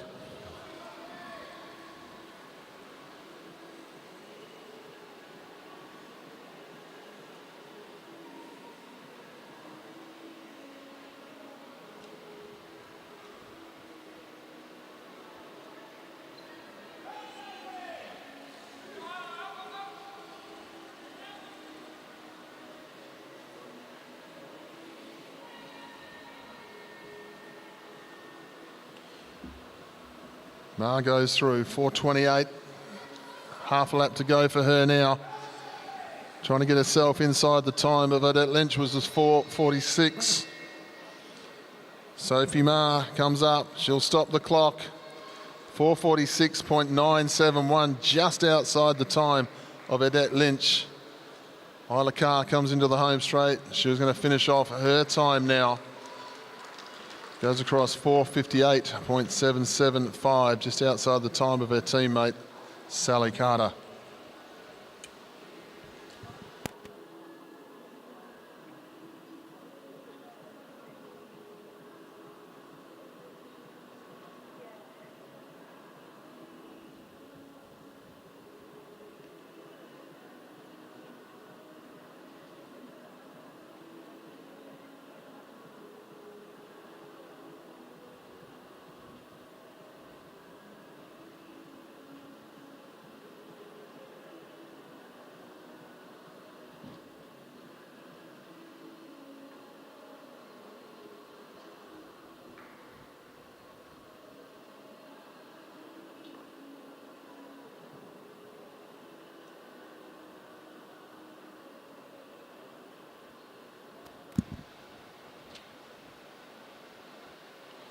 Move on to heat number 5 now. We welcome in the back straight from Victoria, Lilith Jones. And in the home straight, we welcome from South Australia, this is Ali Anderson.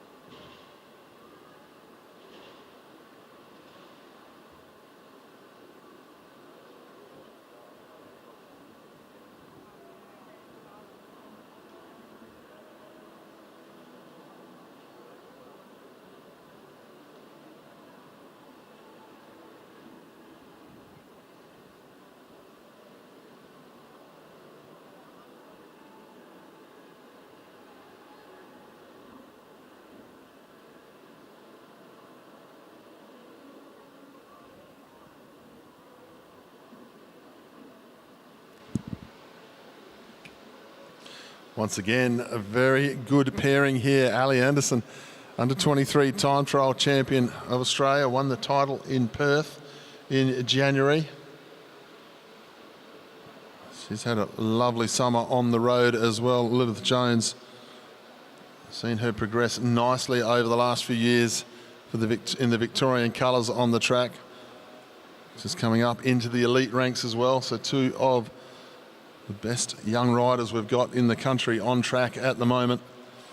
We look forward to seeing how these two progress over the next few years. LA 28. I think the team's going to look a lot different to what we saw in Paris. The good news about it, though, is our depth of talent is extremely strong in this country at the moment. It doesn't look like we're going to have that period of time where we don't have riders right at the top end. The way the juniors are coming through, I think we're definitely going to have those riders come through.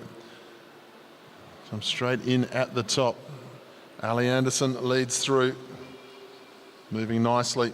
We'll see how she is at the halfway mark. That gives us a good indication of the type of schedule that they're trying to follow. It just says how their legs are over the last 4 to 5 laps of whether they're going to hang on to that schedule. Ali Anderson, no surprises, looking very smooth at this point of the ride.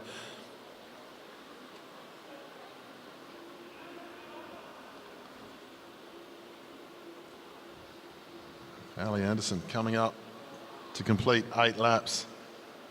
2:23 there for Ali. So she's inside the time of Odette Lynch for now. See how she is at 3,000 metres. At 3,000 metres, we saw Odette Lynch and Sophie Meares, who are our top 2 riders at the moment. They did 4:46s each of them, just 0.7 of a second between them. Lynch with the better.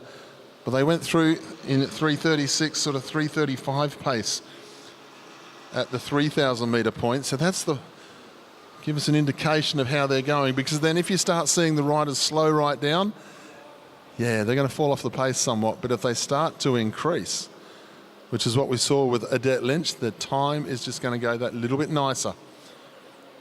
Ali Anderson, she's going to come round this time. And see 5 laps to go. Just adjusting herself in the saddle a little bit. Lilith Jones, nice position on the bike for a tall cyclist in the pursuit. Nice flat back, moving nicely. 1,000 metres to go. We'll have a look at the time now of Ali Anderson. 3:32, so she's some 4 seconds quicker than everybody else. Lilith Jones right on it where Adette Lynch and Sophie Marr were. But Ali Anderson some 4 seconds quicker than anybody else through this 3,000 metre point.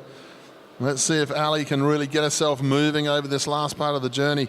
Keep that 4-second difference between herself and the rest for now, because we've still got 2 heats to come.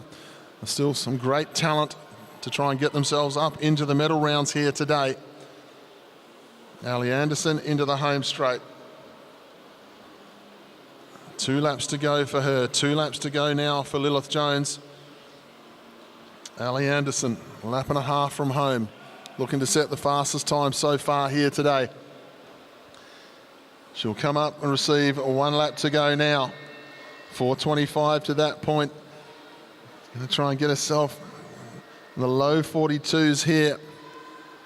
Looking at around about 42, 43 pace here for Ali Anderson as she comes into the home straight to finish off. Let's see where she can stop the clock and go to number 1, 4:43.06. Lilith Jones, she goes across 4:47, just outside of the top 3 times. All there and thereabouts at the same time, but Ali Anderson for now puts herself into the top spot, 4:43.068.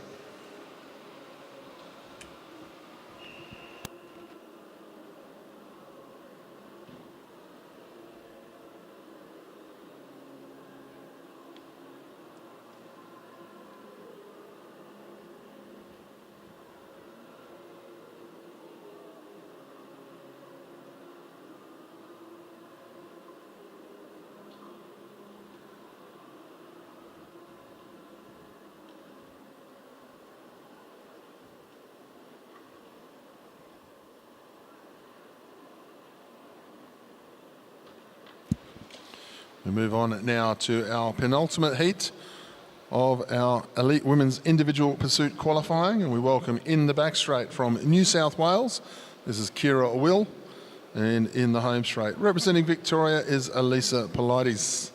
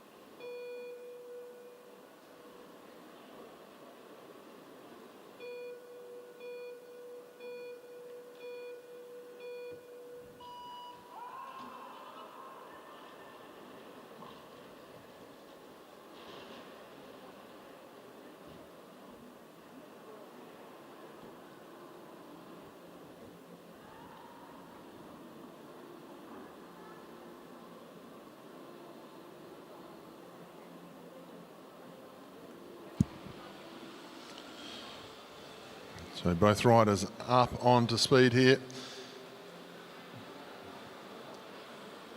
Kira Will in the home straight, just going underneath the scoreboard now. Won the Omnium Championship towards the end of last year. Also got up for the Under-23 Criterium Championship. She's had a good summer as well. Elisa Polides, always one of our leading riders, Nations Cup team, on the cusp of the Australian Teams Pursuit team proper. Moving very nicely on the Australian team Argon bike. Through the first 1,000 metres shortly for these two. They come back to their start-finish points. Pilates and Kira Will. They go through the first 1,000 metres locked together, 1:14.04, 1:14.15. So they've got themselves off to a start, the same as we saw with Lynch, Marr and Jones. Very similar starting pace. See how they travel through the 2,000 metre mark. Going to be around about the 2:24. And then the 3,000 metre mark. 3:32 is where we saw Ali Anderson go through. 3:36 for the rest. To give you an idea of how they're travelling. It was the fastest time so far. 4:43, Ali Anderson. It was a good ride. Having a good summer on the road and on the track. Of course, the road season done and dusted at a national level for these riders. It goes back to the domestic scene, so our top cyclists will either be part of the track program or travelling elsewhere to race at the highest level in the road cycling. At the moment we see Melissa Pilates. She is moving nicely as she comes into the home straight at the halfway mark now for the Victorian. 2:23, so she's got herself moving very nicely in between the times of Ali Anderson and Odette Lynch at the moment for Alyssa. Kira Will just a little bit off the pace from what we've seen of the others so far. Still riding smoothly, but Pilates really getting on with the job at hand as she heads down the back straight. Hasn't really changed her pace, hasn't slowed down at all, which is what you want to see at this point of the journey. 6 laps to go for Pilates. Get a better understanding in 2 laps' time. I think she's going to be sitting at around about the 35, 36 pace is what we've seen so far. Possibly a little bit quicker. I'll change my mind and say more around 33, which is where she'll be as she comes into the home straight. She's going to have to get up around the outside of Kira Will. So we'll see how Pilates is here. 3:31. She's going even quicker than I thought she was. She's actually going quicker than what Ali Anderson was as well. Not much quicker. So Anderson went through in a 3:32, a short one. This is a long 3:31 from Pilates. So she's sitting herself to that 4:43 pace. And how can she lift over this last few laps here? The Victorian moves nicely down the back straight.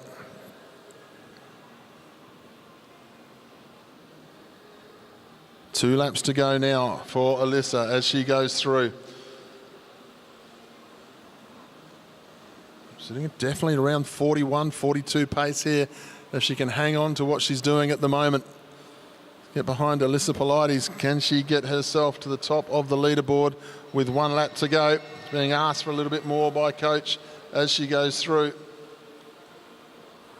41 on the cards, low 42 on the cards here for Pilates.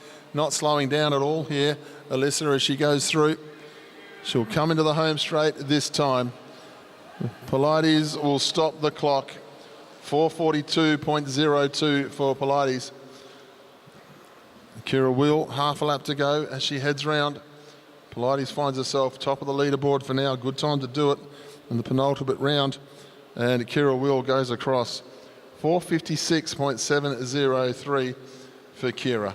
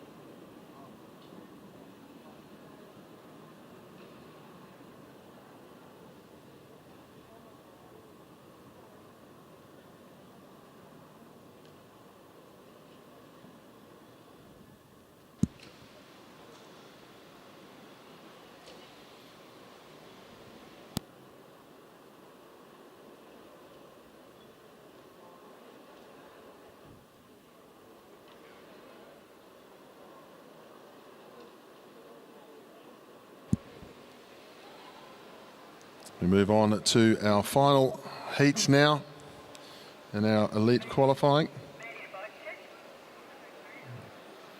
We're going to welcome Nicole Duncan from New South Wales in the back straight. And in the home straight, we'll welcome from the ACT, Claudia Marks.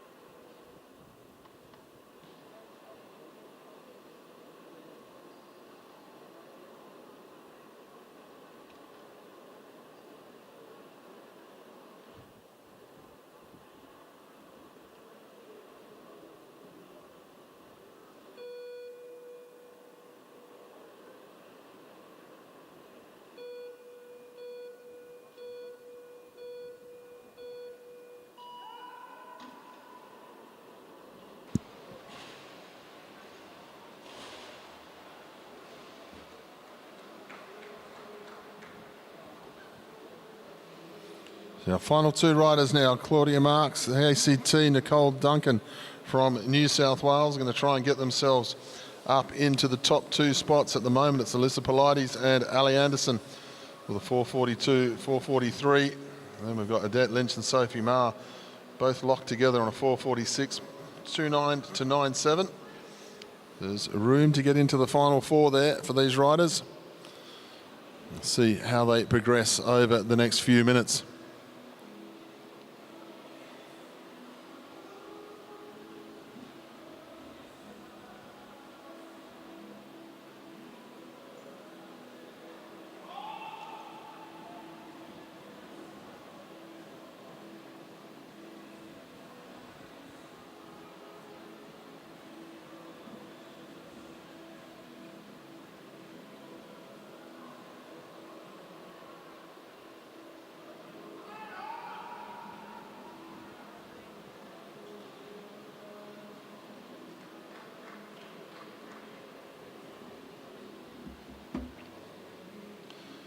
.1:14 and 1:13. Nicole Duncan out to a nice quick start there.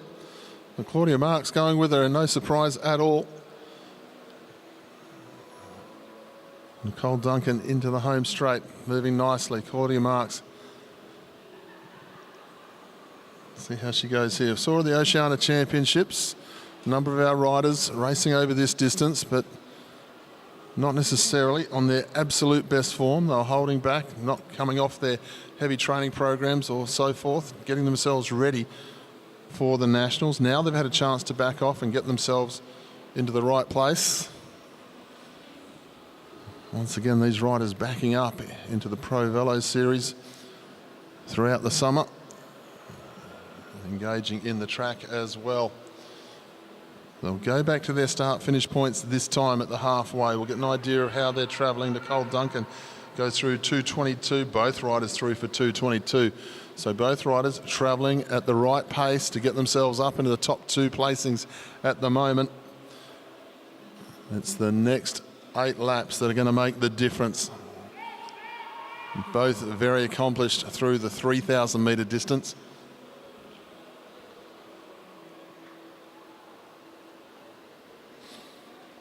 Duncan just a little bit ahead of Marks at the moment. Marks gives you the impression she's one of those riders that just isn't going to slow down. She's such a strong rider. Nicole Duncan, though, so quick over the latter stages as well. Nothing between the two. Claudia Marks just trailing, but it's the click of the fingers, not even. Now Claudia Marks brings herself almost to the front. We'll see how they go. In a half lap's time, we'll get an idea of the time compared to everyone else. Claudia Marks hasn't faltered at all yet as she comes through. Now she leads. 3:32 for both riders. Half a second between the two of them. Identical times virtually to that of Pilates. But how they're going to go over this last little bit. Nicole Duncan, the head just dropping a little bit as she comes past us here. The head just wobbling ever so much. Just a slight wobble, I'll say, for Claudia Marks. Both these riders are making an effort with 2.5 laps to go. Claudia Marks will come into the home straight. Can she get herself up into the top 2 to be able to qualify for the final here? 4:07, 4:08. It's going to be touch and go for both riders. They're sitting around the 42, 43 pace, but it's all going to come down to how well they can finish off over this last lap. Claudia Marks goes through.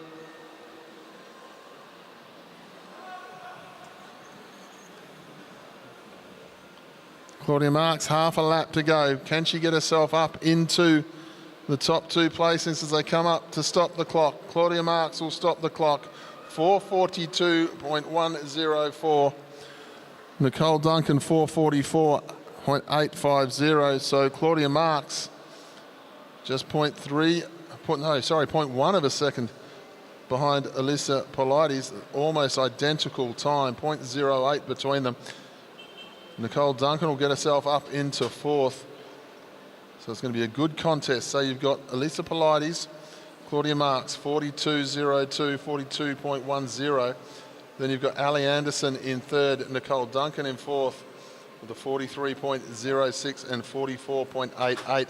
So it's going to be very close for the gold medal ride later this evening. It's going to be just as close for the bronze medal ride. Big round of applause for our female pursuiters, ladies and gentlemen. They've put on a big show over the new distance, adding 1,000 metres to what they were doing.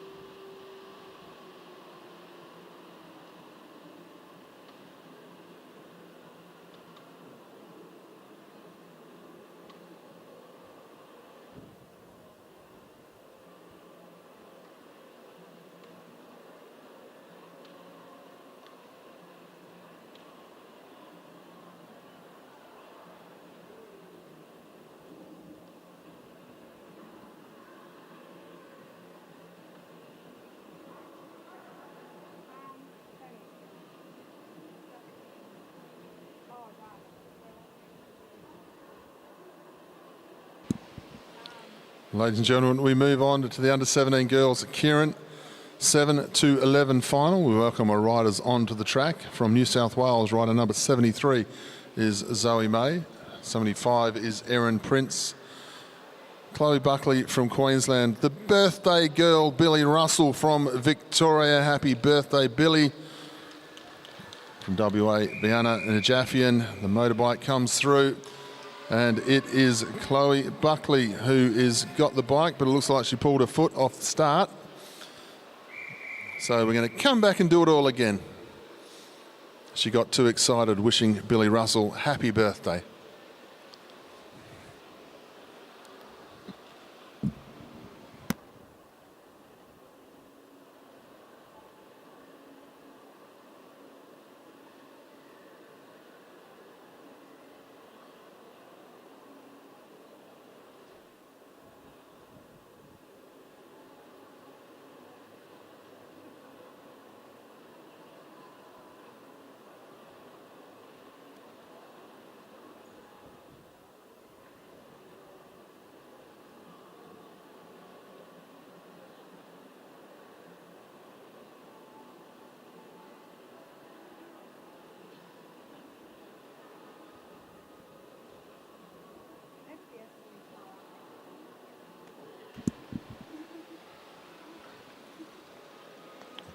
So we get set to go again. The rider who's going to have the bike is Chloe Buckley from Queensland. 73, Zoe May from New South Wales. 75, Erin Prince from New South Wales. Number 90 is Billy Russell from Victoria and Bianna Najafian. Last race of the program for these riders.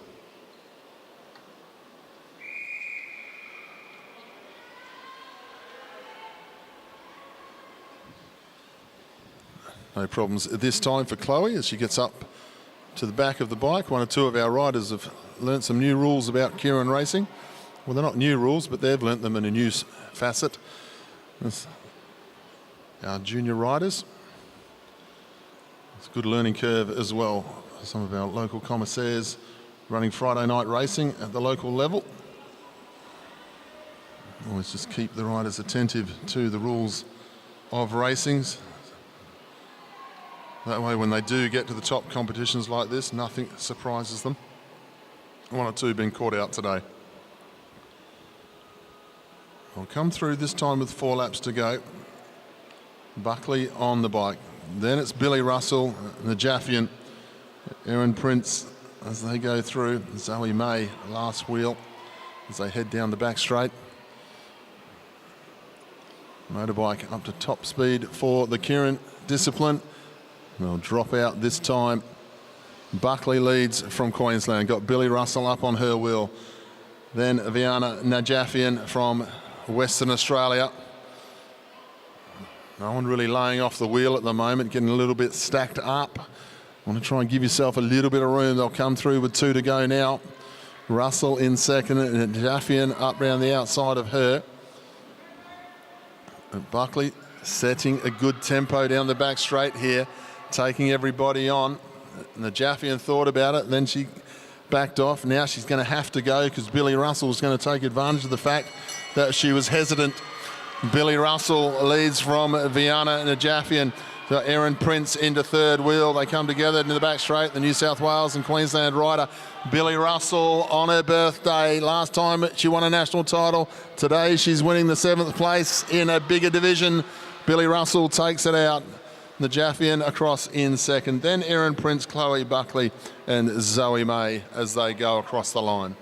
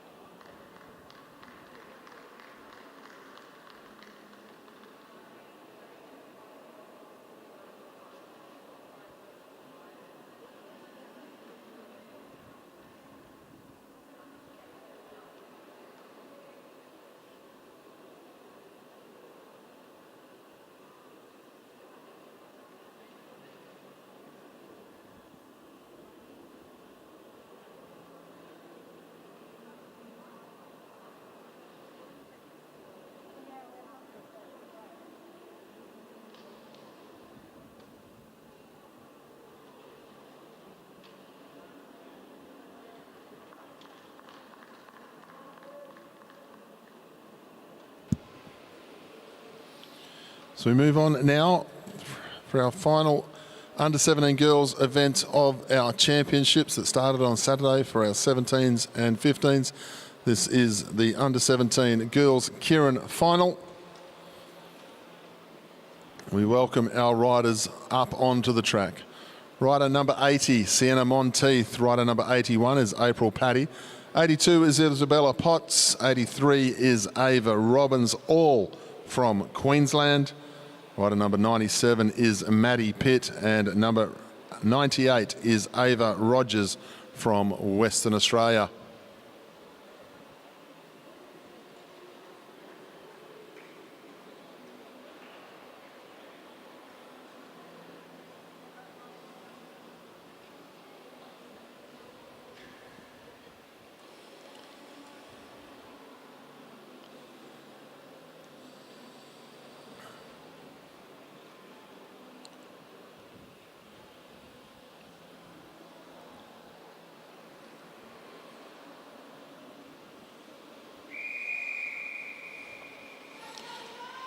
Move away from the start line, and it's Sienna Monteith who'll go up behind the motorbike. She'll have Ava Robbins up behind her.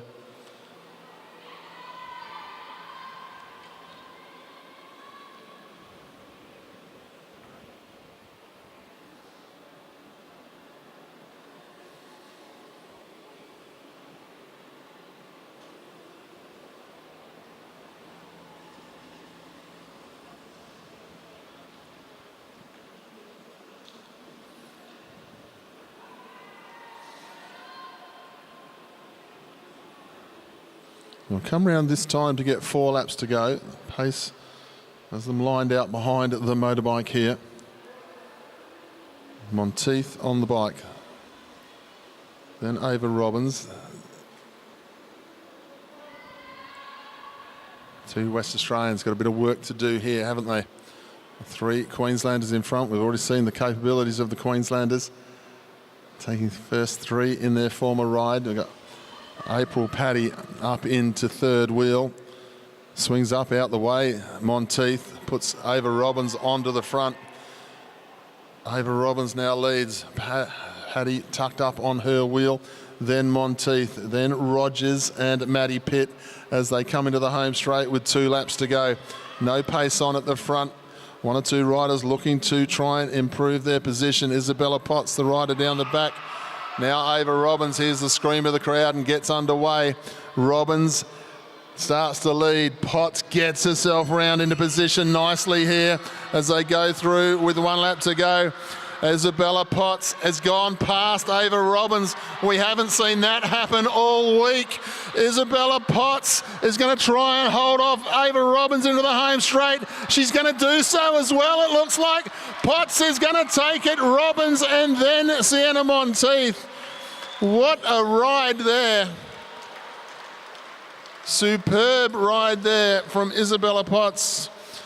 We saw her go up high and use the dive down the track. I didn't think it was going to work for her for a second, but she's absolutely smashed it.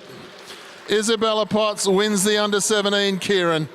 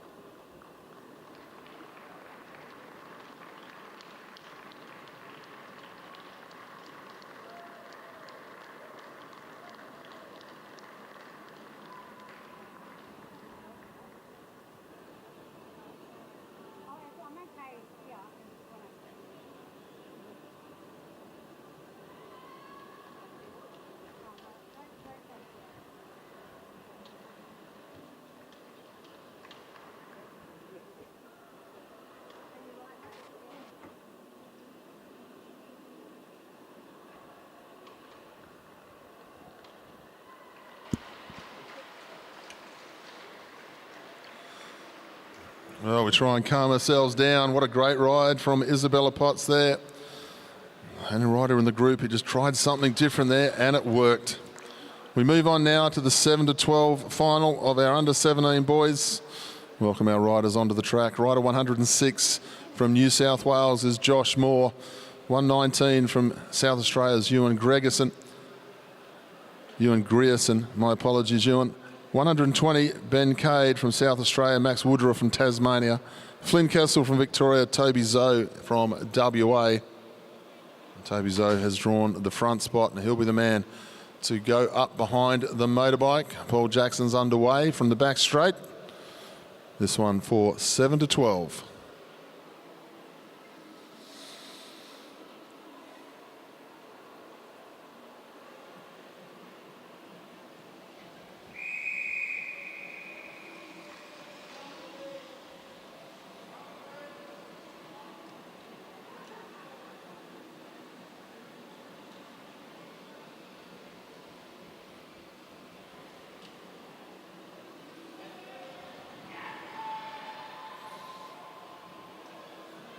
They'll come through this time, 5 laps to go. Last race for these junior 17 boys in the 7 to 12 division. Toby Zoe, the West Aussie, first year under 17.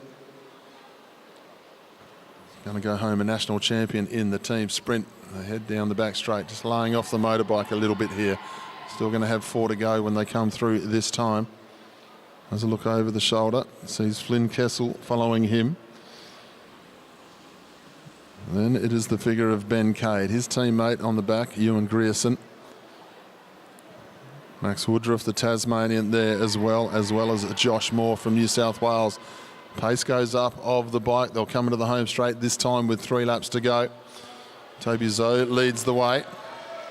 Kessel on his wheel, looking pretty relaxed about the situation at the moment. Has a look over the shoulder. Toby Zoe does the right thing in that lead position, moves up the track, gives himself a bit of room. They'll come into the home straight. Good piece of riding here by the South Australian to get himself up underneath. Ben Cade takes position nicely. Then Zoe up round the outside. They're missing the move of Grierson. I think it is. No, Toby Zoe pushes through straight away. The young West Aussie steps out for home here. He's going to take them all on as they'll come up to get 1 lap to go. Toby Zoe leads through. He's got Ben Cade and Max Woodruff following him through the 200. Cade with some strength, Woodruff with some power and speed. The Tasmanian up round the outside. He was the fastest qualifier in the 200-metre flyer a couple of days ago. And he shows us that he's very fast here in the Keirin. He'll finish the championships with 7th place.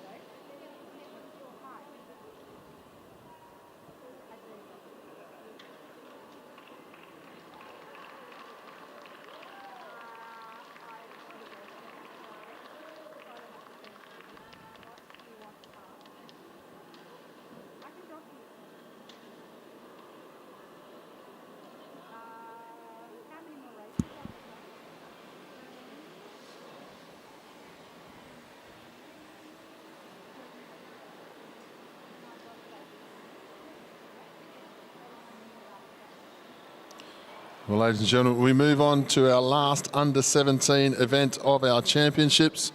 We welcome our under-17 boys Keirin final onto the track. South Australian rider at the bottom of the track is Mitchell Stevens. Next to him is Lachlan Stewart from Victoria. The West Australian rider is Cooper Dunlop. Rider 110 from Queensland is Will Amaleus. Down from him is Oscar Schoff from Queensland and George Tucker on the red bike, 116. The motorbike is on its way. Gold, silver, bronze on the line.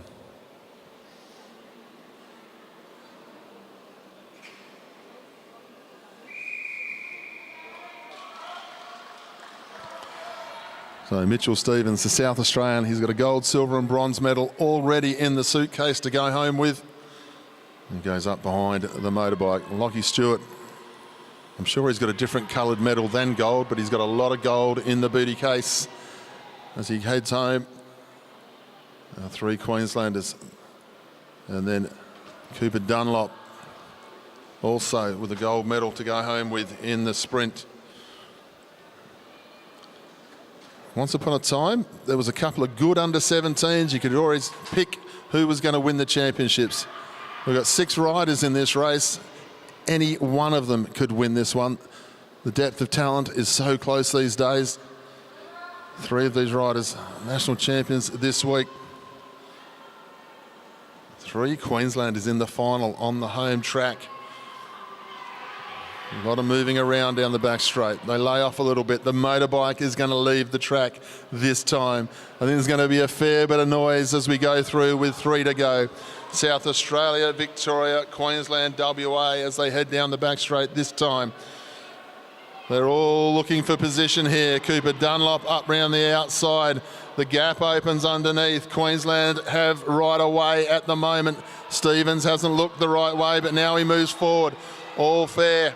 Stevens leads as they head towards the back straight, just outside of the red line at the moment.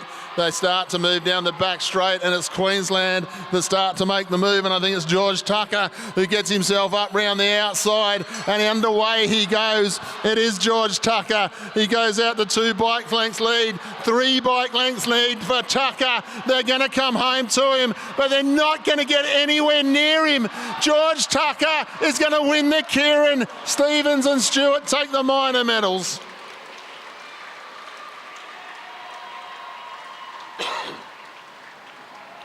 Ladies and gentlemen, keep your applause going for George Tucker. That was a superb win.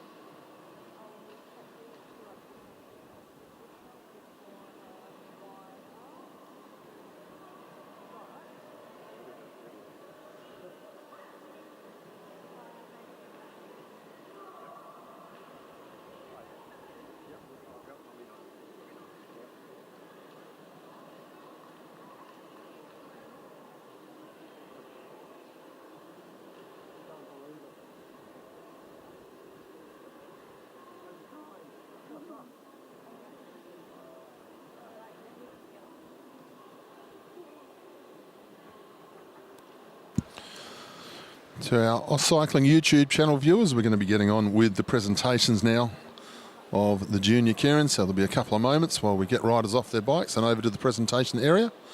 Hope you're enjoying the excitement of today's racing.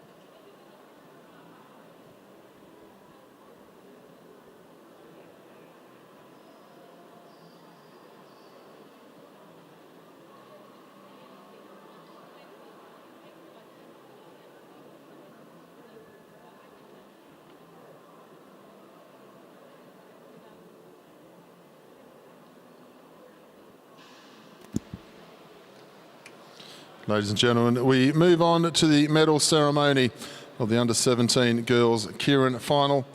In third place, winner of the bronze medal, representing Queensland, Sienna Monteith. In second place, winner of the silver medal, representing Queensland, Ava Robbins.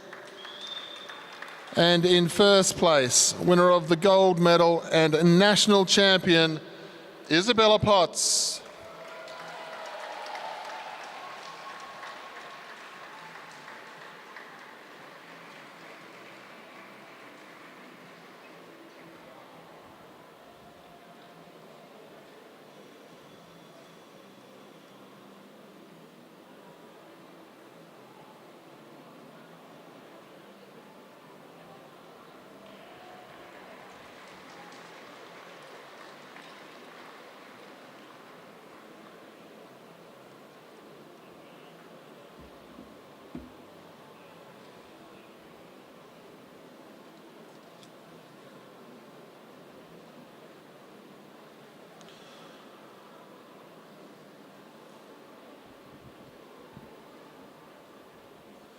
Ladies and gentlemen, the medal presentation of the 17 boys keirin final. In third place, winner of the bronze medal, representing Victoria, Lachlan Stewart. In second place, winner of the silver medal, representing South Australia, Mitchell Stevens. In first place, winner of the gold medal and national champion, representing Queensland, George Tucker.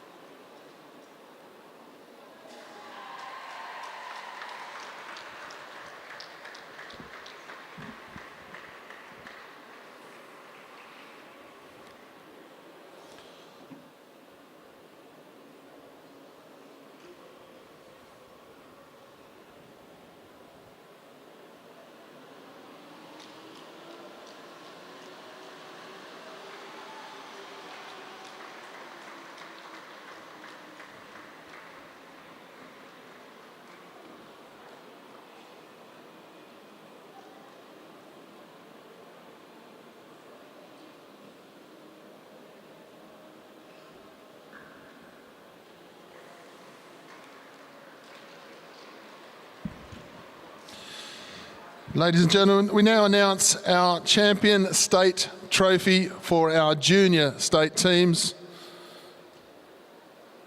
In third place, Western Australia.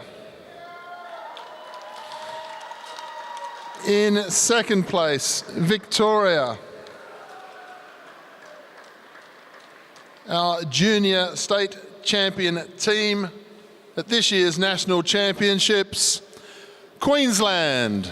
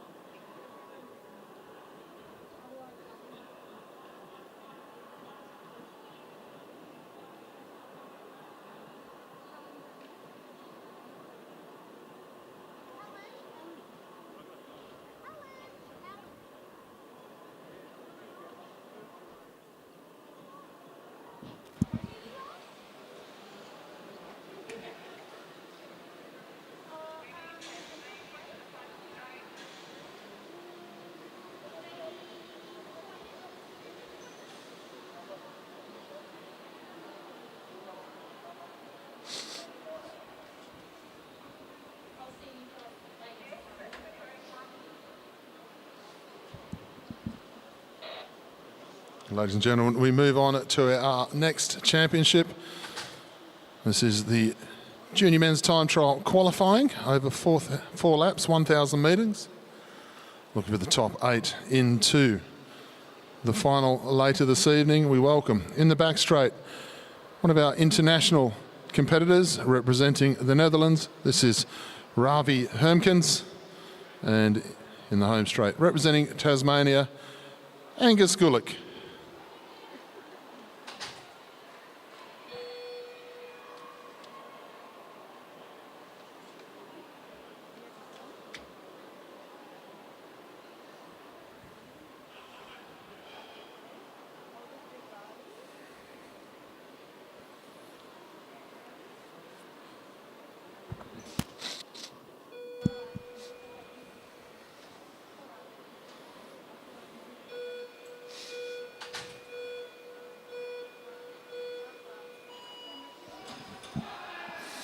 Away now in our under-19 qualifying rides, looking for the top 8 who will get to ride for the medals later today.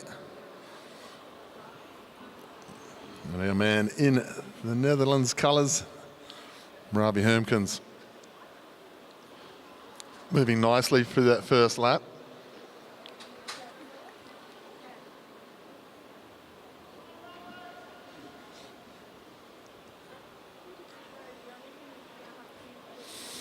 Ravi nice and strong through that first 500, 35.87 for him.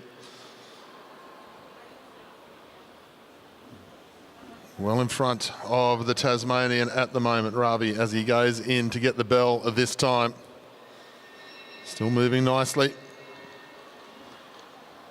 Heads through with half a lap to go. Ravi Hermkens trying to get himself into the final 8 here in the Australian National Championships. He's going to go through and stop the clock. 1:07.633. Angus Gulick does a 1:09.934. So Ravi puts himself in the hot seat for now. We'll see what's to come.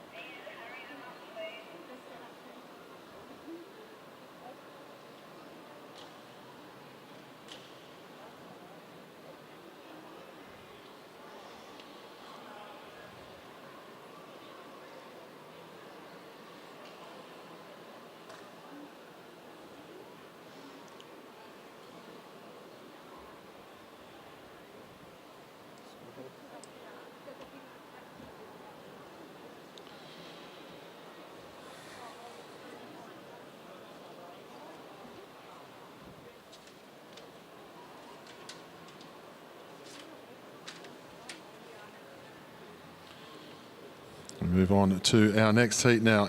We welcome the back straight from Victoria. This is Isaac Byrne. And in the home straight, also from Victoria, Alistair Norris.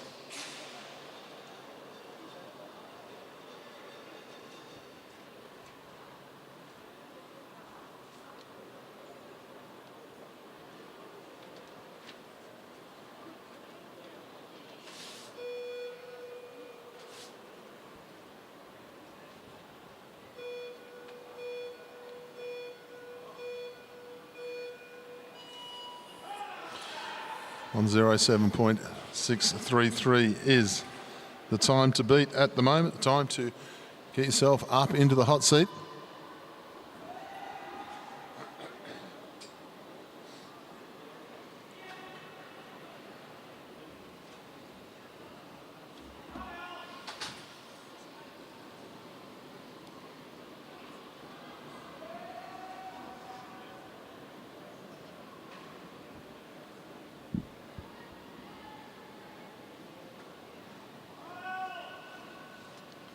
Isaac Byrne goes through 35.19 through his first 500. Mr. Norris, a bit of work to do as they'll come through. With 1 lap to go now, the bell will sound. Travelling the quickest at the moment. Mr. Norris moving nicely.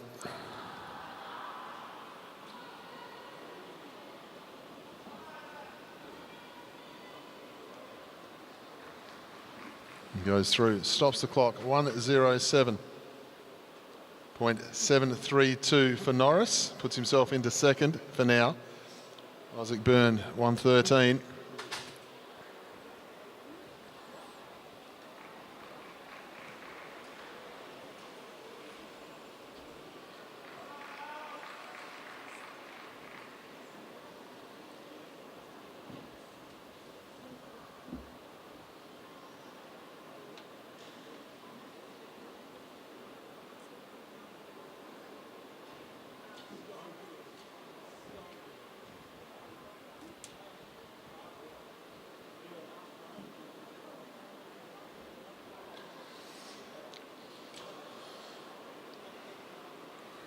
We move on to our next heat. In the back straight, we welcome from Western Australia, Ryan Death. And in the home straight from the ACT, we welcome Bailey McDonald. 1:07.633 is the quick time at the moment from Ravi Hermkins, looking for the top 8 to make the final.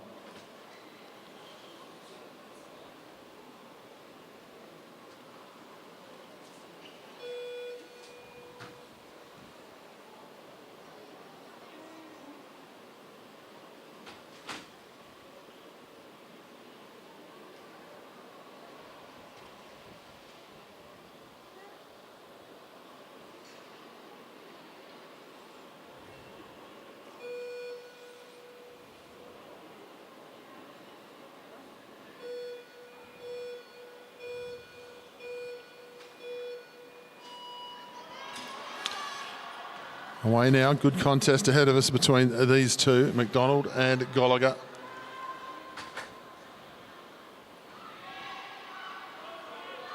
Nicely out of the starting blocks, both riders. McDonald really getting on top of that big gear that he's on here. Settles in nicely.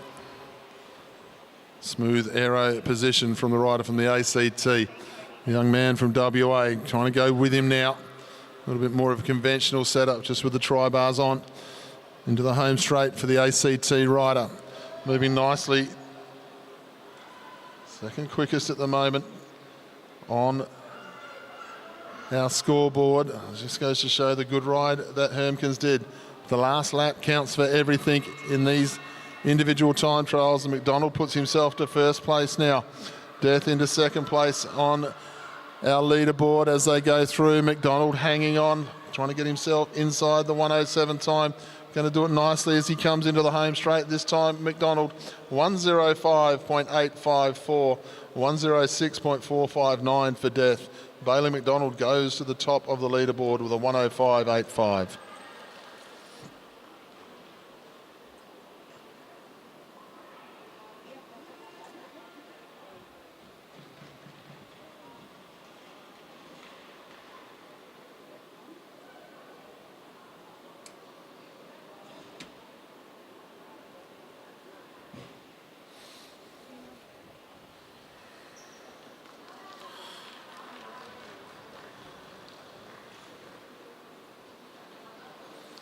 Move on to our next heat now.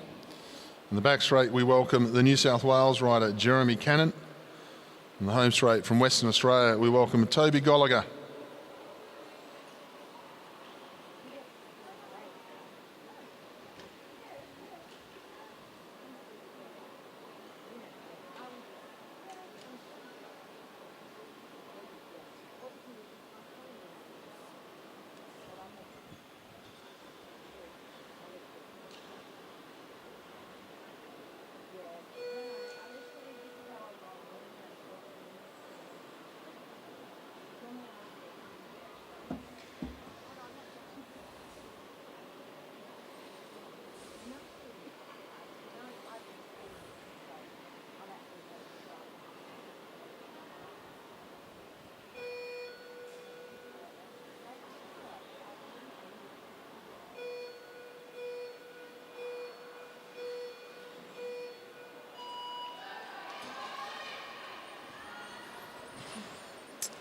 Away now, heat number 4.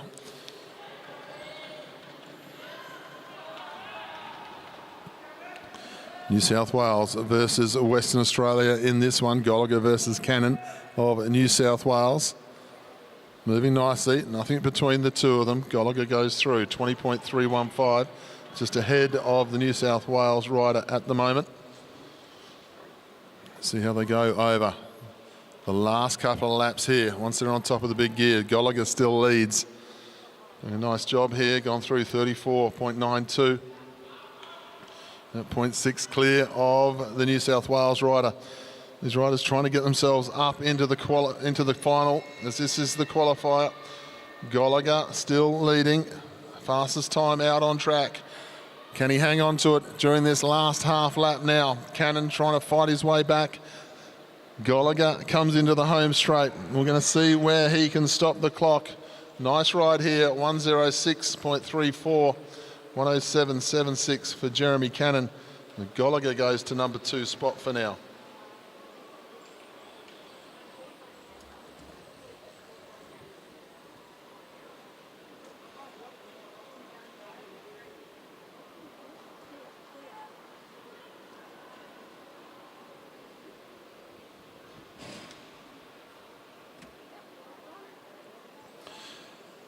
Heat number 5 coming out onto the track now. 2 West Australians in the back straight. We welcome Sam Washington, and in the home straight we welcome Patrick Szubkowski.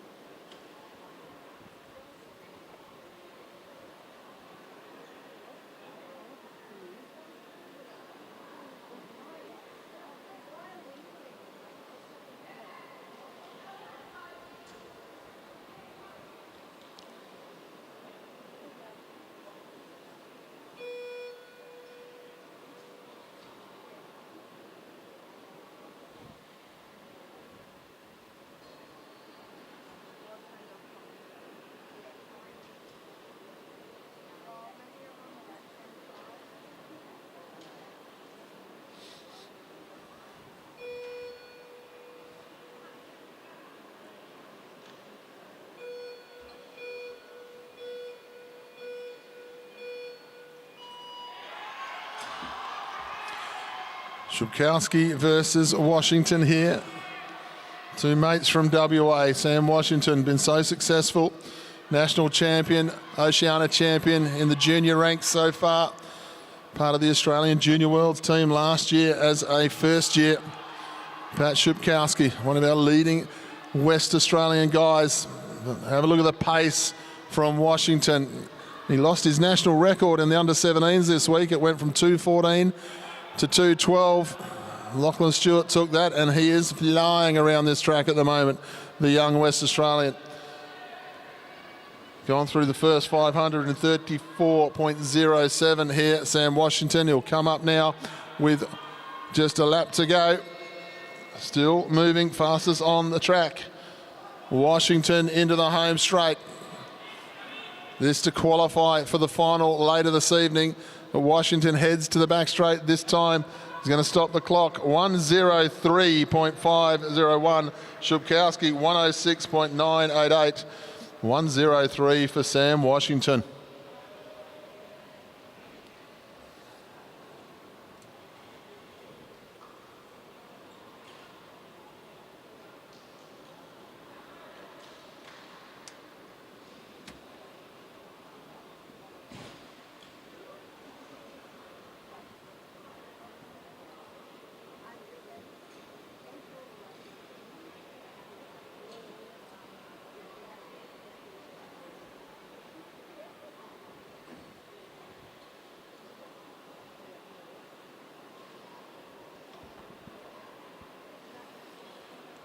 We move on now to our penultimate heat. We welcome the back straight from Queensland, Mitchell Louis, and from the ACT in the home straight, we welcome Angus Withington.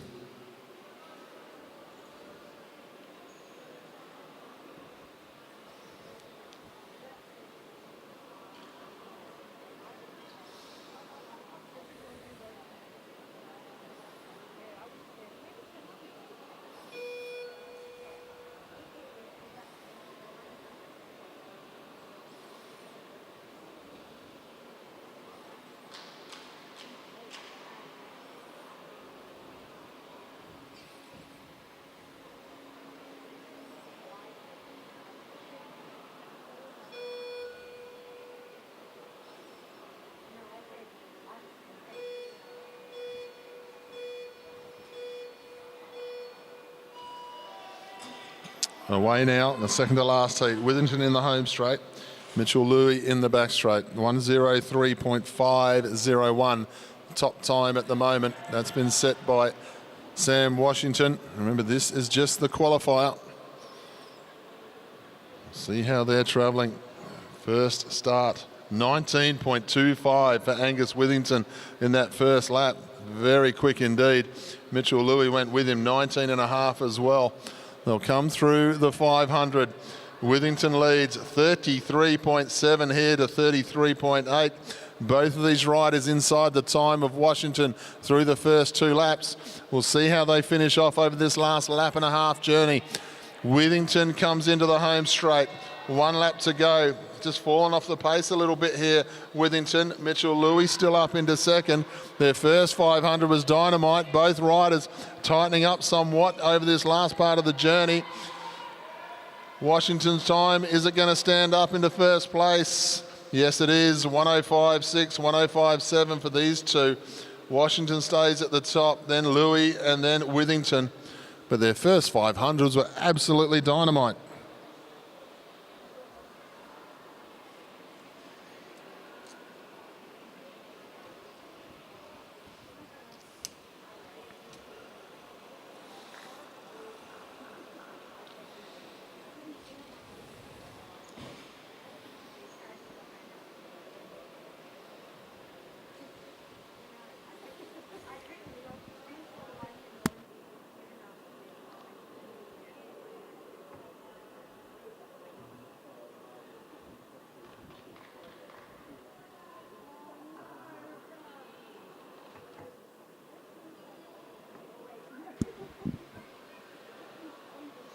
We move on to the final heat.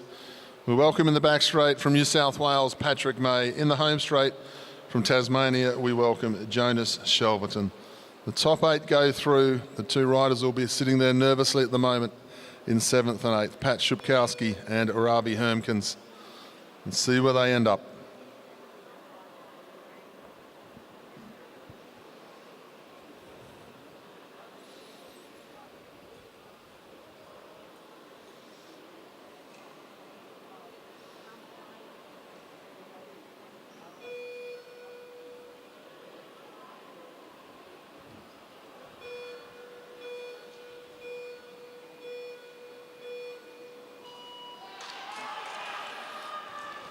Away now in our final heat of qualifying. The junior 19 men. Shelverton with the normal pursuit bike. Patrick May just with normal handlebars on here for the 1,000-metre time trial. He goes through 3rd and 5th at the end of the first lap for these two. Comfortably in the 8 for now. See how they go through the first 500. Shelverton into a nice position now as he comes into the home straight. Nothing between the two of them. 4th and 5th, 34.6 to 34.2. See how Patrick May goes over the last half just with the standard bike set up. Shelverton just adjusting himself in the saddle as he comes up with 1 lap to go. The Tasmanian and the New South Welshman both inside 50 seconds, 5th and 4th at the moment. So they're both travelling very nicely indeed. Neither are slowing down at all as they'll travel through now. Both going to get through to the top 8. They'll stop the clock. 1:04.4 for Shelverton, 1:05.18 for Patrick May on a standard bike setup with no bars. Great piece of riding from both. So our top 8 is decided. Washington, Shelverton, May, Louis, Withington, Bailey McDonald in 6th, Toby Gallagher in 7th. 8th will be Ryan Death. They will be our top 8 riding the final.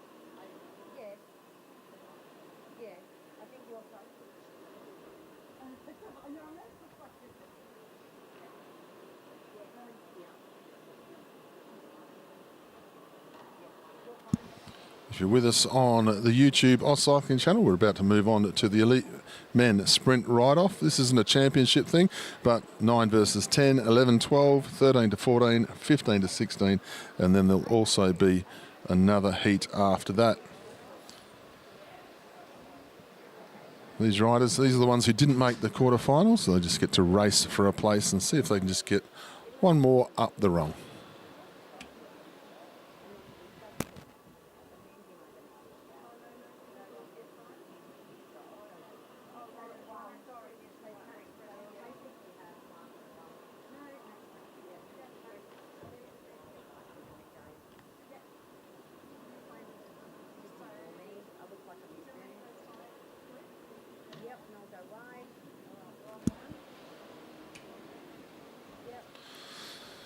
So we move back to our elite men's sprint now.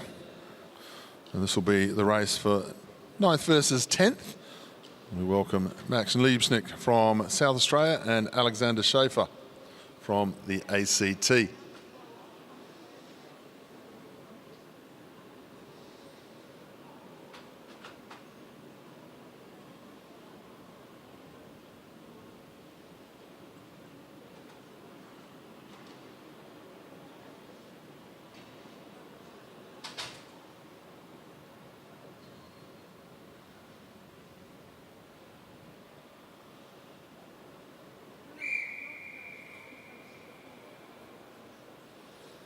So Schaefer leads away. His opponent, Max Liebsnick from South Australia. Unlucky to miss out in the quarterfinals, as he just missed out by about half a wheel to Xavier Bland in the 8th versus 9th ride of the quarterfinals. They head down the back straight. Walking pace is all they need.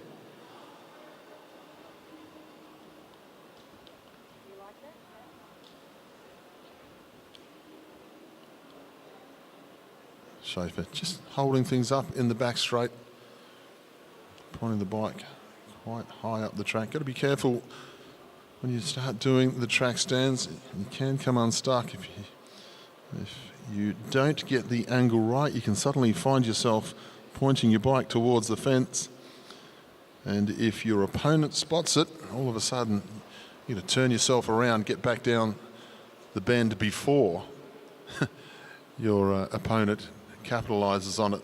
They start to build pace. Schaefer just losing sight of Liebsnick for a second there. Now he uses the banking to get up onto some speed. Out of the saddle. Very rigid in the upper body there, the ACT rider. They head down the back straight. He's got some speed though, but have a look at Max. Up round the outside, no problem whatsoever. He's going to take his position. He'll be disappointed not to be in the quarterfinals here, but he makes no mistake about that one. Max Liebsnick will finish in 9th place in this sprint competition.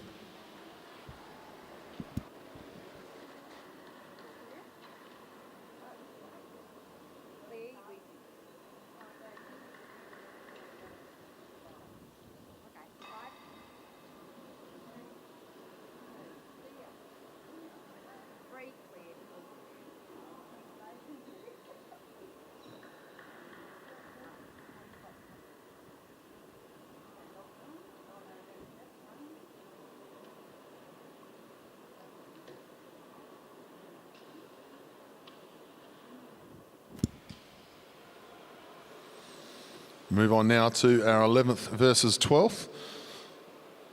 As our riders clip in on the blue concrete down there, we have Jade Madden of Victoria. And his opponent will be Noah Mason from New South Wales. Quite the calibre of coaches as well, as we have the former world sprint champion Sean Eadie holding up Noah Mason, and the former multiple-time 1,000-metre time trial champion Shane Kelly as the Victorian coach. Welcome, gentlemen. Always good to see these two legends of the game looking after the future of our sport. As Madden will lead away in front of Mason.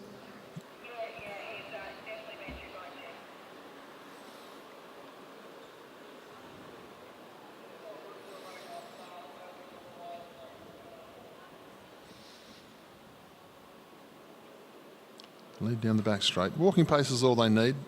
Comfortably doing that as they head towards the top of the track. Madden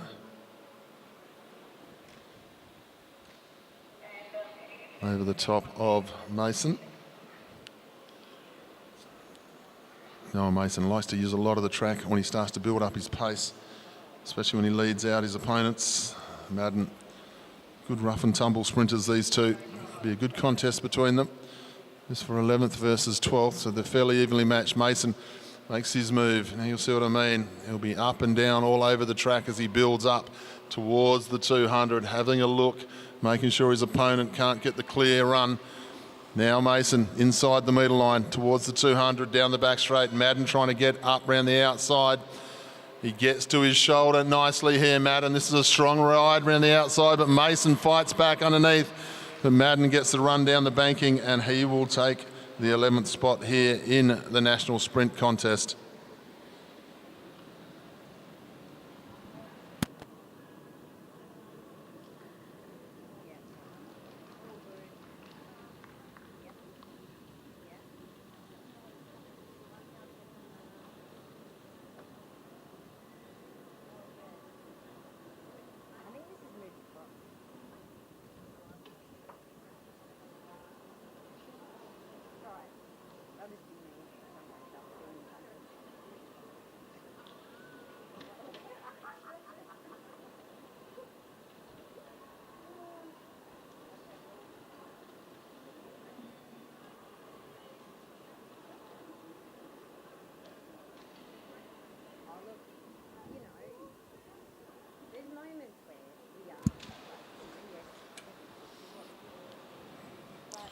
We now welcome rider 65. This is Nicholas Papadakis. His opponent from Western Australia is Blake Long.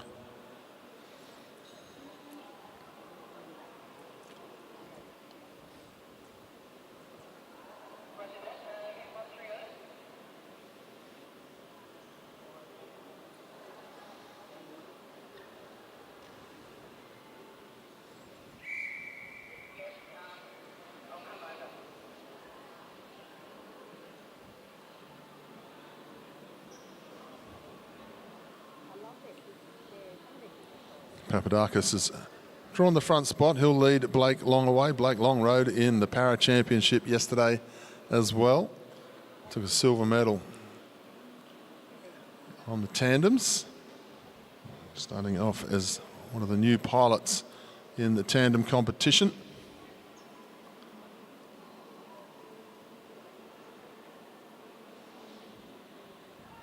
So Papadakis leads. Won't know too much about Blake Long, I wouldn't have thought. Although,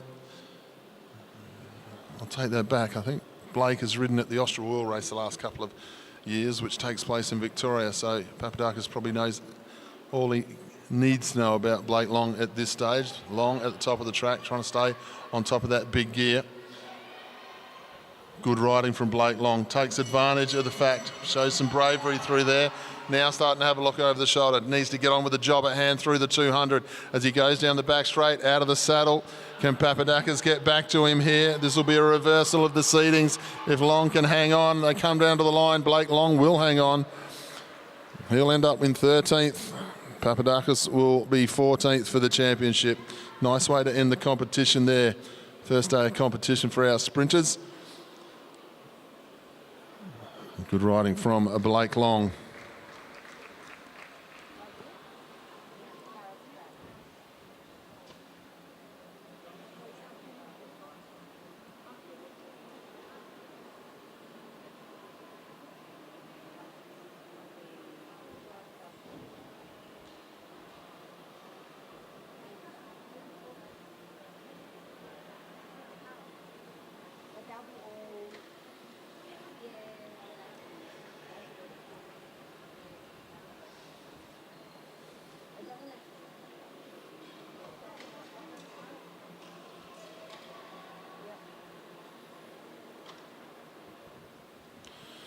Move on now to our 15v16 in our men's elite sprint.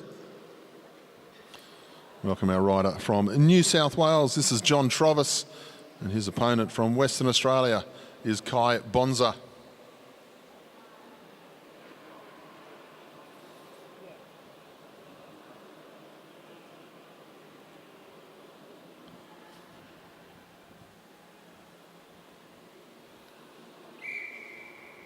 Bonza's drawn the front spot. He'll lead away. Pretty evenly matched, these two, for speed.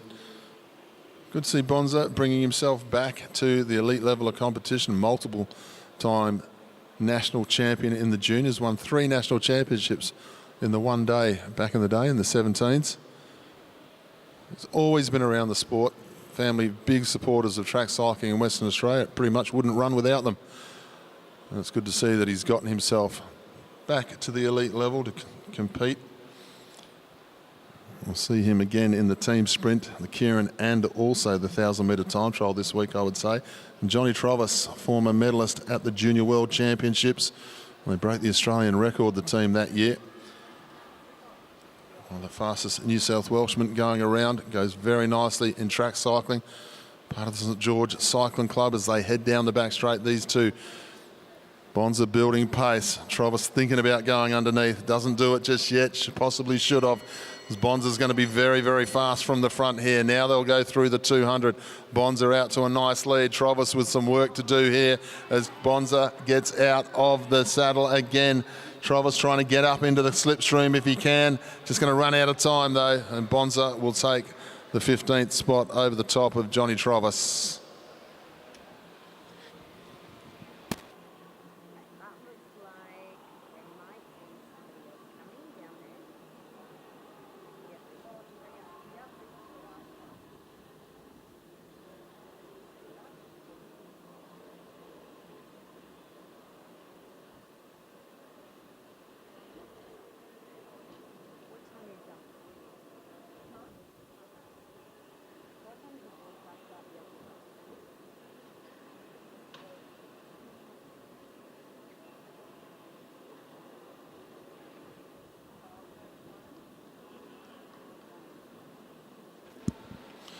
One more race of our elite men sprint ride-offs before we get into the 2 final scratch races of our day session, which will be our para women and then our para men scratch race finals. A bit of an international flavour to this one. Representing Australia, or Victoria should I say, will be Reuben Smith, rider number 68. His opponents will be from Ireland, Keirin Murray. And from Iran, we have Emirali Eliza Dognad Hanad.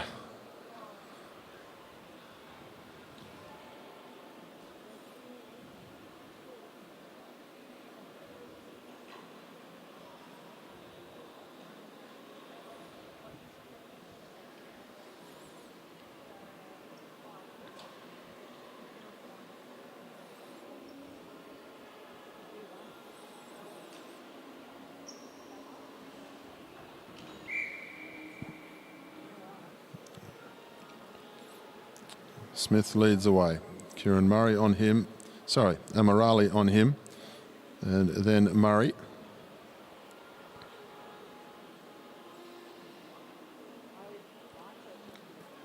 Three up sprinting. Always exciting to watch.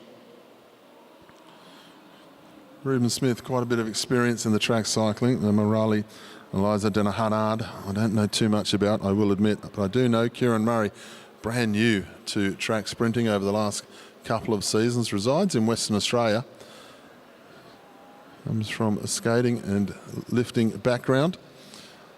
Under the tutelage of Shane Perkins to see what he can get done with sprinting. They head down the back straight, the Victorian, just keeping them up high at the moment. Lap and a half to go, a little bit more pace, wouldn't go astray as the lead out. Good riding here from the man from Iran. Emirali goes to the front, takes full advantage of his position, still not fully underway. Reuben Smith now going to forget about what the Irishman is doing as he heads down the back straight. The man from Iran gets out of the saddle. Reuben Smith, the Victorian, up round the outside. Going to make sure he takes this one. Comfortably does. Reuben Smith takes that one in front of Emirali and then Keirin Murray.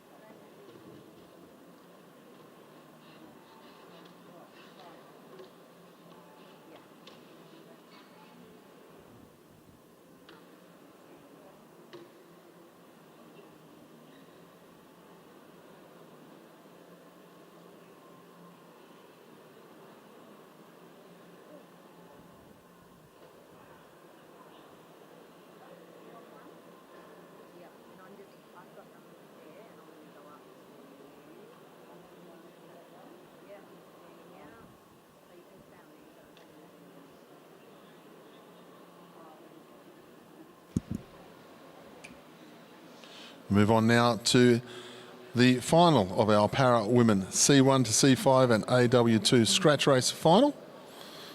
Welcome our riders up onto the starting line.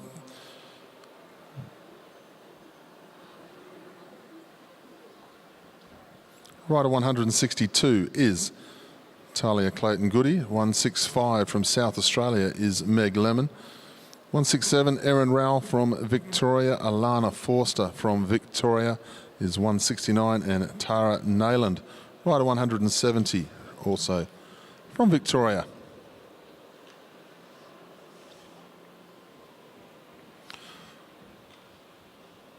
"40 laps of the track." These riders are categorised into their different categories for presentations.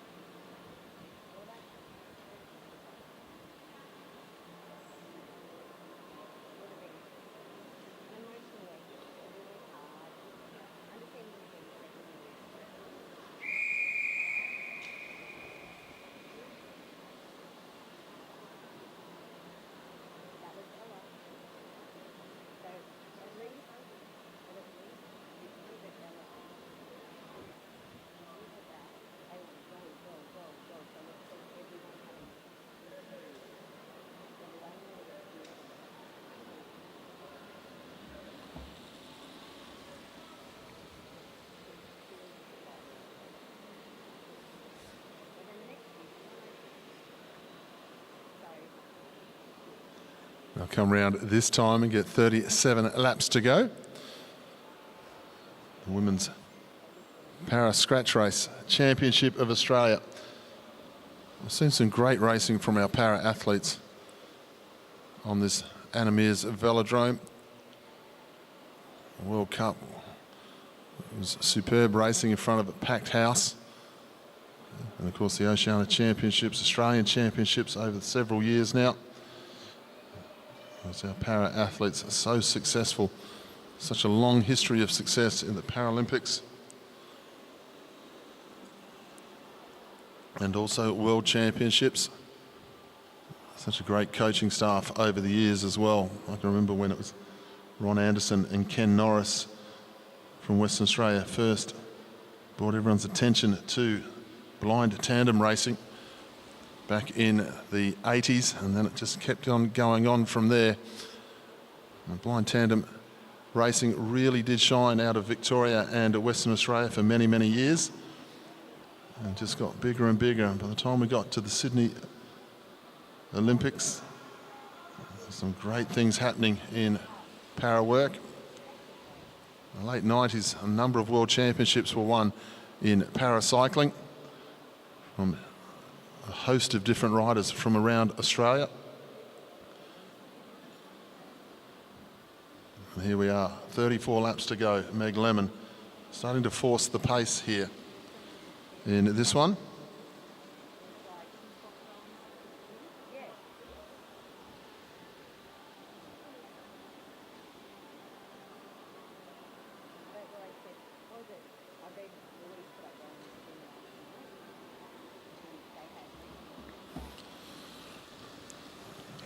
Meg Lemon quite happy just to set the tempo.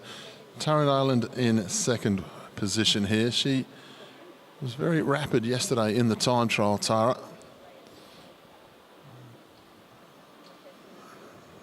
Rode a very, very high cadence. Very impressive the way she went through her business. All of these riders national champion in their own right. As Meg Lemon quite happy just to continue to set the tempo down the back. Has a look over the shoulder, now moves up the track a little bit. Let's see if anyone's interested. No one's interested. They're quite happy with the tempo that Meg's setting at the moment. As they'll come into the home straight. Meg Lemon goes to the top of the track, and no one interested in going through and doing the turn, and off she goes.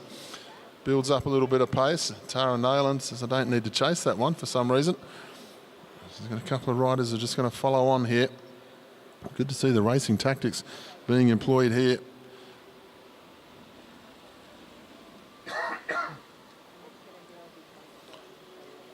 .31 laps to go as they go through. Nayland now up round the outside. Going to take a train of Victorians with her. They're all quite happy just to follow.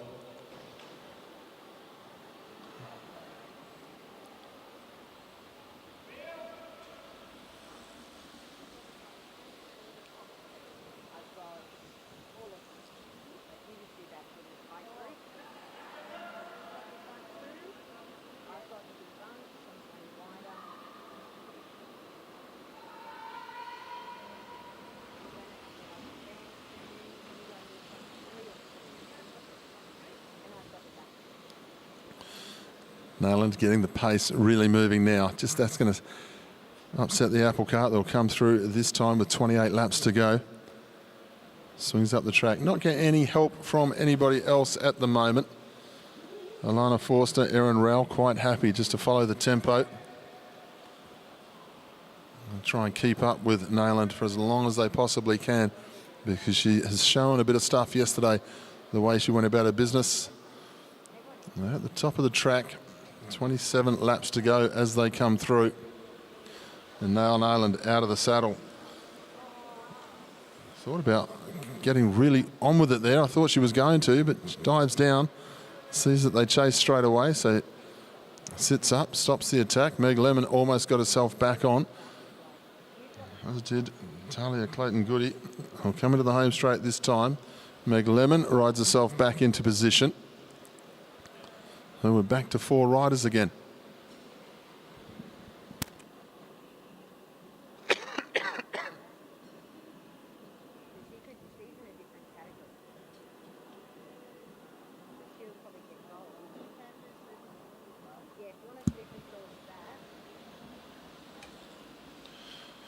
Meg Lemon takes on the role of pace setter once more. They were quite happy to follow her pace before, and then they all of a sudden decided to attack it. And that lasted for a few laps. They finally sat up again, and Meg rides back to them. Now goes back to the front and sets the tempo, staying high up on the stayers line. Tara Nayland back around the outside. You've got to take your hat off to the equipment that we're seeing used here this week in these championships. Now we see a bit more of a proper attack here from Tara Nayland. This one is doing the damage. Only the one rider able to go with her at the moment, and that is Alana Forster. No surprise there. Alana, very good athlete. They head down the back straight. Tara Nayland setting the tempo. Has a look over the shoulder. Alana just a little bit close to the wheel there, just getting caught up on it ever so slightly. Goes up with Tara. Everyone stays the right side up, which is what we want to see. They head down the back straight this time. Tara looking for a bit of a hand. Alana quite happy just to follow. Quite happy just to try and keep up with Tara here by the looks of things, because they've still got 21 laps to go. Not quite at halfway at this stage. Nayland has a good look under the shoulder and sees Meg Lemon. Meg Lemon, who just keeps going at that infernal pace, setting a good tempo the whole way around, and everyone else grateful of it, who's trying to get back into the bike race, because Meg is going to ride herself back towards these 2 leaders again, because they're not working together. Tara Nayland on the Argon 18. Fantastic looking piece of equipment. We'll head down the back straight this time. Meg Lemon edging ever closer. Of course, you'll see on the track centre a number of our junior teams with the backpacks on. They've packed the bikes. Time to head to the airport and head home for all of our junior athletes, interstate junior athletes.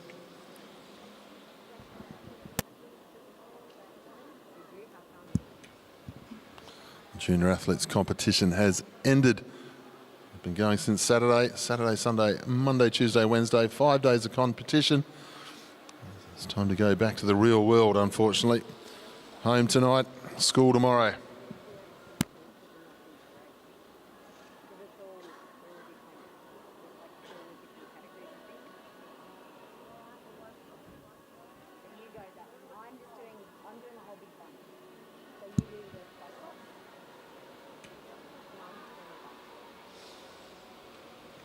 Alana Forster, she comes to the front now, being forced to the front by the rest. Top of the track as she goes round. So make sure that everybody goes back underneath her. She wants to ride the position that she wants to ride. They're going to get 16 laps to go when they come into the home straight at this time. Meg Lemon back to the front, setting a nice tempo here. Up onto her wheel now. There's Talia Clayton-Goody.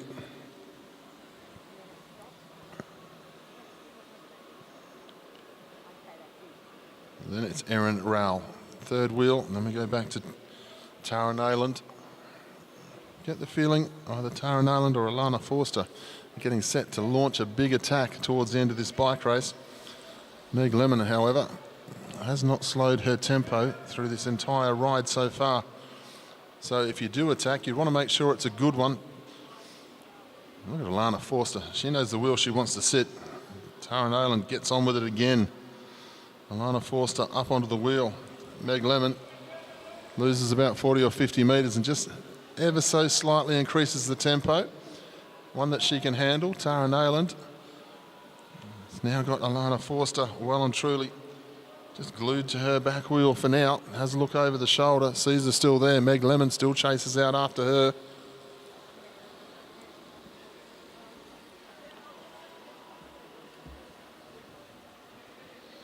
Nayland, Forster, Lemon. Then we go back to Talia Clayton-Goody and Erin Rowell. They're just a little bit out the back of this first three now as Meg Lemon doesn't change her position at all.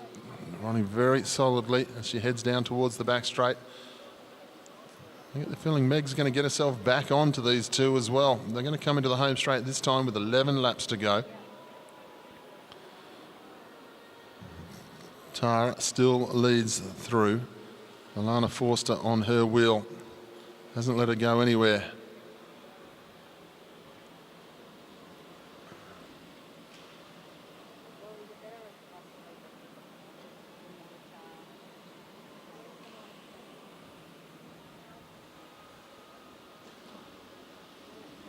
Ten to go now. Meg Lemon edging ever closer, getting herself back up to where Nayland and Forster are. And hand it to Tara Nayland. She's quite happy just to set that tempo, isn't she? Not too worried about what Alana Forster's doing. They ride in different categories, so it's not like she's being sat on by an opponent that is going to take the championship from her. When Meg Lemon gets back on, that changes things. They're in the same category. Pace goes off now that Meg Lemon is back on there. And once again, Meg will bring herself straight back to the front and start to set the tempo. 8 laps to go this time.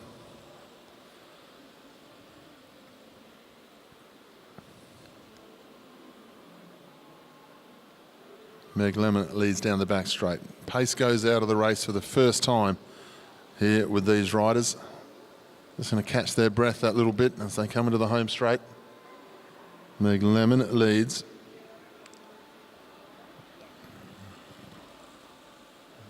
Tara Nayland follows on.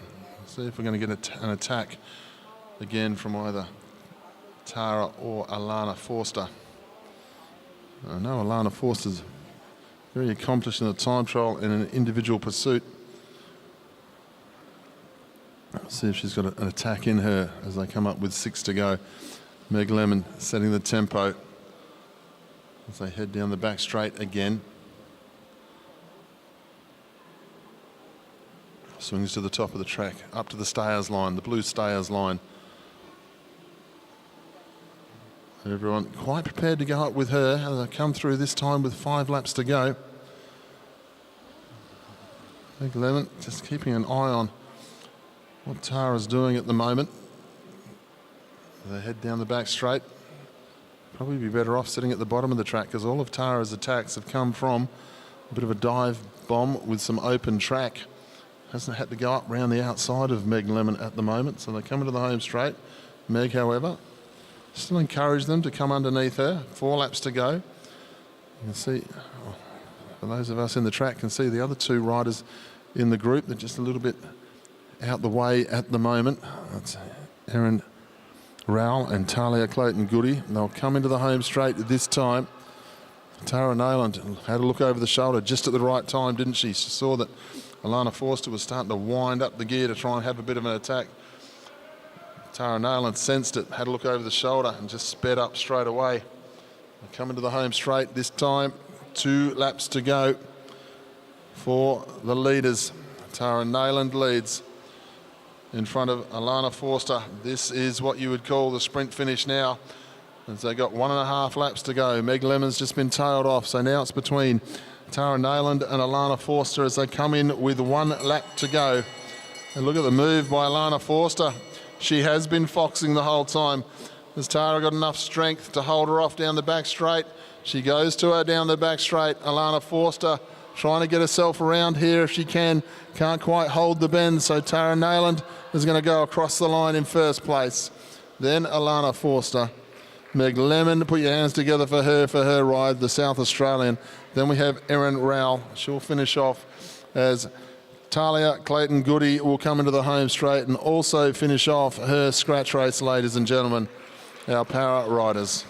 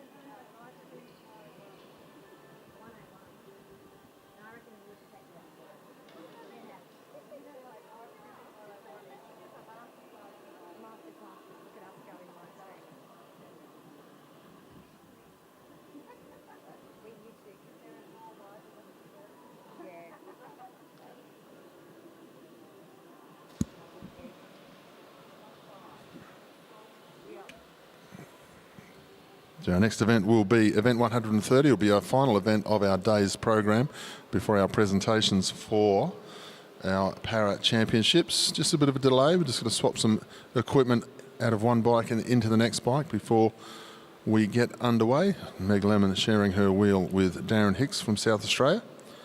And we'll have our para men onto the track very shortly.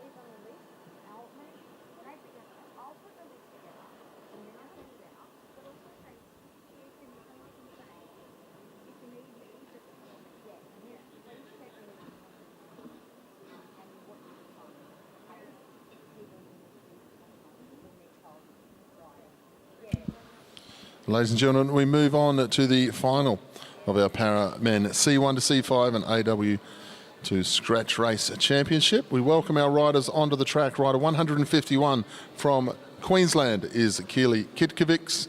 154 is Gordon Allen from New South Wales. Darren Hicks from South Australia. 155 Kyle Willis. 156 from Queensland. And Corey Boddington, the man with the green gloves from Queensland.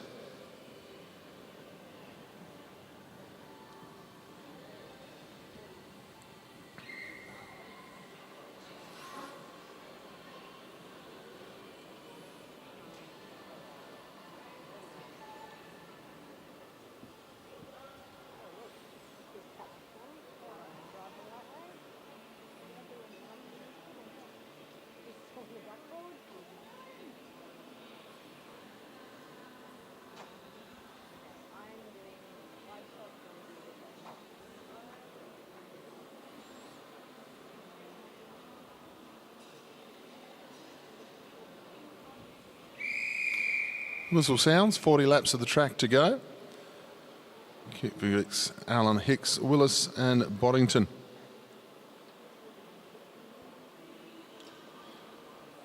It's talking about just a little bit of the history of our para racing over the years in Australia that I can remember, that's for sure. And of course, some of the coaches that we've been able to have, like Kevin McIntosh, Peter Day, Nick Formosa and so forth, who have supported this racing so very well over the years. And of course, Warren McDonald, who's no longer one of our para coaches. I did see him floating around here at the track yesterday. Look at the pace of Corey Boddington, getting these guys underway straight away. No messing around. Darren Hicks, the legend, the South Australian, just getting himself up to pace, trying to get into the slipstream here. Once he's there, he'll be okay, but Boddington sets such a tempo. Swings up, now comes back down. Kitkovics and then Kyle Willis. So impressed with Kyle Willis. I saw him start racing here, well, some 5 or 6 years ago now, as very much a young man learning. He doesn't look like a young man learning anymore. He's well and truly one of the leading lights of our para team. Boddington swings up after that fast start. Willis quite happy to keep going with him. Then we go back to Kitkovics and Gordon Allen and Darren Hicks, the South Australian.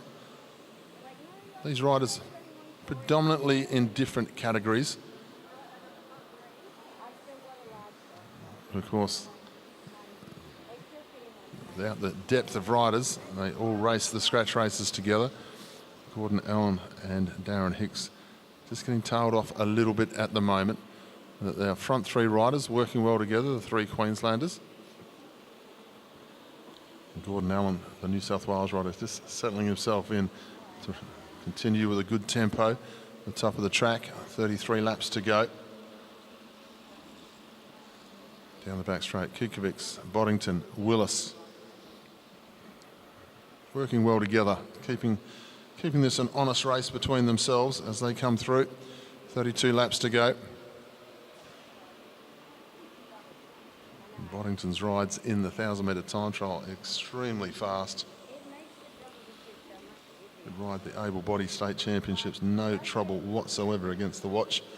A number of these riders. Kitkovics leads through, swings up. Working well together, these three Queenslanders. Team's pursuit group going through. Boddington doesn't tend to always come back close to the wheel. He does this time, nicely done. 30 laps to go as they go through.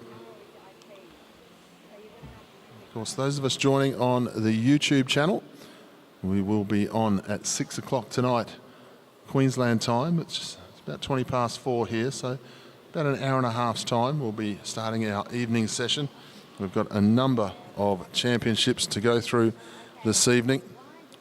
This evening's session will start off with the elite men's quarterfinal sprint. The elite women's sprint comes back onto the track tonight with the semi-final and finals. The junior women 19 scratch race qualifying, that's not required, so It'll be the quarterfinals of the sprints, our final of our junior men time trial, the junior 19s. That will be on the program this evening. The elite women's individual pursuit final and the junior women's scratch race.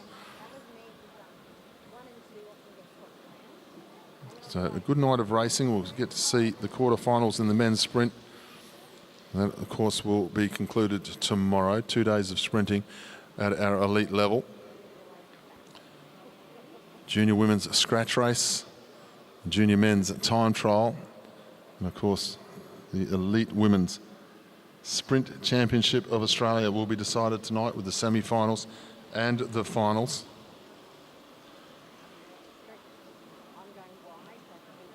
And Kitkovics gets underway here on his own. Going out after him is Kyle Willis. Boddington just lays back with Gordon Allen and Darren Hicks. They've both lost a lap here. So Boddington just getting himself going again, giving himself a little bit of a task at hand as they head down the back straight.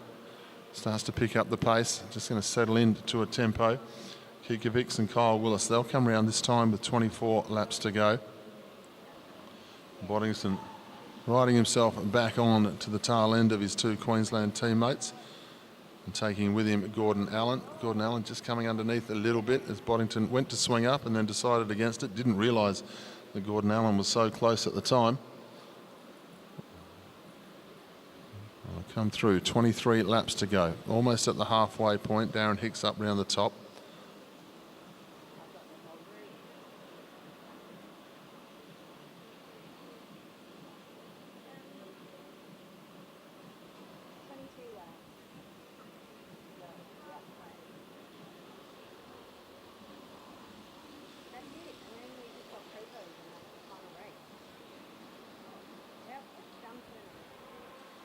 Gordon Allen to the front of the group. Boddington thinking about an attack. Now he does.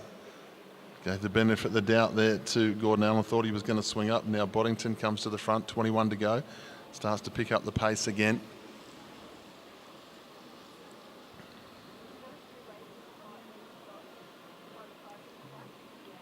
Successful campaign last year at the Paris Paralympics for a number of these riders. Boddington on the Australian team bike, the Australian team Argon bike. Very successful last year. Gordon Allen leads top of the track, New South Wales rider. 19 to go as they come through this time. Boddington decides to just stretch the pace a little bit more. How things change. At the start of the race, the way Kitkovics and Willis were riding with him, I thought very evenly paced for everything, but starting to see that this distance is starting to get into the legs of these riders.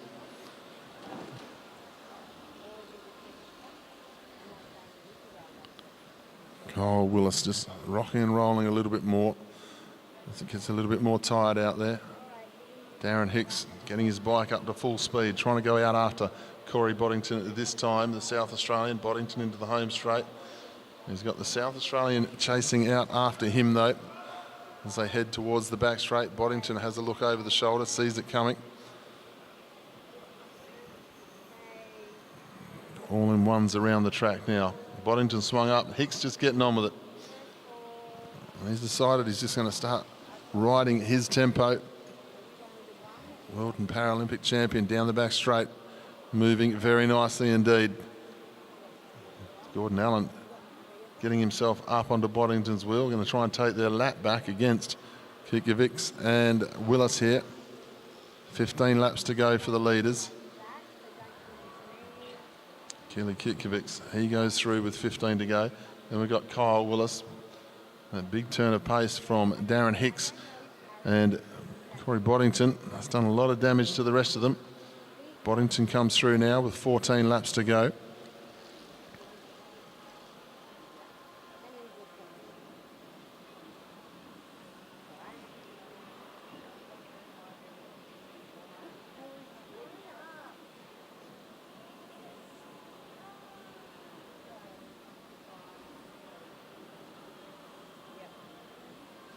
Boddington thinks better of the effort, sits up, goes back to his two Australian teammates.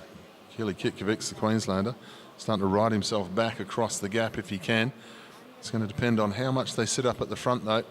Every time he gets close, Corey Boddington tends to start winding up the pace. And we've got Kyle Willis a little bit off the train from there as well. They'll come through this time with 12 laps to go. Keirin just trying to get himself back on here and catch his breath at the same time if it's possible. Gordon Allen, Boddington, and then Darren Hicks as they go down the back straight. There's Keirin just starting to ride himself back towards the tail end of this little group. Not quite on just yet. 11 to go. Kyle Willis on his own, half a lap down on this group. Still getting on with the job at hand. Allen, Hicks, Boddington and Keirin all come together now. Kyle looking for some mates. The blue helmet going around the track.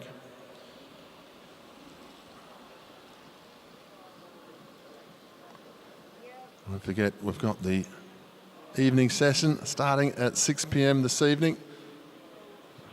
The elite men's sprint saw Lee Hoffman break 9.5 seconds here today. Head and shoulders above the rest as far as his speed goes. 9.49 is what he was able to do.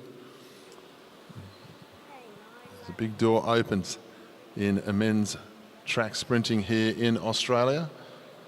The departure of one or two and the retirement of one or two from the elite program.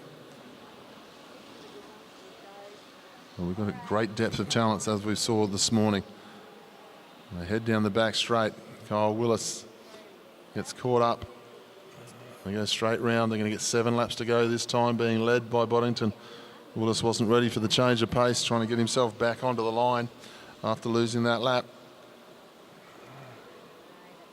They head to the back straight this time. Boddington now just setting a tempo. Now swings up. Gordon Allen comes through. Then Keirin, Hicks. Boddington drops into the gap in front of Willis. And they all start to sit up again, just trying to catch their breath. 6 to go when they went through that time. Coming towards the finish now for our para scratch races. Boddington gets away again. Hicks read it perfectly. You could see him just come from third wheel, sensing the fact that Boddington was going to set the tempo a little bit higher again, and he did. Now he swings to the top of the track. They all fan out as they go down the back straight this time. Keirin comes to the front. They'll get 4 laps to go, just 1,000 metres left in this 10-kilometre scratch race when they come back into the home straight. Gordon Allen leads in front of Boddington. Boddington looking for a way back to the front, and he finds it.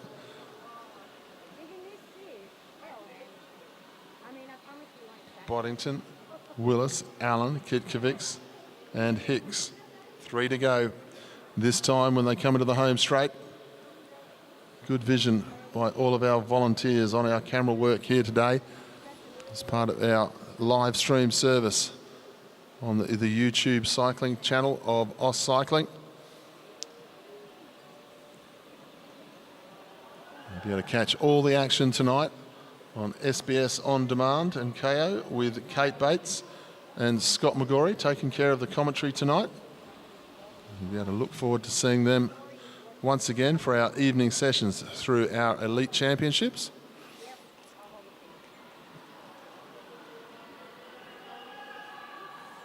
Two to go, 1 to go, bell lap.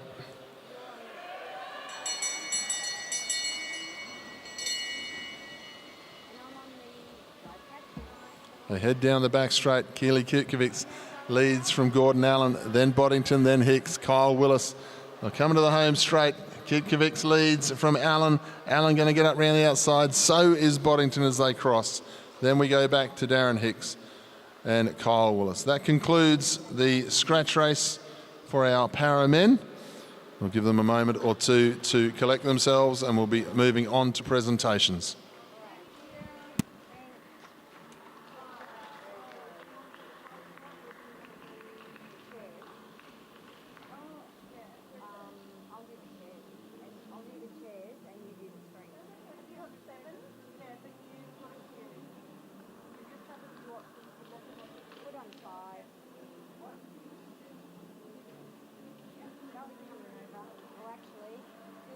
a better shot.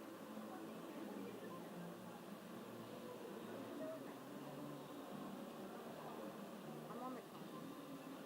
There we are. Oh, no, I'm not. Where's my shirt? Sorry, that was my shirt. So smart. Okay, so you're not going to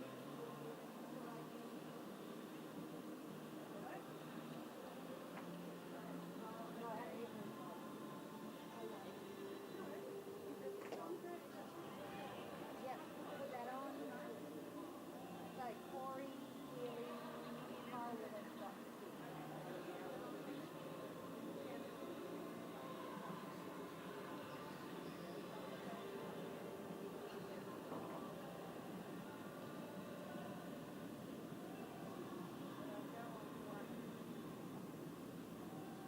yeah.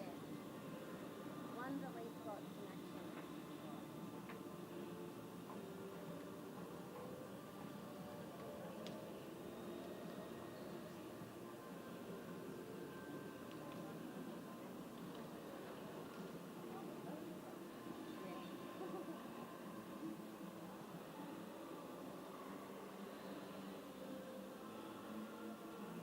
Okay. Well, what we could do is we can no. And I hesitate. We can move one, but it's actually probably this one. Do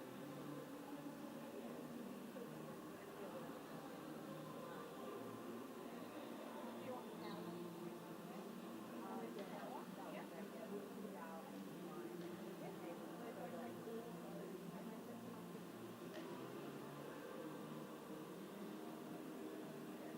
Yeah, it's almost like this, but yeah,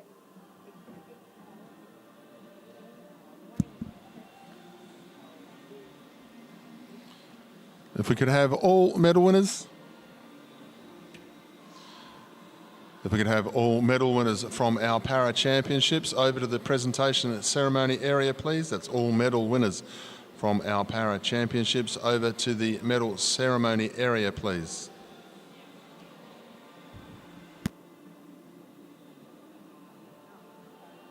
I'm gonna go and film my daughter having a chat to show you. Bye, Anna.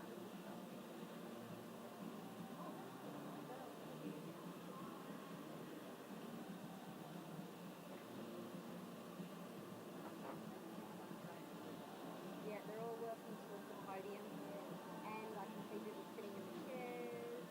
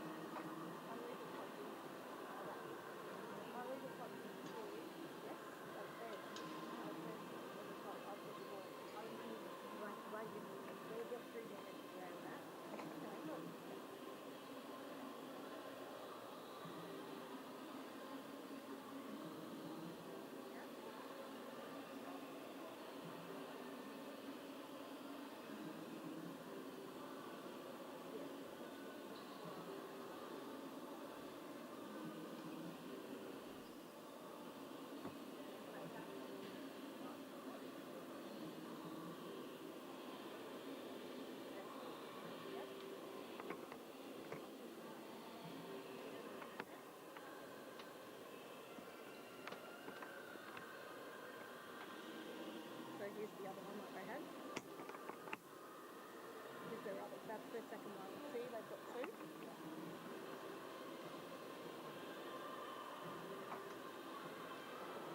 Yeah. Oh, are you using time? Actually, we'll leave it and you can finish on that. When we go to the end of the one. You don't need to eat. Oh, yeah.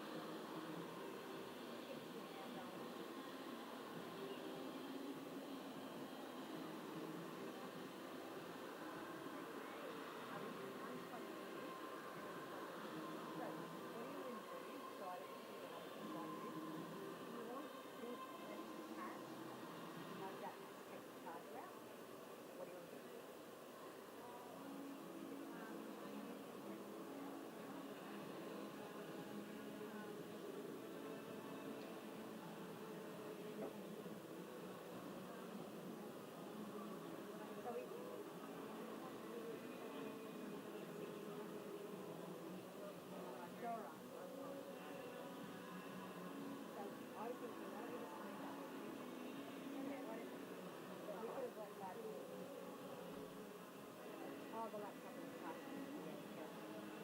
So we'll leave all that together. Hey!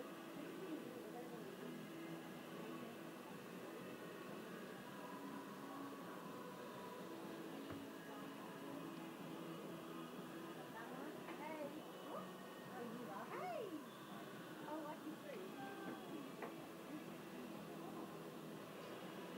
We were watching you and they're like, do something.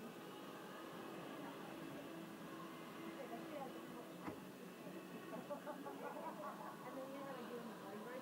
Yeah. Like, go through. I was like, maybe. And then you're like, tired. 1.5 seconds. 1.5 seconds. You're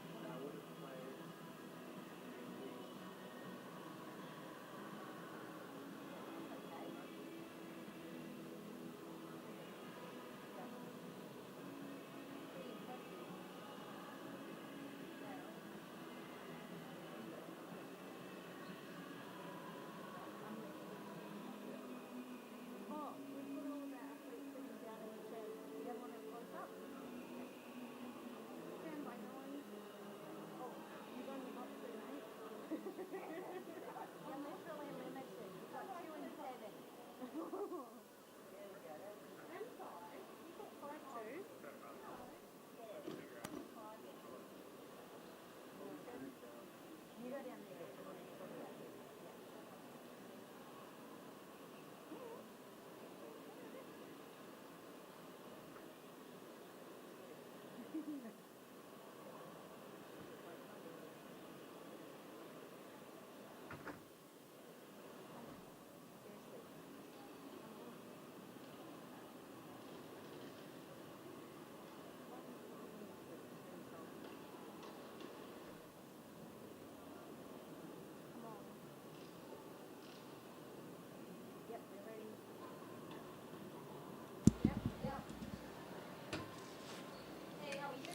Ladies and gentlemen, I turn your attention please now to our Champions Presentation Ceremony, and we welcome the national champion in the WC2 category from Victoria. This is Talia Clayton-Goody.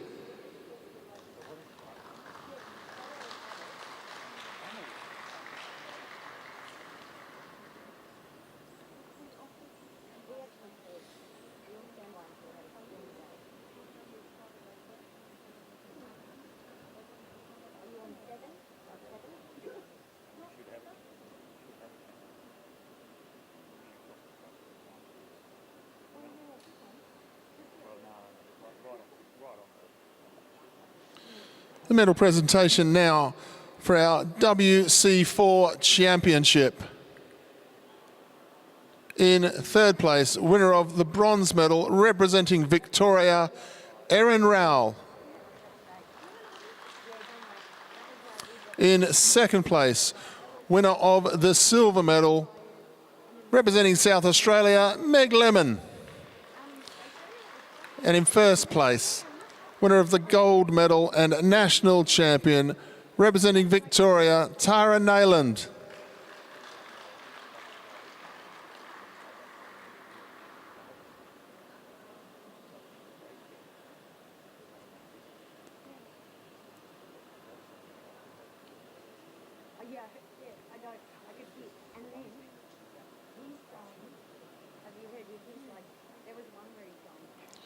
We move on to the champions ceremony of the WC5 carrot.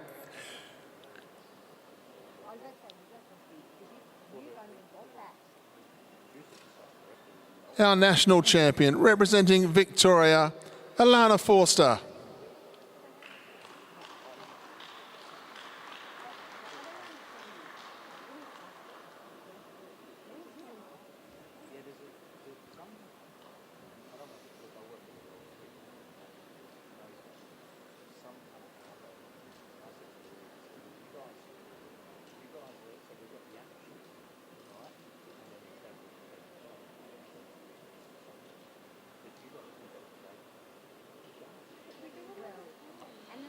Ladies and gentlemen, the presentation of our champion of the AW2 category, representing Queensland, Kelly Kitkovics.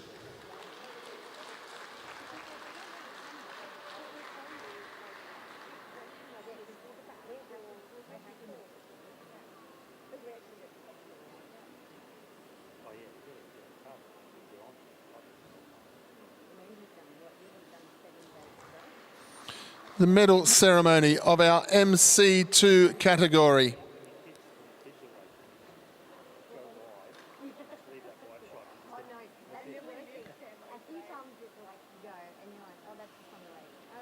In second place, and winner of the silver medal, representing South Australia, Darren Hicks. In first place, winner of the gold medal and national champion, representing New South Wales, Gordon Allen.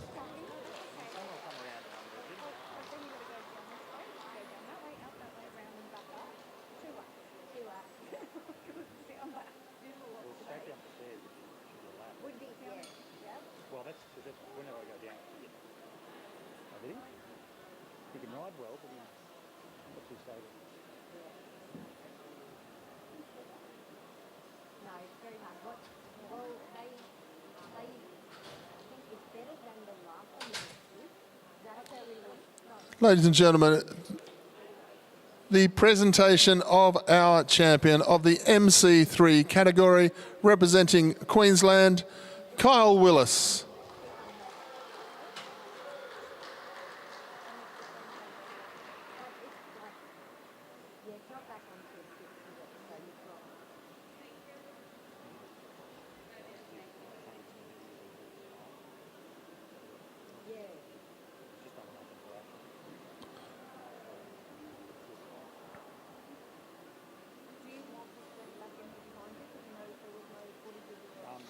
Ladies and gentlemen, the presentation of our champion of the MC4 category.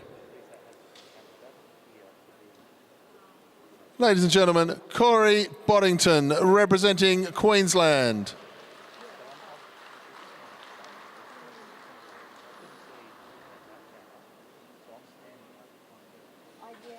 Ladies and gentlemen, that concludes this ceremony. It also concludes our first session of racing here today. Our evening session will be underway at 6 p.m. I hope you can join us here at AMV. If you're listening to us on the AusCycling YouTube channel, please make your way down. Once the lights go on, the atmosphere comes right up. We've got some great racing to watch here live. If you don't want to join us here or you can't join us today, you can join all the action on SBS On Demand tonight or on KO with Scott McGorry and Kate Bates.